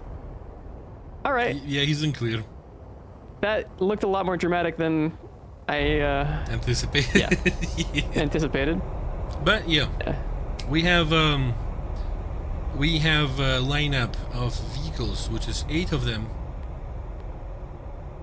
And they are all planes with 2 wings and a tail. We're getting information. I'm not sure if this is entirely accurate because this is Twitch chat, but many members of EFF do not live in China, but Europe and America. Okay, well, if that's the case, then I guess it makes more sense. We stand corrected then? Okay, all right. So many members of EFF are not even human, apparently. Oh, okay. Got you, chatter. Thank you. Thank you for that one. They've ascended.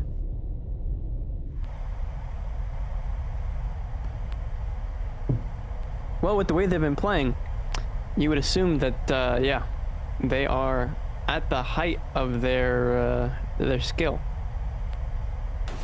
We do see Hatsune Miku here. Yeah, on this map in particular, for some reason, the I don't know why there is not a lot of oxygen here. I suppose, but it's only 5,000 meters, which on any other map would not give you this perspective. So, regardless, we are seeing missiles coming out here onto Hatsune Miku, but also from Hatsune Miku off the rail there at a very aggressive angle. Very widespread on both teams right now, which is interesting. Yeah, that's how it generally goes on a map like this. It's the second biggest map in the pool, so everybody's covering their bases in order to prevent a flank, most importantly, and also to prevent a player from getting to that C point, which would make it a substantial hassle to retake because of where C ends up being once the D point comes out. The D point. The D point. Attack the D point. We do Orsalee and yeah, Aviphysica getting into a bout here, notching the first missile. One. Can Oris dodge the second? He will. Both he will are fine. Yep. Aviphysica sending another one. Potentially defining Physica? Or defying? I think Orsalee might be in trouble. No. Oh, he notches that one. Ergen is in trouble though. Yeah. Megumi, take him down. Took him down. Took him down. And Orsalee is going to join him. Aviphysica taking out Orsalee, so it's a 2-on-4, and EFF is looking like Leo Xander knew he was not really a betting man so much as just simply a man using logical prediction.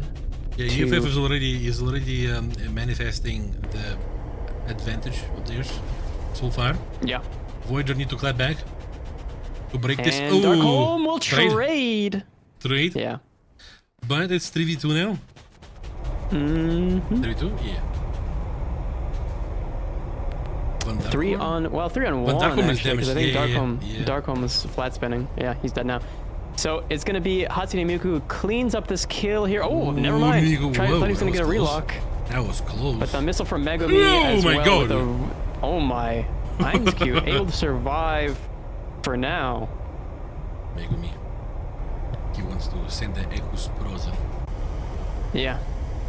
And we do see Ainsku coming in. He's trying to play defensive, and Megumi's gonna go for guns. The birds are hard. Oh, that missile meets Ainsku like that. Down. Oh my, it crits him, but doesn't do enough damage. But now Ainsku will be falling into the ground.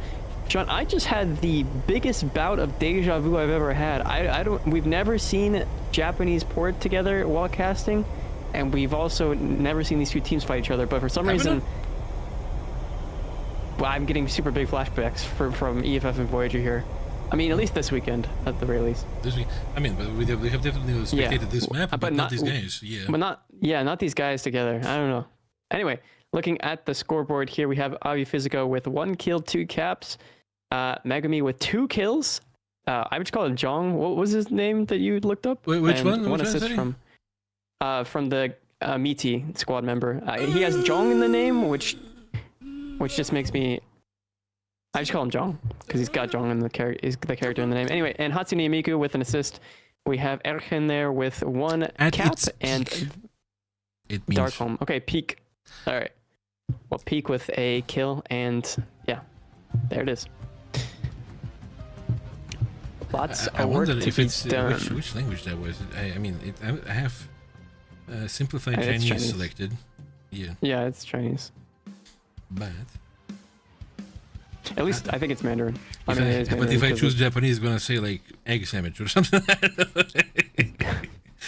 roll the dice. I think I would guess, even though we do see Hatsune Miku in the kanji configuration of characters. Oh yeah, in Japanese it says Nyojaka Junior High School.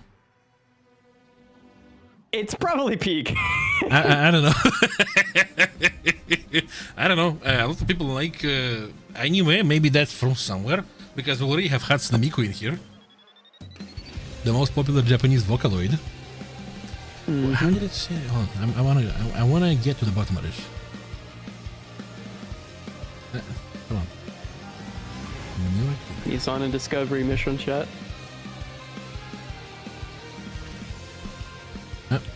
All right, well, in the meantime, waiting on this next match to start, only 2 players left to ready up. But obviously, a very strong start there from Team EFF, and will be very difficult for Voyager to bring back if... Okay, yeah. Yeah, so it's Peak. Well, I'm sure he's... I mean, I hope he's not mad that I was calling him Jong for so long, because it's just the only character that I know in that name, even though it's all quite basic characters. I've forgotten most of my Chinese. Because Zhongguo is China, so Zhong is just the first character of China. The middle should be, no? No, the last character on his name. No. I mean, like the what it stands for. I believe like they call themselves like the Middle Land or something. Yeah. Yeah. I mean, everybody thinks they're the middle, but yeah. I mean, it's a very ancient culture, so back in the day, they had all the right to call themselves that, I guess. True. Yeah.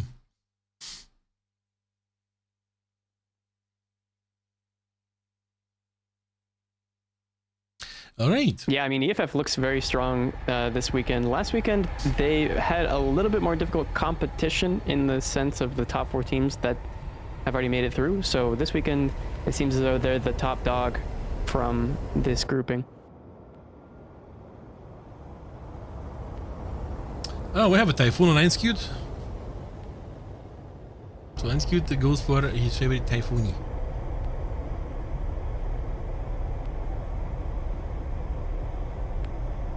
Yeah, no, Rafal. I know, right? Next week. We'll see how this goes. But honestly, Ainscute have demonstrated himself as a formidable opponent. Yeah, quite the formidable opponent indeed. Unlike all the F-18s. Yeah.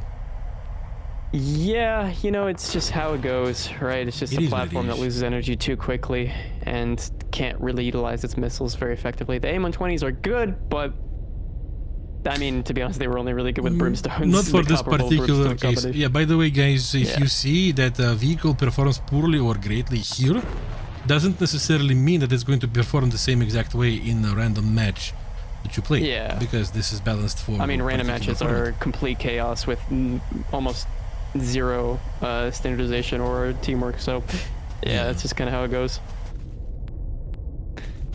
But in the meantime, we do see Megami launching some missiles off in what is this map would like us to believe is effectively space. But everything is practically mirrored if you look at the small mini map there at the moment. Like to see the J15T be used. Well, IRL the J15T has ECM, so until they get to that, which I'm not a dev, so I can't confirm or deny that ever will come into the game. Nor do I know the fact that nor do I know if it will ever come. It's just kind of sitting there DOA. But Ors Elite here against Avi Physica will start dodging as he's also got a missile from Ooh, INSQ. Ergen is down to Hatsune Miku. Yeah. Yep. And INSQ might be in trouble here. No, he's not. Missile was notched at the last second. Oh, that was oh close. My goodness. That was close. Yeah. And another missile coming in onto Avi Physica. He can't dodge this. That was so he's so gonna close. have to multipath it. Yeah. And Oh my another one God. to multipath. The missiles are raining down. It looks like he was able to find some reprieve. Ors Elite finding another Whoa, missile, and he couldn't it will dodge that take one. out Avi Physica. Yep, 3 Yeah. on 3 now. Wait a second. I played on this map. It's a naval map. Oh, I just realized that. Ors Elite. Ow! Oh my goodness, will go down. Megumi, yoinks. Oh, and damage onto Van Darkholm as well. Not looking very good here for Van Darkholm. He's already crit, and this missile will find true both of his engines and take him out. Yeah, strong plays right here. Strong plays.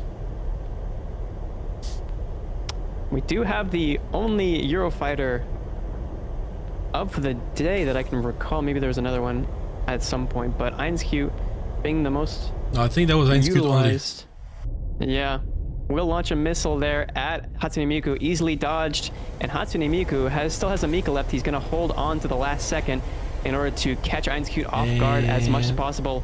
And that missile looks like it got a relock and slams into INSQ, effectively not only giving us, a bit of appreciation for INSQ for trying to use the Eurofighter, but also just, again, another reality check on why the Rafale reigns supreme here. Yeah, that was easy. Yep, our man speeds too much and turns into a rocket. He turns into a roof. Yep. Or a fall, since he's going towards the ground now. Wow, that was quick, and it looked very simple for them. Voyager is in trouble. And EFF seems to be very in comfortable. terms of the scoreboard, Megami with 2 kills, Hatsune Miku with 2 kills, Avi Physico with a capture point, Jong with an assist there, or peak rather, sorry.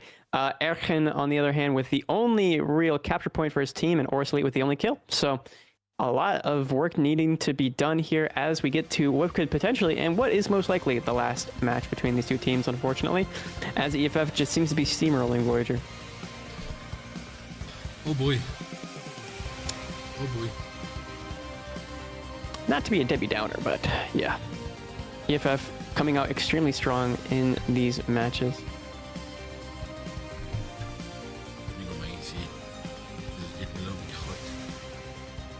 Yeah, it's a bit toasty. Don't want to use it all the time, so yep. Well, Tomcat, it is what it is. It is what it is. Everybody wants to have fun, but for a lot of people, fun is meta. The meta is fun. Fun is meta. Being competitive holds a standard of play that players will conform to, and yeah, that's just kind of the reality of this tournament. And the guys don't have to wait for too long, and they're getting in.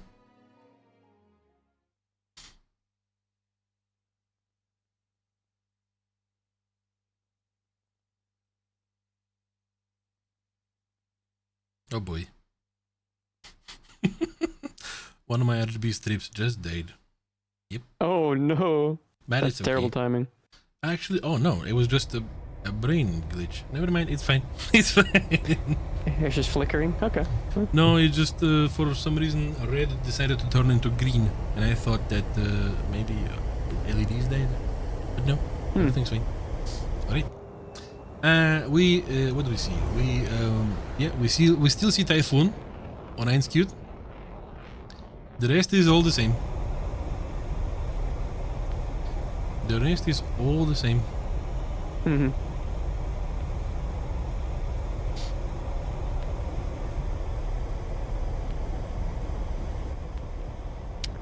Yep, taking off once again in formation, a 2-2 split on either side, as is somewhat normal. Nobody necessarily wants to be in a situation where they could potentially, you know, get flanked. And on a map like this, that is a crucial situation to avoid because of its size. But in any case, we are seeing Oris Elite taking a look at his teammates, making sure that they're aligning themselves properly and launching some missiles off as early warning deterrents, stopping the opponents from pushing forward. And the fight for the C-cap will commence shortly as well. We do see those two players at the bottom at the south point of the map. Yep, and it quickly. looks like we're seeing, the player from EFF is running it down as quickly as possible, which could be the correct play, but playing over the ocean there is kind of risky at times because there's no hard cover to hide behind, so you're completely exposed. However, the splash damage is minimal if you multipath. So I'm not going to lie, all these Scandinavian camos look great on the, you know, on a semi-space background. I agree. I think Contrast very well.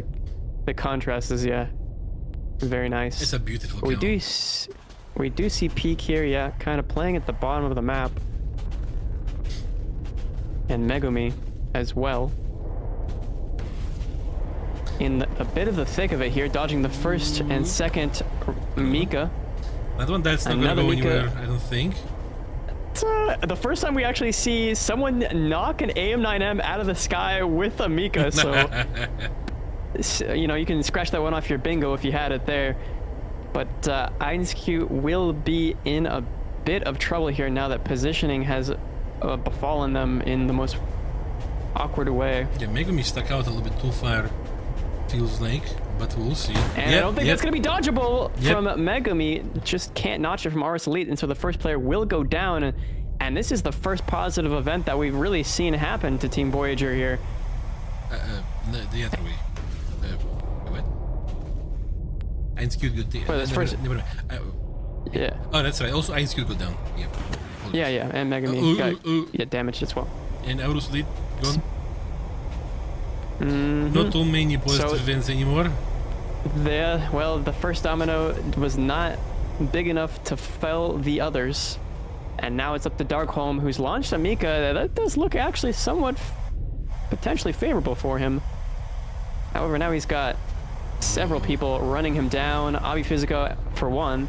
And then the other two players that are in space who are all following behind him. I don't know that Hatsune Miku is going to be very forgiving here.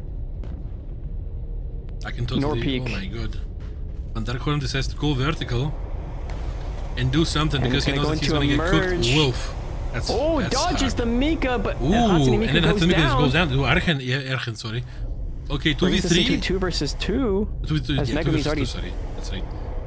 Down as well. Ergen gonna be fighting against Peak here. So it's gonna be a double duel. Still a chance. Ergen launching a missile. Oh, and Peak might be able to just kinetically dodge that missile. He will kinetically dodge it and also notch it. Turns in Ergen. Pretty good. Both of them are clean wing. Not good enough, it's going to come down to a dogfight coming in with guns. I think Ergen has the advantage in energy, but that might actually play against him here. Unless Peak wants to break harder. Oh boy. Oh, the pilot snipe. The pilot snipe by that Vespa driver over there. Yep. It was driving by. Darkholm comes in, snatches up Peak, and now it's all up to Avi Physica, who just has to play for tickets, or can only play for tickets, but with 2 players left alive on the side of Voyager, it's looking quite bleak for Team EFF this round. Yeah, they are spreading out exactly to decap right now. And yeah, Avi Physica is going to be in trouble. Yeah. Basically, what they need to do is just go clockwise or counterclockwise and run away. And be fine with it, if they want to be tactical. Yeah, I don't really know what the strategy is going to be coming out here for Avi. I think it's to get this cap and then try and run it down as quickly as possible to go for the D point. But you have to run the gauntlet through the hellfire of 2 players left alive for Team Voyager. This won't be an easy win if EFF is able to pull this off. But gets the cap and starts his way towards the B point, it would seem. Nope. Redirects towards that D point position. But look at that. Both players holding their positions respectively. Darkholm climbing to get some altitude. A little bit of energy, never hurt nobody. And Ergen playing solely onto that B point. The matter of fuel is also going to be in question soon. I assume, considering matches are usually quick, people might not be taking too much of it with them. But here you need to go back and forth a lot if you want to do anything that's whatever Avi Physica is doing. The Van der Holm and Ergen are converging on Avi Physica. Is he going to be defining or defiling? That's a good one. Well, it looks like they're both players are now converging onto that D point, and Avi's not going to be able to capture it or decapture it. I'm doing a very hard turn now, Physica. Yeah, Avi going into, well, a very unfortunate situation for them, as he's going to be a missile launch soon. No, there's no missiles left. It's going to be guns only. What's that at the top left? I thought it was a missile. No, never mind. Yeah, never mind. No. Okay. No missiles left on either of these players, but they might have just blundered by giving Avi the B point. I mean, obviously, it won't necessarily matter in the long run because of the distance is shortening. So if they catch him, is he gonna be letting them go ahead? Going for a reversal. Avi, can he hit his shots at this range? He's actually gonna double back towards the D point. Yeah, and dodging Ergen. Yeah, the ticket bleed is going to be on their side. Yeah, the ticket bleed. That's it. Yeah. Voyager. And Avi leaves, realizing that there's no potential victory here for him, but a valiant attempt regardless. Yep. And so that's going to be the first round that Voyager scrapes off of EFF here. Yeah. They need to win 2 more in a row, whereas EFF just needs to win 1, but it's not impossible for them. Exactly, but this round felt a little bit like a luck to them, to be entirely honest. I would have to say so as well. Yeah, but we will see. EFF, strong. Voyager, possible. We're just seeing it. Yeah.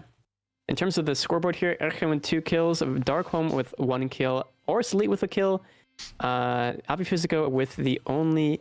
Well, no, sorry, that's a lie. Avi Physica with a kill and 3 capture points. So definitely putting in a lot of work for their team, and there was someone else in there with the kill on the side of EFF. I believe it was Megami, if I'm not mistaken, or Miku, one of the 2. What do we do? Oh, everything all right over there, John? You seem like you're doing some science, some chemistry work. Okay, okay, all right. Hold on. No worries. No worries. Take your time. But yeah, Chad, I think that as Jean was saying, it does feel a little bit as though that match was potentially luck for Team Voyager. Granted, because the first 2 matches that we saw from them weren't necessarily, you know, as confident as you would hope they could be. So in this next match, we'll have to see. Maybe Voyager's finally finding their stride, or maybe EFF is able to, you know, insert the caffeine where it needs to go and truly lock in.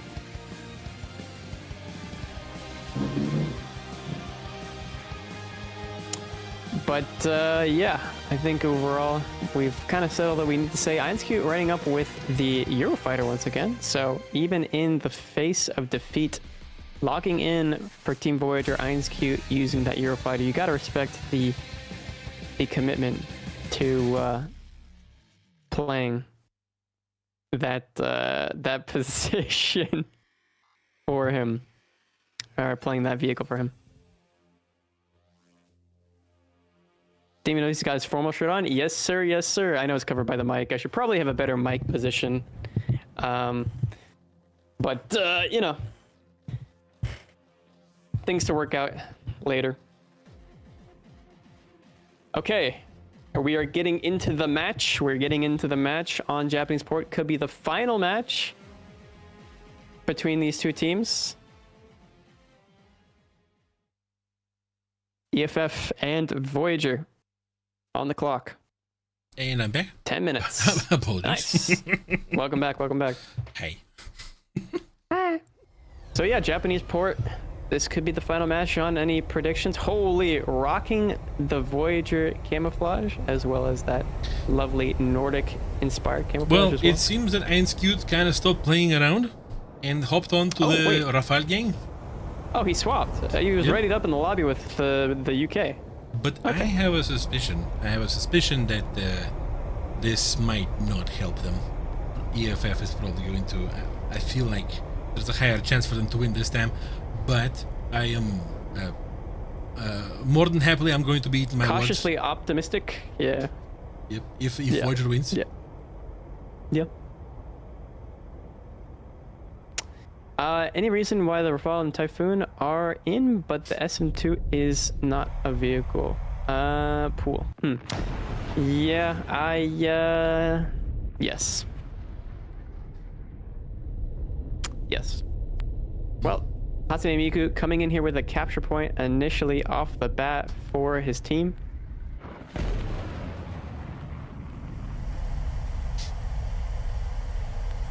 And Megumi already in space, launching off some missiles as well. Gonna start an early notch on missiles being sent in return.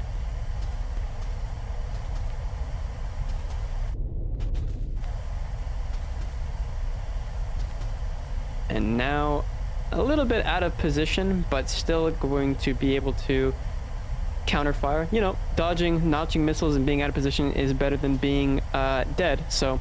Or pilot unconscious. So Ergen looks like he's got that same sentiment. Going to be super cruising. Well, no, he's got his afterburner on now. Into the corner of the map to notch.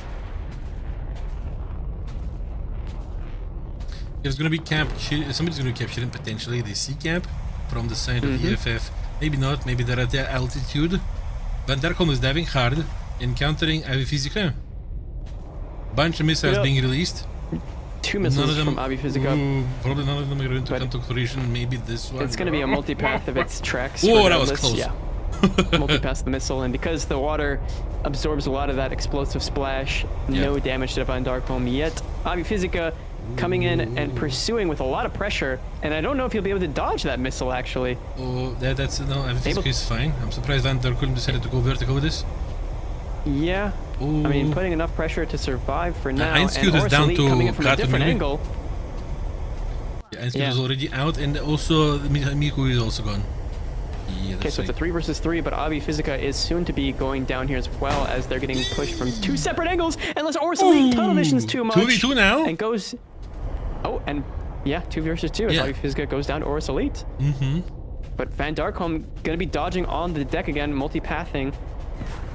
Peek's missile here, although from straight vertical it might not work as well as he would hope. Another missile out from Peek. I don't know, that missile might come in at an angle just shallow enough to connect. Oh my god, and it will. It will. Van Darkholm, I thought it might. More like Van Dark go home. Yep. Ergen versus Megumi and Peek. And it looks like Ergen is going to potentially hit Megumi here. Yeah, Megumi is damaging Megumi. But Megumi really only has to eat these missiles so that... Oh, never mind. He survives that one. But now Peek has substantial advantage here. as I believe Ergen is clean winged. Yeah, he's clean. He has no more Mikas left, and so this will be tough for him to win as Peak starts to climb or starts to engage him. Yeah. Yeah.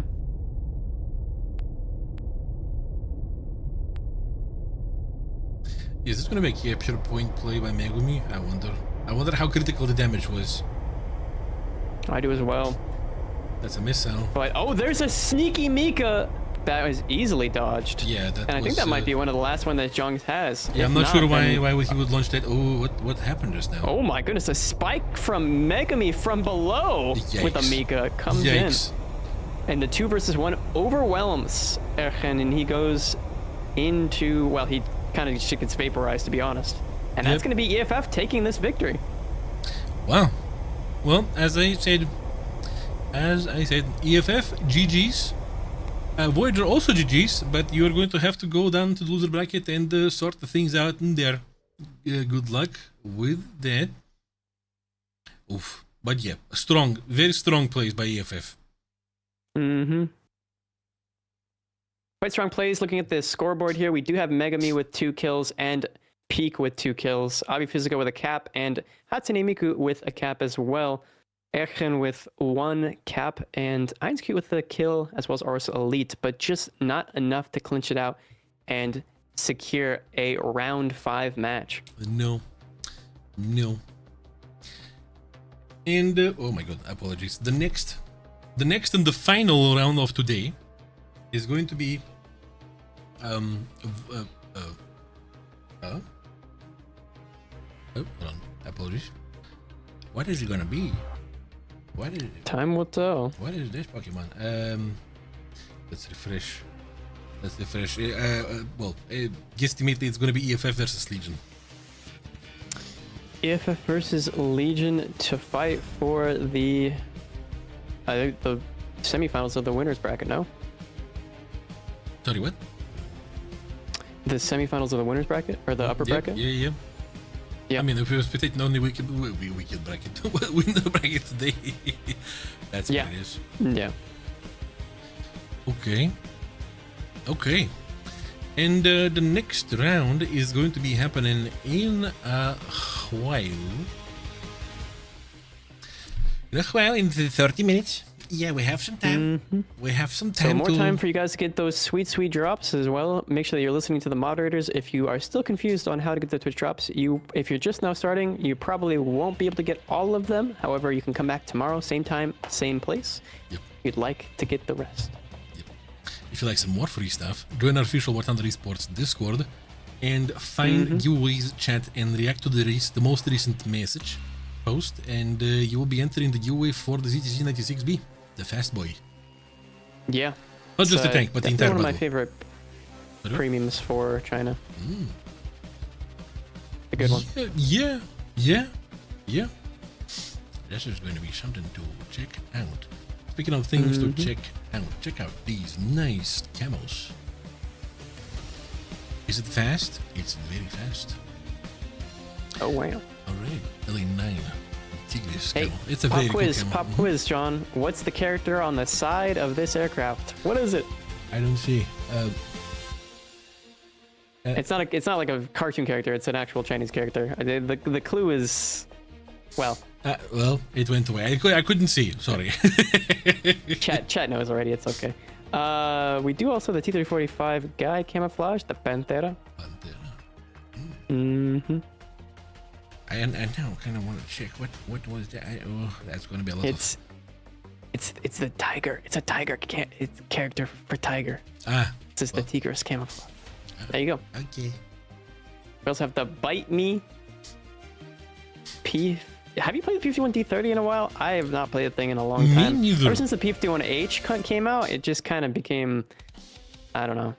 See, I'm a big enjoyer of ground derby, right? And through that, I'm a big enjoyer of ground pounding. And that's a P51, and it's a Mustang, and it's a fighter more than a ground pounder. So, yeah. And that's what I like to do. What is the thing to do? Is teaching people how to play SPA. By the way, that's my second favorite thing to do. To play SPA, take down planes. Yep. What's your favorite SPA? Wirbelwind. Ah, the Wirbelwind. Yeah, excellent. It's a debate mobile. It's a debate. People think you run out of ammo, but you leave something a little bit like, and you're like, you know, or you pretend to like, I don't know, shoot somebody who's really far away so that the other guy comes in and thinks that you are not aware, but you are very aware, and you blast the heck out of them too. It's it's excellent. More than that, many people don't know, but there is a thing. If you can put up an ammo crate for your Wirbelwind, and if you stand stationary near that ammo crate, you can shoot Wirbelwind non-stop without reload. That's cursed. And you can debate people, you can imitate the reload, and they're gonna be like, haha, but you're going to be aha-ing harder. It's exactly. Yeah. No reload, no reprieve. Yep. What's your favorite SPA? Interesting. My favorite SPAA in the video game War Thunder that you can download for free would probably have to be I mean, on my stat card it's the Flak Panzer 341, but I don't play it as an SPA. The Coelian. Yeah. Probably the Asrad, because I like to say the name, and it shoots belides. Okay. Yeah. I'm a big fan. Yeah. I'm a big fan of fast cannons. If I want to take down planes, like it's the Praga, it's the Chinese Z57 too, the WZ305 it's called, of course, with the proxy rounds. Yeah, lobbing those bombers that are spawning 15 kilometers away, and you're like, hi. Yeah, that's harsh. Shulka is great. The earliest Shulka without the Raider, you know, but with the double ammo. Because but if the things that are flying near you fly like at the range of 1 kilometer, because the drop off because anywhere outside of that range it's just almost impossible. Yeah, the drop off is hard, but then the general area is very wide of where you're shooting at, and the turret is fast, and you don't even need radar, you just blast. You almost don't need to aim. It's super nice. I would have to say my second pick though would have to be the Automagic. That's a classic. It's a pretty. It's just, yeah. It's you know, I think it thrives in niche environments, but it can do quite well if you can get it in the set environments. Yep. The ammo crate you can only put it down one time and it runs out. Yes, it does, but usually before you run out of Wirbelwind ammo, I don't know, you can take down like 10 planes or something. Be like a juicy SPA on the spawn, be like, haha, I have no idea. Hoo-hoo, haha. Yoink. Clueless into slapping them out of the sky. Yeah. Yep. SPAs are cool. Many people underestimate SPAs. A lot of people think that SPA's first thing is to kill other tanks. But it's nice to have this ability, but in general, you need to take down planes and be the team player. Yeah. Sure, it's true. That's a very important part. Sometimes you'll be like, hi, enemy team, you thought you'd be ground pounding with your 9 planes? No. Nope. Best SPA for American? It depends on the BR. The first thing that jumps to my mind is the T77. It's 650 cows. Like, boah! Demolition. I'd say either the XM247 or the XM246 in my mind. I mean, these are on their respective BRs, yes. On their respective BRs, yeah. The 247 purely because it has stealth proximity rounds, and the 246 because it has so many modules inside of it that it is more survivable, unironically, than any other SPAA, I think, in the game. Aside from maybe the Qualifier. Yeah. And 35mm Orlikins can't go wrong with those. Holy, those slam. Yep.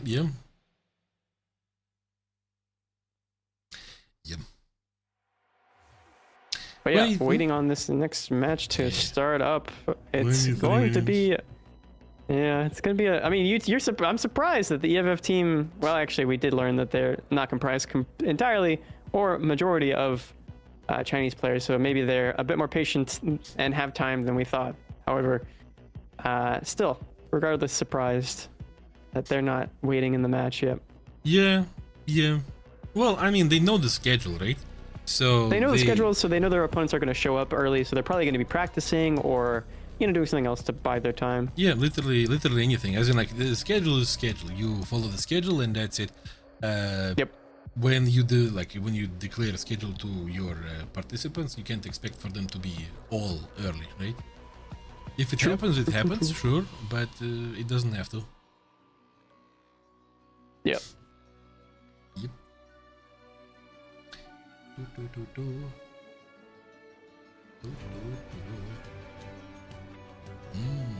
What should I ask you guys? What should I ask you? When did you start playing, guys? When did you start playing War Thunder? Good question. Good question. I started late 2012 with closed beta of Planes. It was a long time ago. That was what? Oh my, 14 years ago. Oh my god. Wow. Yeah. 2014. I started October 26th of 2015. Yeah, the update Firestorm had just came out, and the M26T99 Coelian were a part of that update. I don't remember. There was some kind of confusion that I went through, and I had to create a different account. That different account was like April 2013, something like that. I don't remember what that was exactly. Something about Steam. It was a long time ago. I don't remember.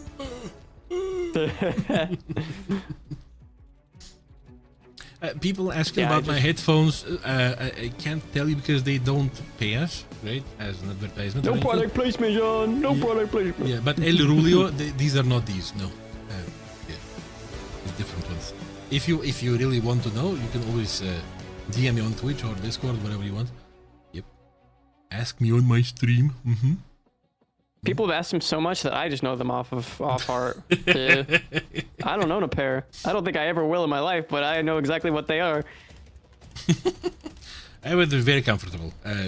My big head. They better be. They better be. They're very comfortable, but they are even better in regards to sound. Oh my god, dude. Yeah.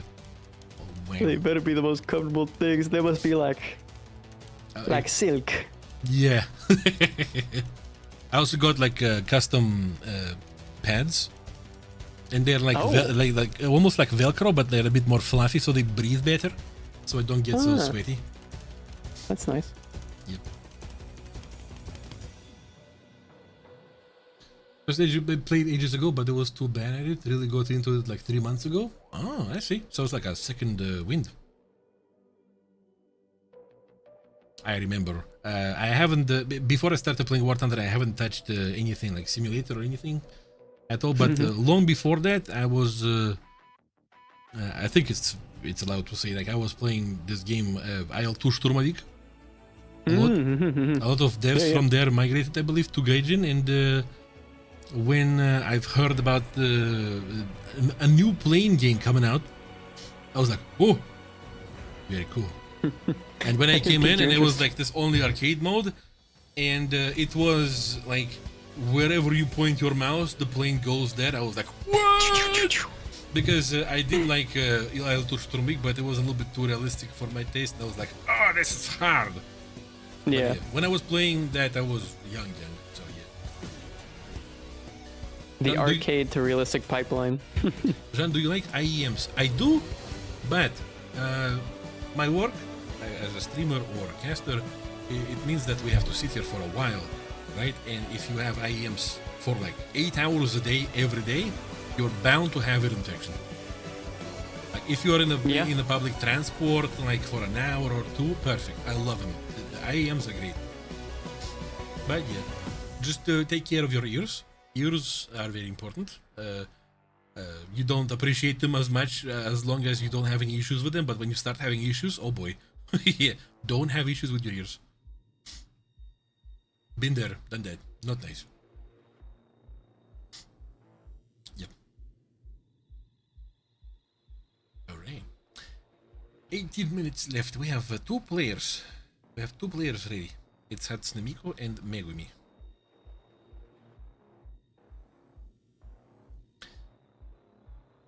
Predictions.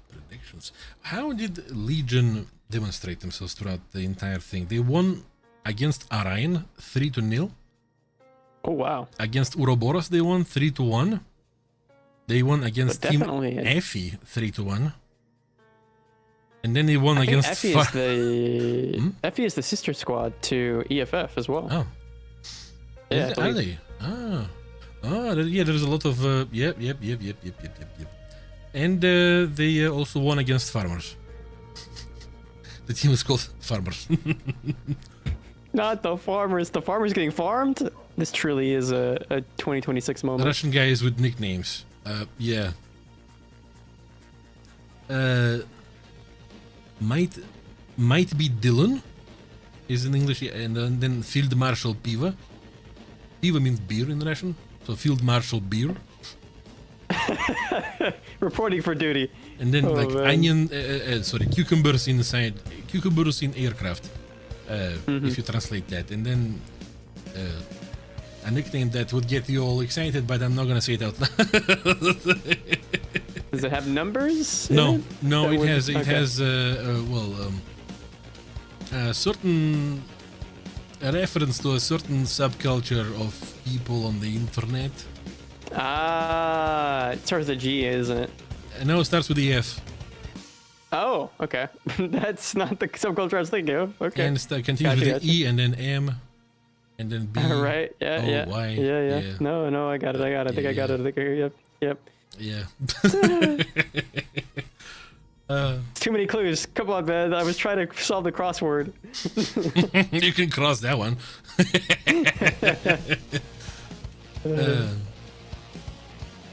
Alright. I switched from headphones to IEMs. I prefer them a lot more compared to headphones, but I do wear IEMs for many hours a day, so I might need to tone down a bit. Yeah, care for your ears. And also, like overhead headphones, if you walk around like outside, I don't know. To me, that's not comfortable. If you want to use headphones, that's only like home use, I guess. Yeah. I just feel kind of. I mean, you got to be situationally aware outside. It just feels dangerous not That too. using your ears. Because, for example, you have IEMs, you can have just at least one of them unplugged. Yeah. Just one of them in. Yeah. Exactly. Yeah, but when you have one of the ears like that and you walk around like that, it's kind of weird. Yeah. Exactly.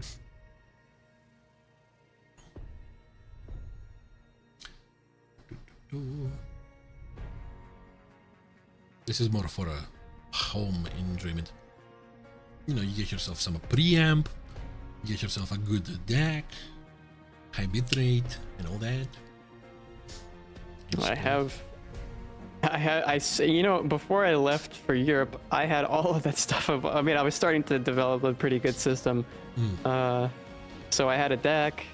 I just bought myself a new pair of a brand I can't mention, but pretty nice headphones. Oh, you left it there?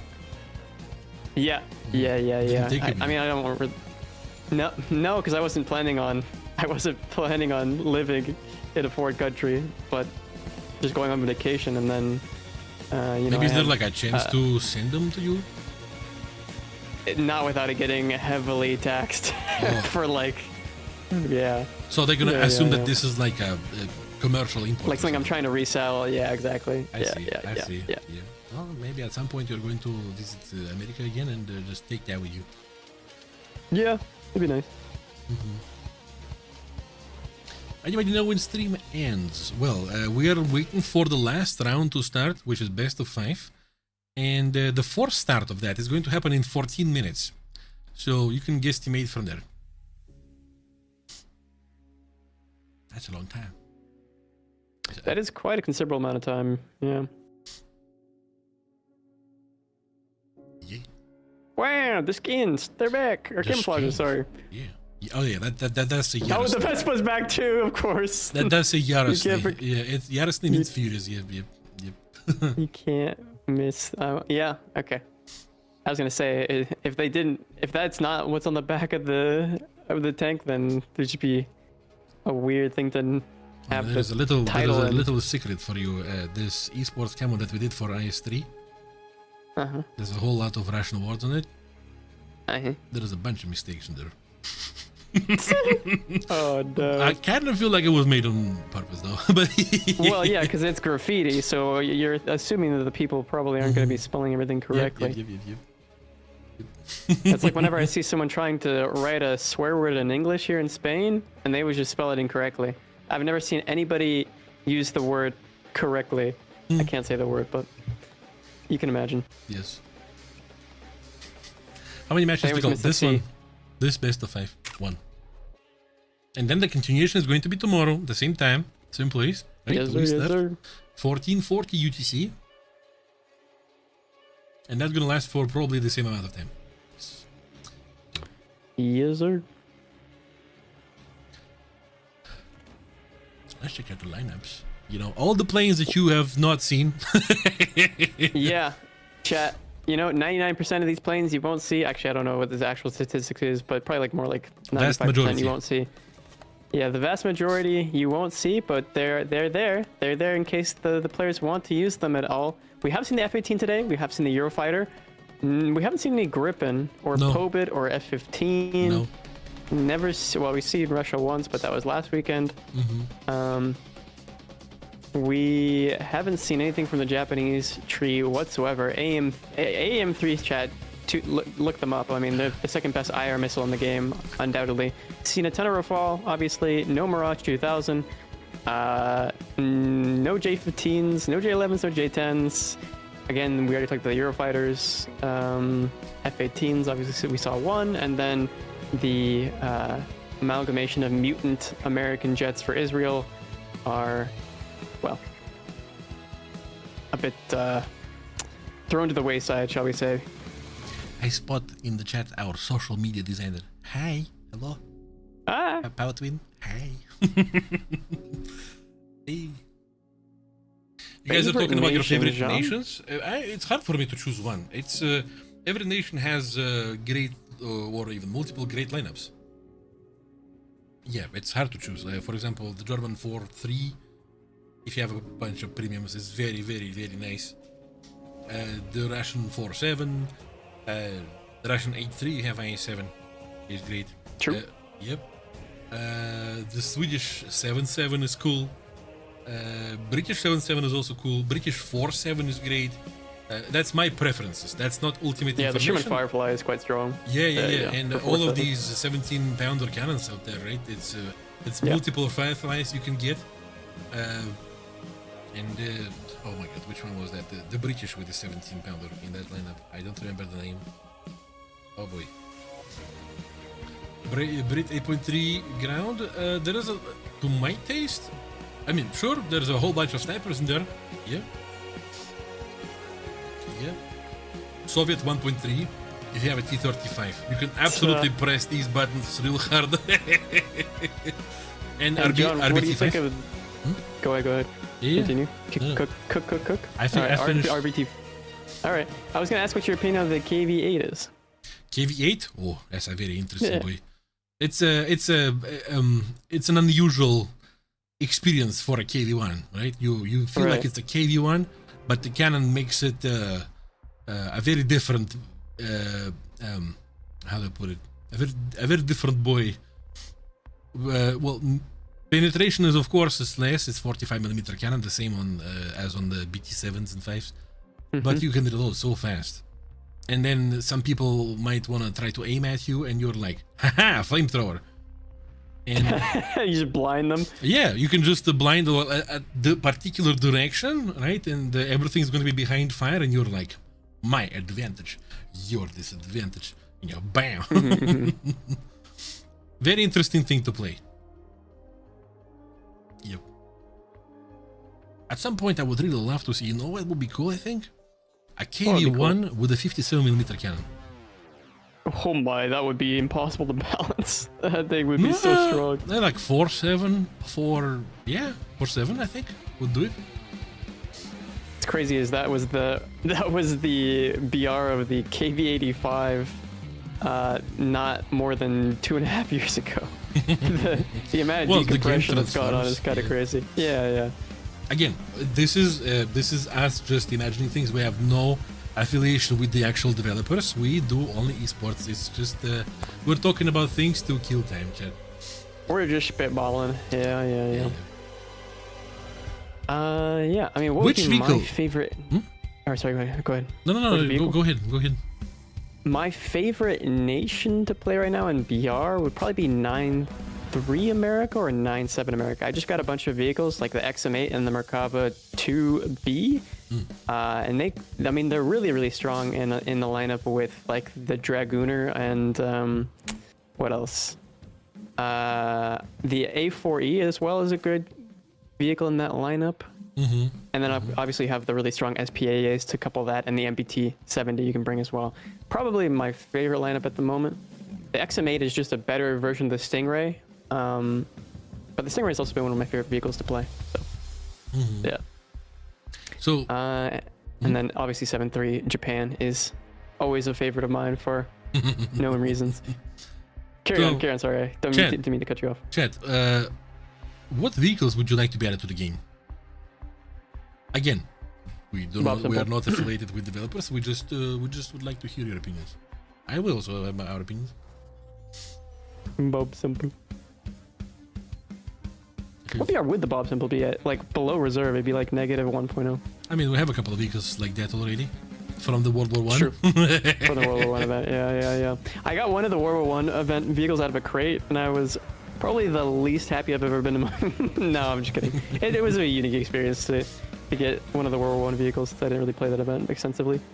A one with the 35mm oil recons. Oh boy. Landkreuzer P1000 Rat, of course. You know, I know what that M1 he's talking about looks like. That thing is, I mean, it's not cursed, but it is an interesting concept for sure. You gotta say that a tank like a MBT, right? With add-on high caliber autocannons always looks good. It does look cool. You can't go wrong with looking at a Terminator. And I mean, you may hate the Terminator for its concept in the game. Tanks like Moderna, but like that has a main cannon and also a 30mm on top. Oh no, this is purely a 35mm. Like imagine the 105 or 120s replaced, and in place of that are kind of like in the same configuration as the XM246, like those two barrels close together, where the 120 would be, and that's what it looks like. It is cursed, and it also has rockets on top or missiles on top. I think it's a concept entirely. I don't even think it was even. I think it's just someone's schizo concept. But regardless, I'll send you a photo if you want. It looks wild. Okay. Oh yeah, continue. No, I'm just thinking. Another question that stems from that. Yo, guys, press 1 in chat if you would like to see blueprint vehicles in War Thunder. Press 2 if not. But like within the limits of sanity, as in not like my daughter drew a tank last night, but say a competitor to a Panther. You know, like there is always a competition like among these manufacturers and whatnot. Like we have our tank. This tank wins because it's cheaper, and the other tank loses because it's very expensive. But what if we actually go to see that expensive tank, right? That kind of stuff. There you go, John. Yeah, a lot of you would like that actually. Oh yeah. I agree. Look at the M's, man. Oh, actually, it looks cool. It looks cool, like but it. if that came to the game, it would be more hated than the BMPT. Okay. Something that can be reasonably estimated in terms of performance, 100% for adding blueprint vehicles. Yeah, like a lot of Japanese heavy, like super heavy tanks, like early. What was it? Hawaii, I think, or something like that. There was a lot of very interesting, thought-provoking ideas back in the day. There was a lot of experimentation. Yeah. Yeah. Oh no, not experimentation. but there was some other Japanese heavy things. Oi, not Hoi, yeah. But then super heavy tanks, some of them are too super of heavy, right? And they wouldn't fit the format. For example, like the P1000 Ratte, that's like That's a land ship, quite literally. Eh? It would not fit some maps at all. Would cover the Literally, entire yeah. spawn area. It's true. Maybe as an event, that'd be cool. I don't know. Like imagine there's multiple turrets on there. Like every turret is a different person. Mm-hmm. That would be that'd be kind of fun. Yeah, that would be, I think. Meanwhile, finally, the match is starting. Wow! Yippee! Yippee! All right. What are we gonna see? Okay, getting into it here. My guess, not Rafal. Mm-hmm. Oh, and how wrong I was. How wrong I was. The craziest of all guesses. Yeah, it seems though it will in fact be Rafal on Rafal on Rafal on Rafal on Rafal on Rafal. Thanks to. So, taking off thus far, Fineapple Pizza. Whoa! His gear snapshot. It was sassy. Oh, look at this! What? Holy rare moment! Fineapple Pizza with a magic 2 on his wing? Ooh. Interesting. Sacrificing one of his Mikas for an end of the wing magic 2. This is the first time I've seen this in a match. Are we gonna see some magic? Huh. Maybe. I mean, it's a good fake out. It's definitely a good fake out because nobody's expecting this at all. Well, yeah, I was thinking whether they're going to see that through the stream, but that's 3-minute delay, so no. Get blocked. Although it probably won't work in the next round, but still an interesting play that I've been thinking about personally, and I'm glad to see someone's putting it into practice. Somebody says they need esports with non-meta vehicles. It's impossible because every single esport tournament is going to have meta in the end, unfortunately. But it is what it is. Alright, what do we see? We see both teams capturing their home caps. Triple positioning near the home cap on the side of EFF. While Legion is capturing C cap, granting them the D cap under control, and the 3 players are in the western half of the map. Somebody from Team EFF might be singled out in the D4 area. Might not be good for them. I wonder how that's gonna go. Yeah, this isolation here in the corner of the map might be a bit too punishing for this player as they're already dropping down to the deck, realizing that it's Peak. But Peak is counter-fired here, and Unknown will be notching that missile. Yeah, he's notching it. But he's lost a lot of energy doing so. Miku takes down Orange C already in the middle of the map. Not the Orange Calcium. No. Well, we do have Peak here and Unknown Aircraft still fighting and lobbing several missiles out at each other. No solace. No, to no avail, to no effect, really. That's no, absolutely no. Still, no progress being made by Team Legion here. Unknown Aircraft, okay, that wasn't close in the end. And that looks good on Peak, and it will be good. Unknown Aircraft has his No and Mika slam into Peak there and cause a 3 versus 3 situation, possibly a 3 versus 2, excuse me, as Abi Physica is going to get stabbed from above by this Mika. If it happens, unless cannons. Yeah, it's gonna get stabbed.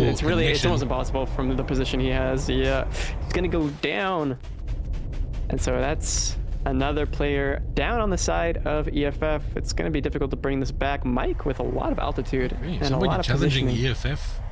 That's interesting. Yeah. If ever a time, it would be in these. Well, technically this is the quarterfinals, I suppose. But yeah, the quarterfinals of the upper bracket. And that missile will be dodged? Nah, I had a suspicion it wasn't gonna be dodged. Now Megumi and that's a 1 versus 3. 2 missiles out, 1 on Unknown and 1 on Fineapple. The 1 on Fineapple easily notched. The other one as well for Unknown notched. Yep, and a counterfire here might be too difficult to dodge. Whew, at the last second, Megumi able to dodge that. Right there. Megumi launches a missile.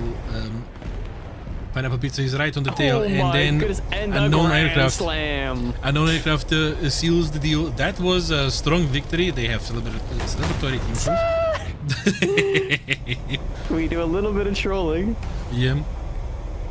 Wow. All right. Legion takes the first point very easily, I have to say. Yep. Not something I expected to see from EFF. Intriguing. Is EFF going to be coming back at this? Well, if we look at the scoreboard here, with only one kill from Hatsune Miku, it's looking kind of grim here from Team EFF. On the other side, we see a bit more collaboration, a bit more synergy. Mike with a kill, on an aircraft with 2, Orange C with a capture point, and Pineapple Pizza with a kill. And yeah, that's all she truly wrote in the first round. Mm-hmm. Where is this going? How? Yeah, you said. Wait, let's see how the Gamba goes. The Gamba was swirly in favor of EFF, if I recall correctly. 59%. Yeah, 59%. Mm-hmm. Not many So points a this decent time. majority. Not many points this time. Top betters are 50k versus 60k. Okay, okay. Interesting. You guys kind of feel the same similar way with me, at least, because both teams are very capable. Yeah, I mean, both teams are being quite capable. However, it just seems as though because we've seen the performance of EFF, people are more comfortable putting their channel points there potentially than the other way around. But regardless, it seems as though at least some of you guys are knowers and put some points on Legion as well. Seem to also be a very strong team, clearly, as they've knocked a point off of EFF here as we wait for the second match to kick off. 4.5 minutes until 4 start. No other flags, but France. At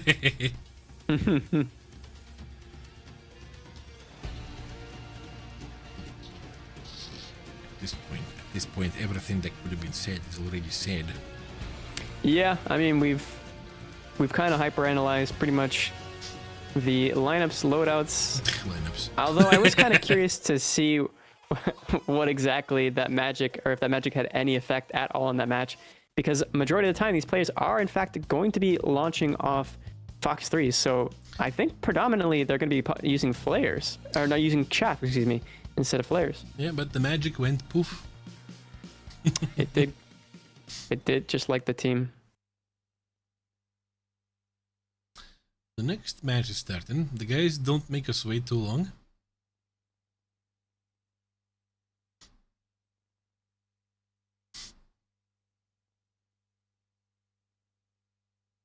The panning.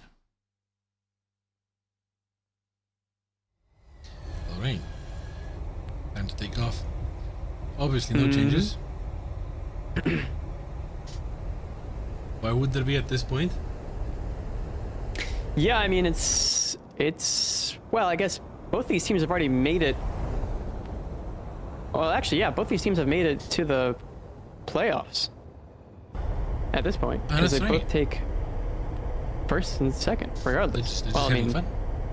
yeah, they're just in top 4, but they're locked in like it's the finals of the playoffs. Well, they're fighting for gotta the bragging respect the rights, commitment. basically. Today, I suppose. Not only bragging rights, but also positioning in terms of the positioning in the Maybe, yeah. in the tournament. You're right. Yeah, for the playoffs, right? If they win higher positioning, I guess the quote unquote better positioning that they get once we're into the playoffs. We see 3 players on the side of Legion pushing towards the C cap, while one is going for the home cap. Well, we see 1-1-2 formation on the side of EFF.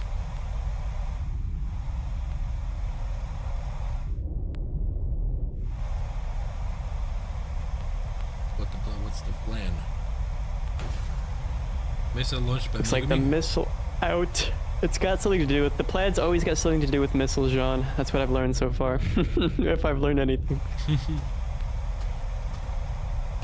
Okay. Megumi launching some more. Mika's out.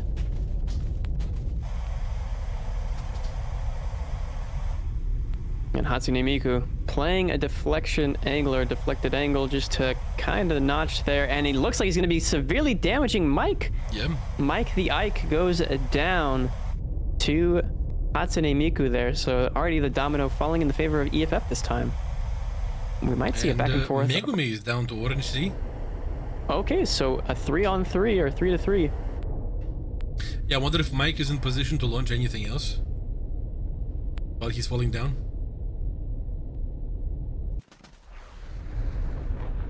So there's going to be a duel. Unknown aircraft versus the enemy that's peak right there. Yep.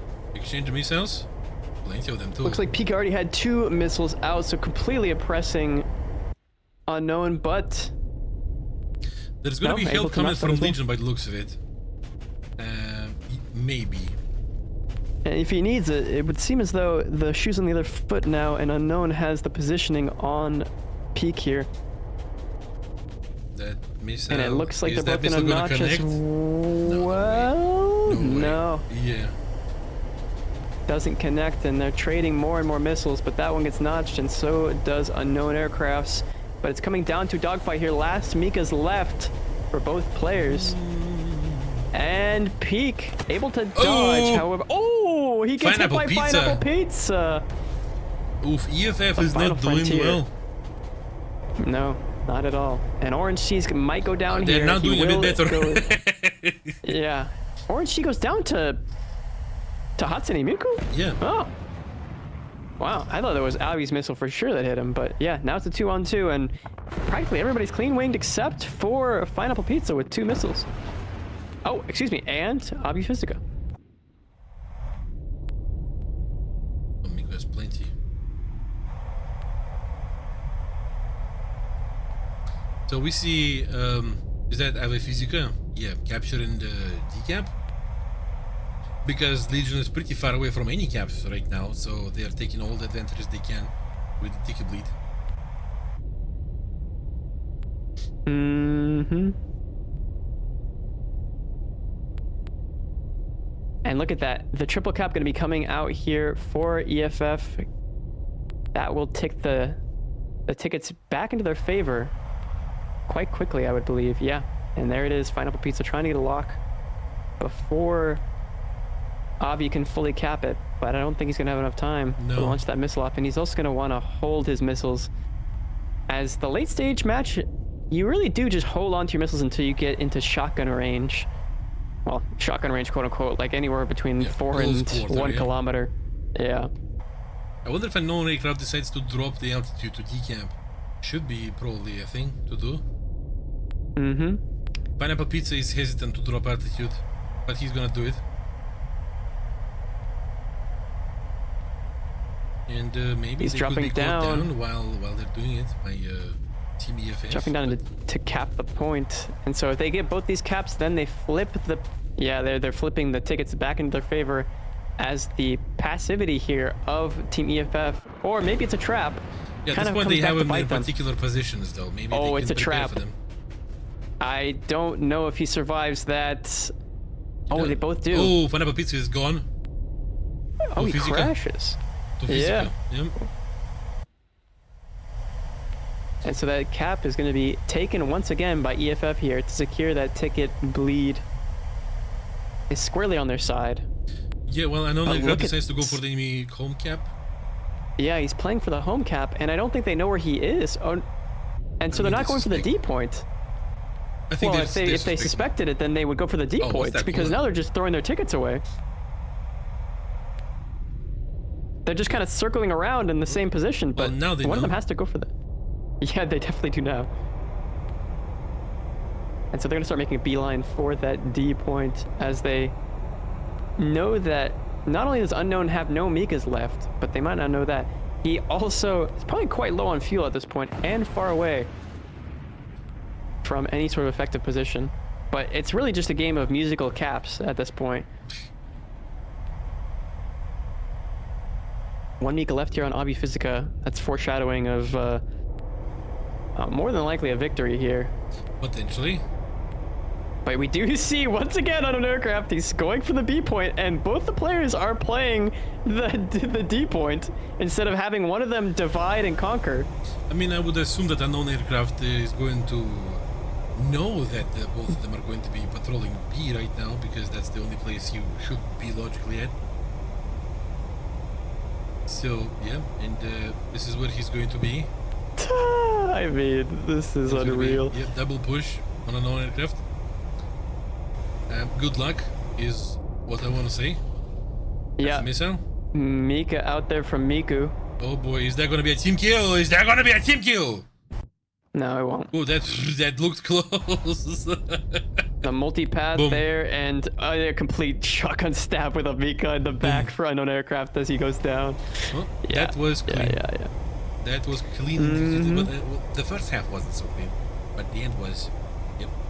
The calculation. So 1-1 now. 1-1, yeah, but it wasn't. I mean, it was close, kind of, but it felt like that time around EFF had much better control over the situation. Yes. Kind of was a scramble at the beginning, but then they got a grip, for sure. They reeled it back in, yeah. Look at it with more kills than the planes.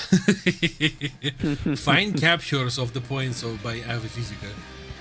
Every single point captured was on him. I think that might be a cap record this time around. Maybe we've seen 6 before, but 5 is definitely a tough number to beat for anybody in a singular match. Alright. No changes, of course, in the choice of nations at all.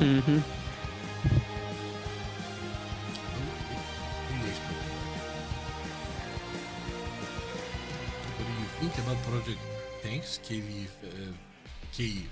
in Russian KV-5-4 should be Indian? Personally would like more cancelled tanks in flights. Yeah, we literally talked about it like 30 minutes ago.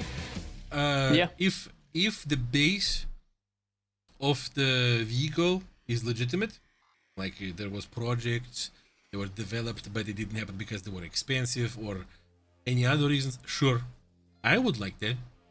There would be more variety across the entire spectrum of all the tanks, from low tier to high tier, and in every nation.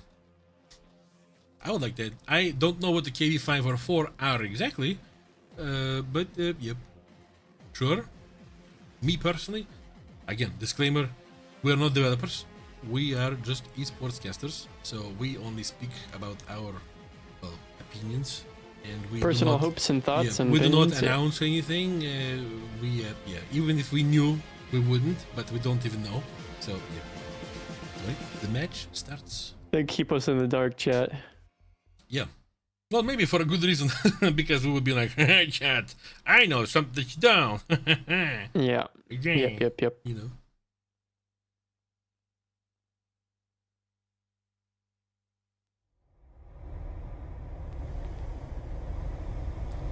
All right. Well, the lineups, or rather the composition of both teams, is shockingly the same as the matches we've just seen.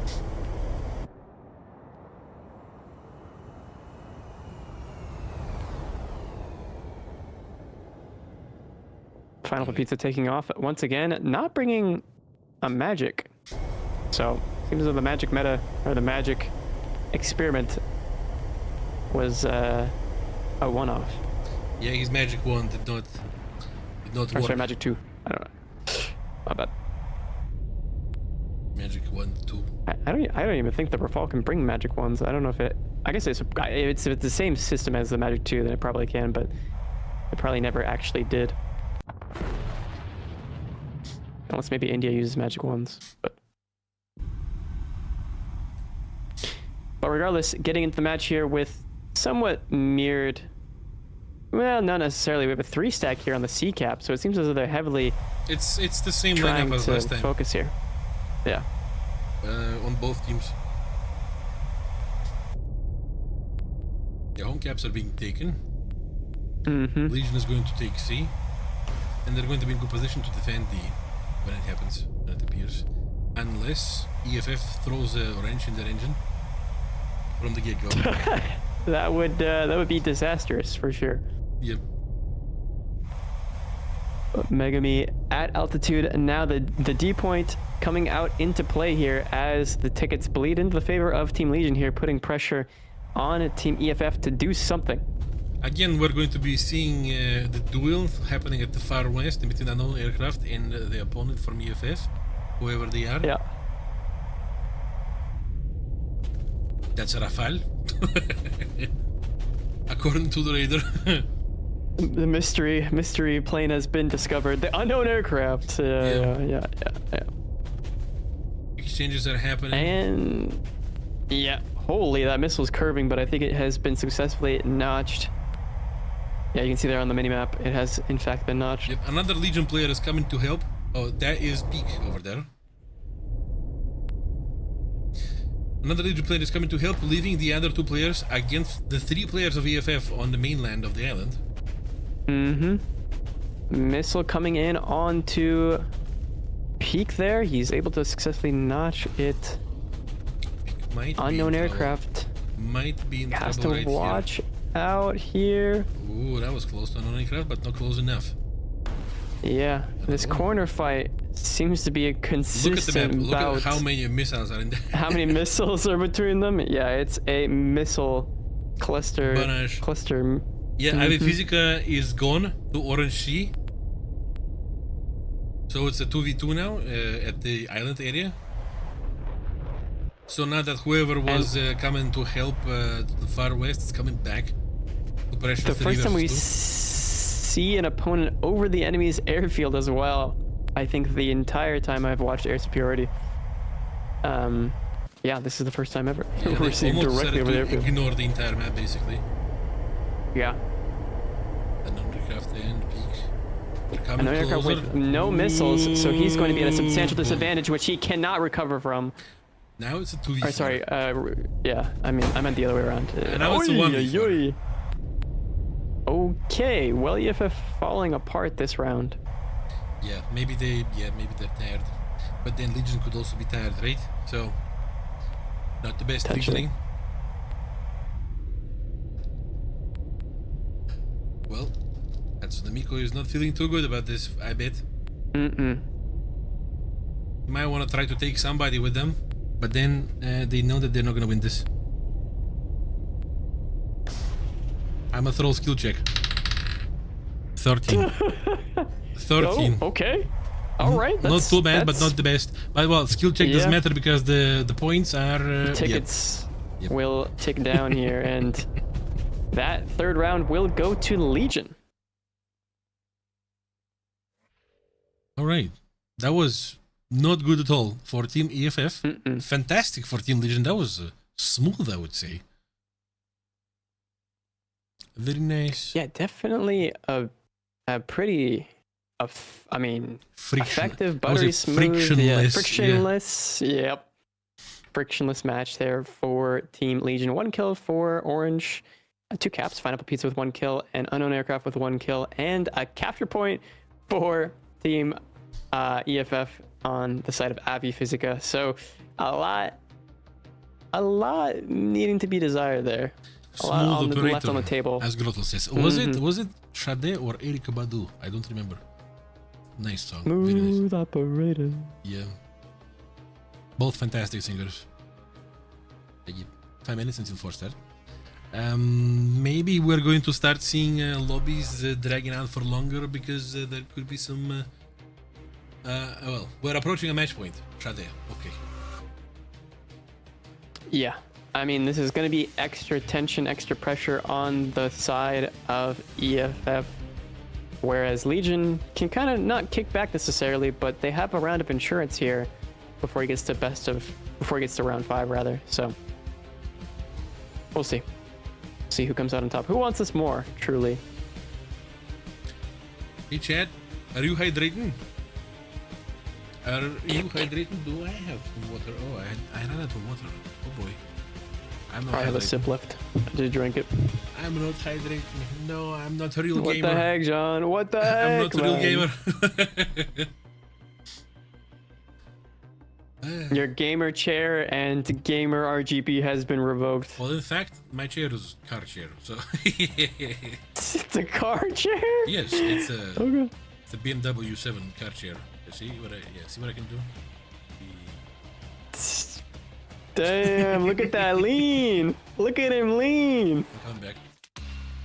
I also have ventilation I got and that. massage. I got that generic Office Desk Pro, no RGB, no back support, minimal cushioning. It's the best. It's the best. It's a trip that you need to go through because I also started with a wooden stool. I mean, look, the problem is I started off with a Herman Miller chair in the U.S., so I've already been pampered. Nice, nice. I started with a wooden stool. I put a pillow on top of it that turned into a pancake in a year, and yeah. Back pain at age 23. Okay, Gronal, okay. GG, bud. Thankfully, I have no back pain. Thankfully, you would think I would, right? But no, I really wouldn't. I really wouldn't, since you're sitting in a literal car chair. But, no, I mean, like, I'm 33 and I am fat and everything. I just started. But yeah. Well, look at me flexing. 3 days later, I'm gonna be like, yeah. He's gonna sneeze once, and it's all gonna be over. and the entire spine is going to crumble like a Jenga. With the Minecraft sound of a skeleton dying. Getting into the final, what could potentially be the final match here today, chat. Yep. Muscle cramp in bed. You don't need to cast that. I get this all the time. Mm-hmm. When you wake up and you stretch out and your how do you call it? Calves go crazy. Yeah. Oh, you mean like a spasm? Yeah, like yeah. a calf spasm? Cramp. Yeah. Yeah, cramp. Only Rafals? You're very astute, chatter. Yes, only Rafals at the astute.com. It seems as though the meta, because the Eurofighter has its brimstones reworked, we are no longer seeing any Eurofighters.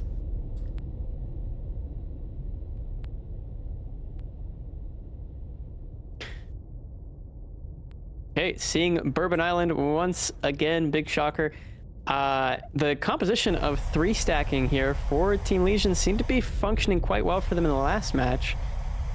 But it seems as though EFF is going to stick with their initial play of playing 1 player or 2 players at A, a home cap, and 2 sort of spread out. We have an entire spectrum of opinions today. See, Nendil Edition says that's good. No, now only player skill matters. No equal difference. Yep.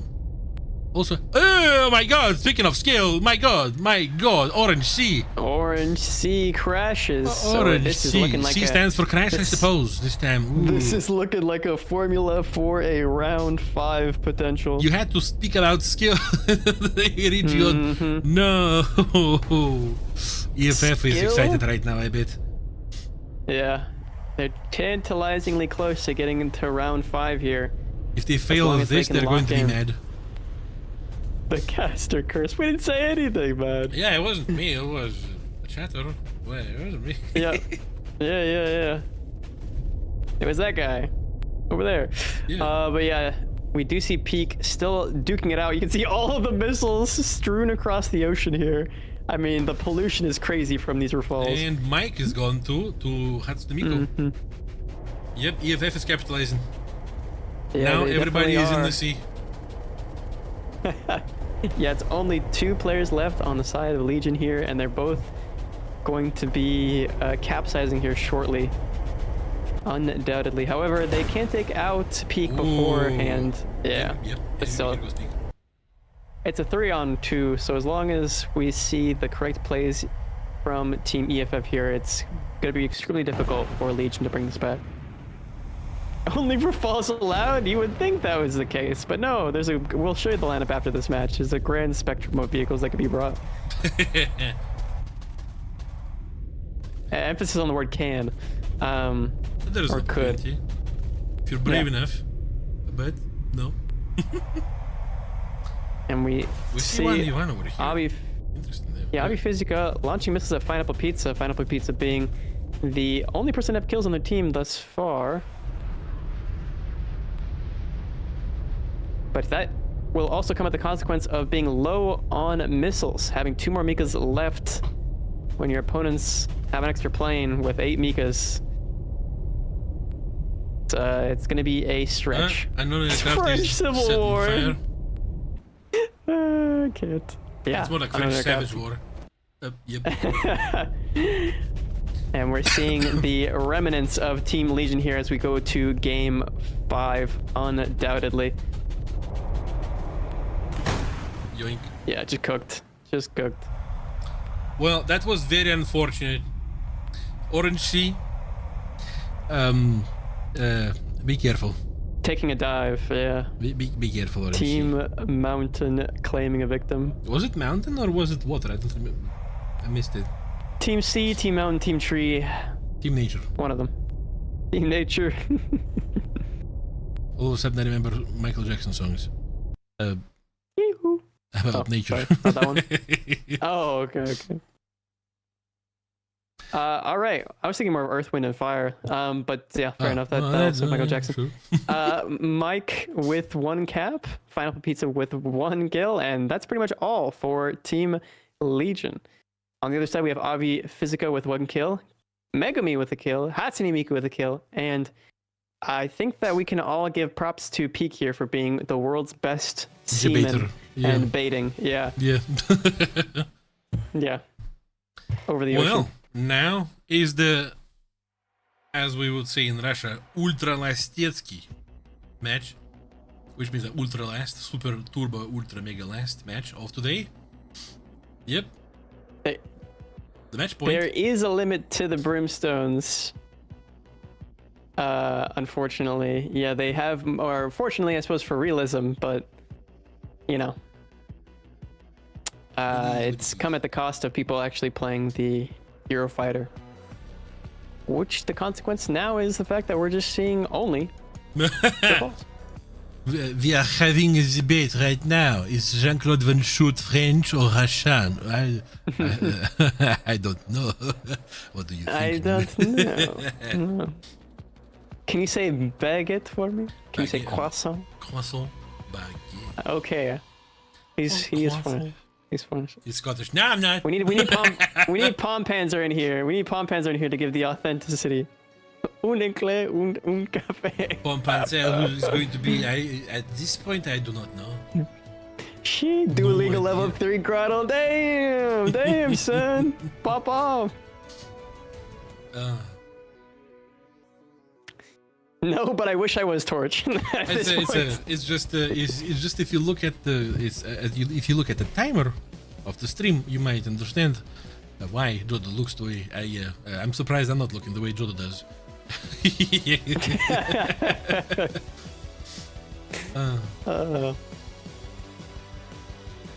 Hopping over to French stream to ask them. All right. Good luck, sir. Good luck on the mission.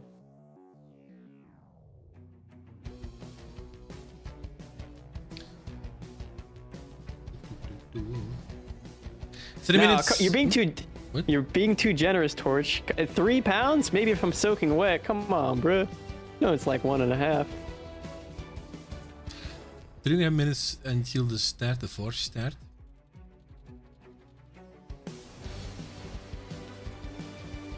I'm gonna sleep so well tonight. Me too. Me too. Yeah, I'm gonna have Mikas in my dreams. I'm gonna be dodging. I'm gonna, when I fail to notch, that's when I'm gonna wake up. But if you're going to see Mikas, do not try to flare in the air while you sleep. You might flare in real life. Not the beard. I like it too. I made it myself. Thank you. Obey the beard. Is that a Psycho Stick reference? Somebody finally does know about this. Yo, that's a musical band, Chad. Comedy metal. Comedy rock? Comedy metal.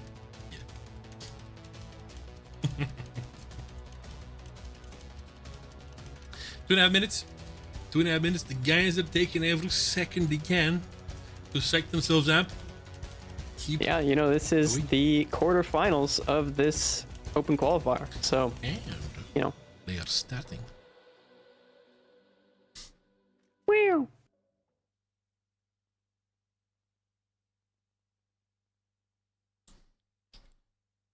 Is Mika really good? Is Mika really that good in IRL? I wouldn't want to be on the receiving end to find out. That's Yeah, we that's are all I not really know. experts of this kind. Wouldn't be able to tell you, I don't think. Yep. Explain how to Brimstone works in ARB here, please. It does not work anymore. They have patched the Brimstone. Well, I guess the devs would probably consider it an exploit, so that the missiles, the Brimstone missiles, the air-to-ground missiles, no longer proxy missiles that have a proximity fuse. Yes. Yep.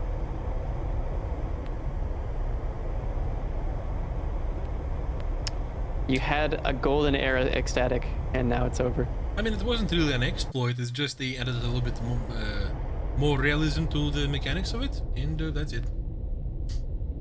But I guarantee if people hadn't used it in this tournament, it would have gone unknown and unchecked for much longer than... Maybe trial and error is one of the best methods of fixing anything. Yep. Trial exposure, more so. I but mean, yeah.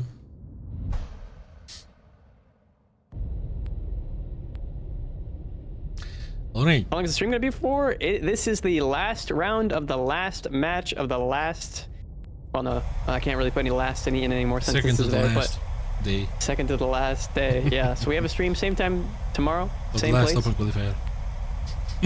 Of the last open qualifier. Hey, yeah. Of the third to the last. You know, I will say this is the most open qualifiers I've been a part of back to back to back. I think out of any casters ever in really. The openest. The openest unknown aircraft with a Mika being launched out here. Yeah, we're seeing exactly the same situation here. They're just, measuring skill. Mm-hmm. Give me the number for skill check for Team EFF. From 1 to 20.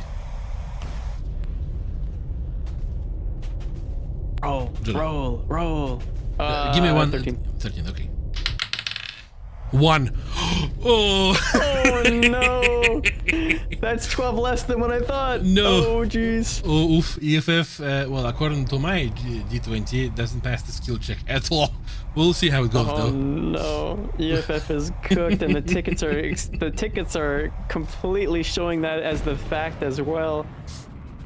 But the isolation here as well from Peak is another factor that needs to be considered. Look at this. He's fighting in a 1 versus 2 over here in the ocean. And that Mika looks good. He's able to notch that one. Not good enough. He has terrible positioning at the moment. Yeah. That missile doesn't even know what to do. He launched. Oh, and this one is looking too close for comfort. Miku, though, getting orange. Yep. He damages him. That's a... Severely. Oh, what's this? What's this? What's this? What's this? What's this? Didn't connect. Okay. Second one. The missile being counter-fired out. Yeah. Ooh, and I don't know if Pete can dodge this one. He did. Oh, he will. He will. Did.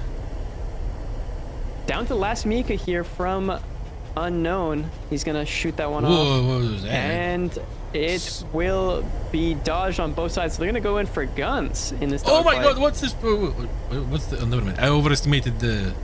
altitude. The depth of where he was going, yeah. Yeah. Yeah, it's a little hard to tell. I understand. Unknown aircraft taking the early turn, and he will get the angle here. Physica also takes Mike down. Oh, that was so clean from Unknown aircraft.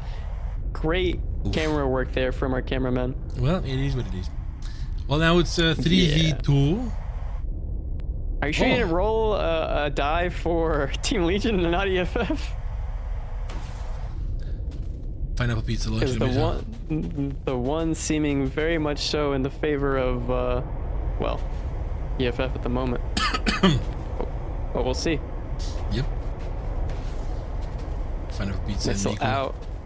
Ooh, and Miku boom. doesn't dodge. I'm eating my words, and the caster curse is coming. Oh Om no! nom nom. Nom nom. Oh god, they're not tasty. It's really bitter. So we have one of the players of EFF going for decamp. Play strategically, which means that the other player is going to be meeting 2 enemies right now. Mm-hmm.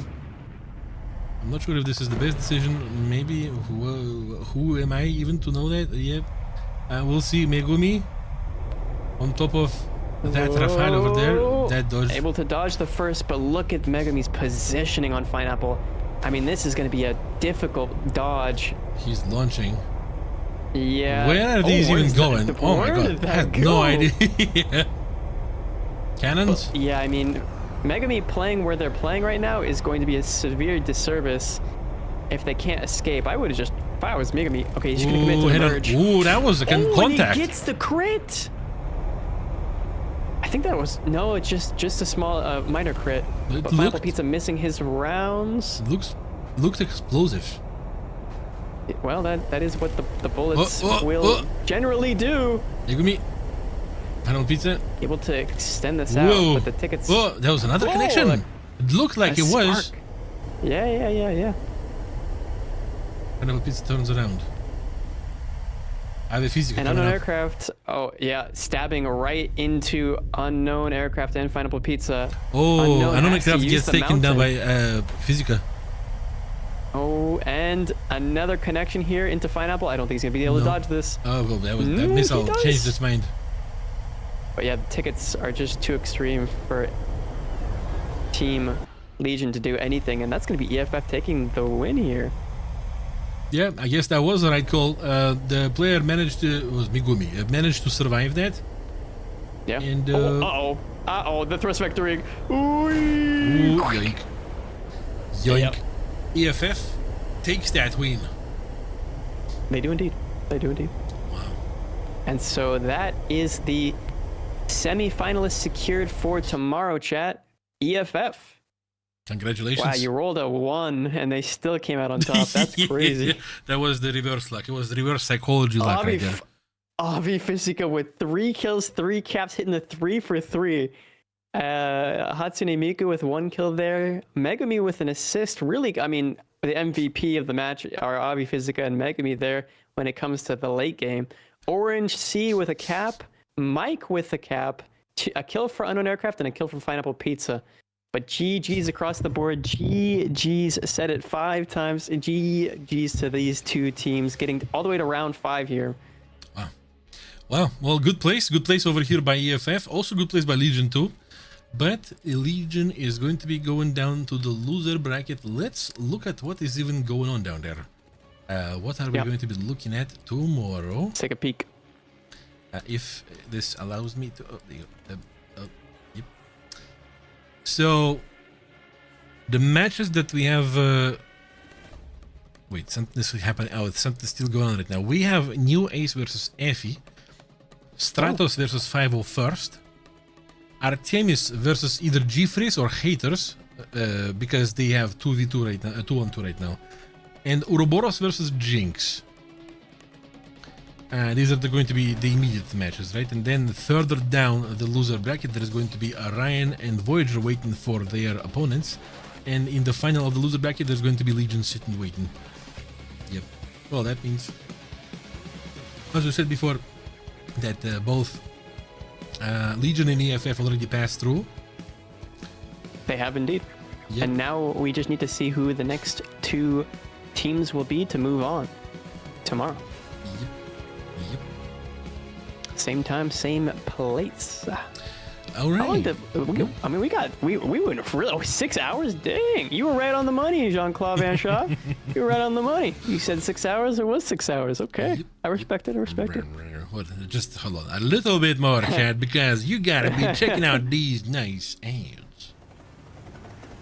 Boom.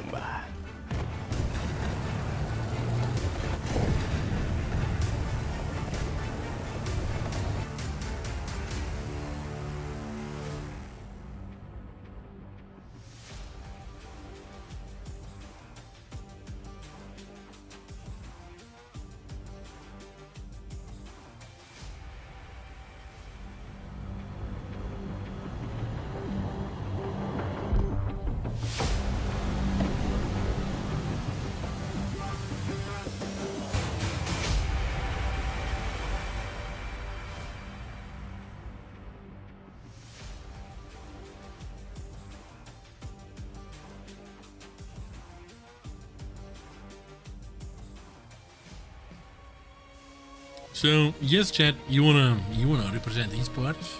and have a little bit of bling for yourself, yep, purchase Battle Veteran bundle together with the Winter Warrior bundle. They're pretty cool. My favorite would be the King Tiger one. Yeah. But if you're an air enjoyer, go for the Winter Warrior. And on top of camos for the vehicles, of course, you're going to be getting the oh my god, how do you call the outlines in English for the avatars? The frames. The frames. The frames, the backgrounds of your stat card, and Background. Yep. and the snails, extra snails.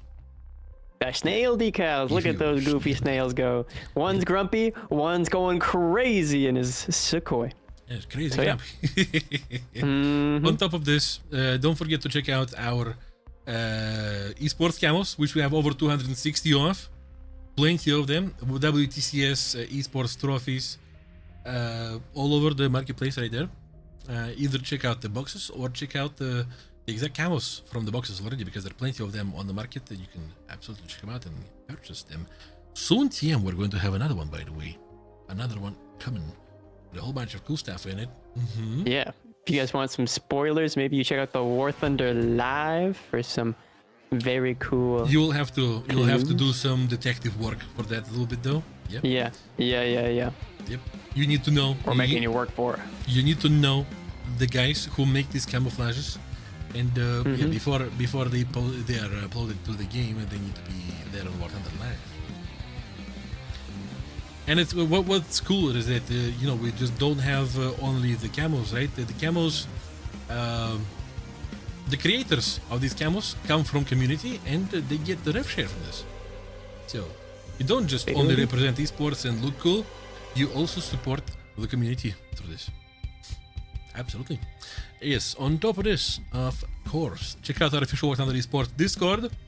If you want to hang out with like-minded people who like a little bit more competitive gameplay of War Thunder, and who knows, maybe you will even get yourself a team with which you're going to be visiting the tss.warthunder.com for participation in tournaments, which there is all kinds of. You might hear us say your name here on the big screen. Maybe, yep.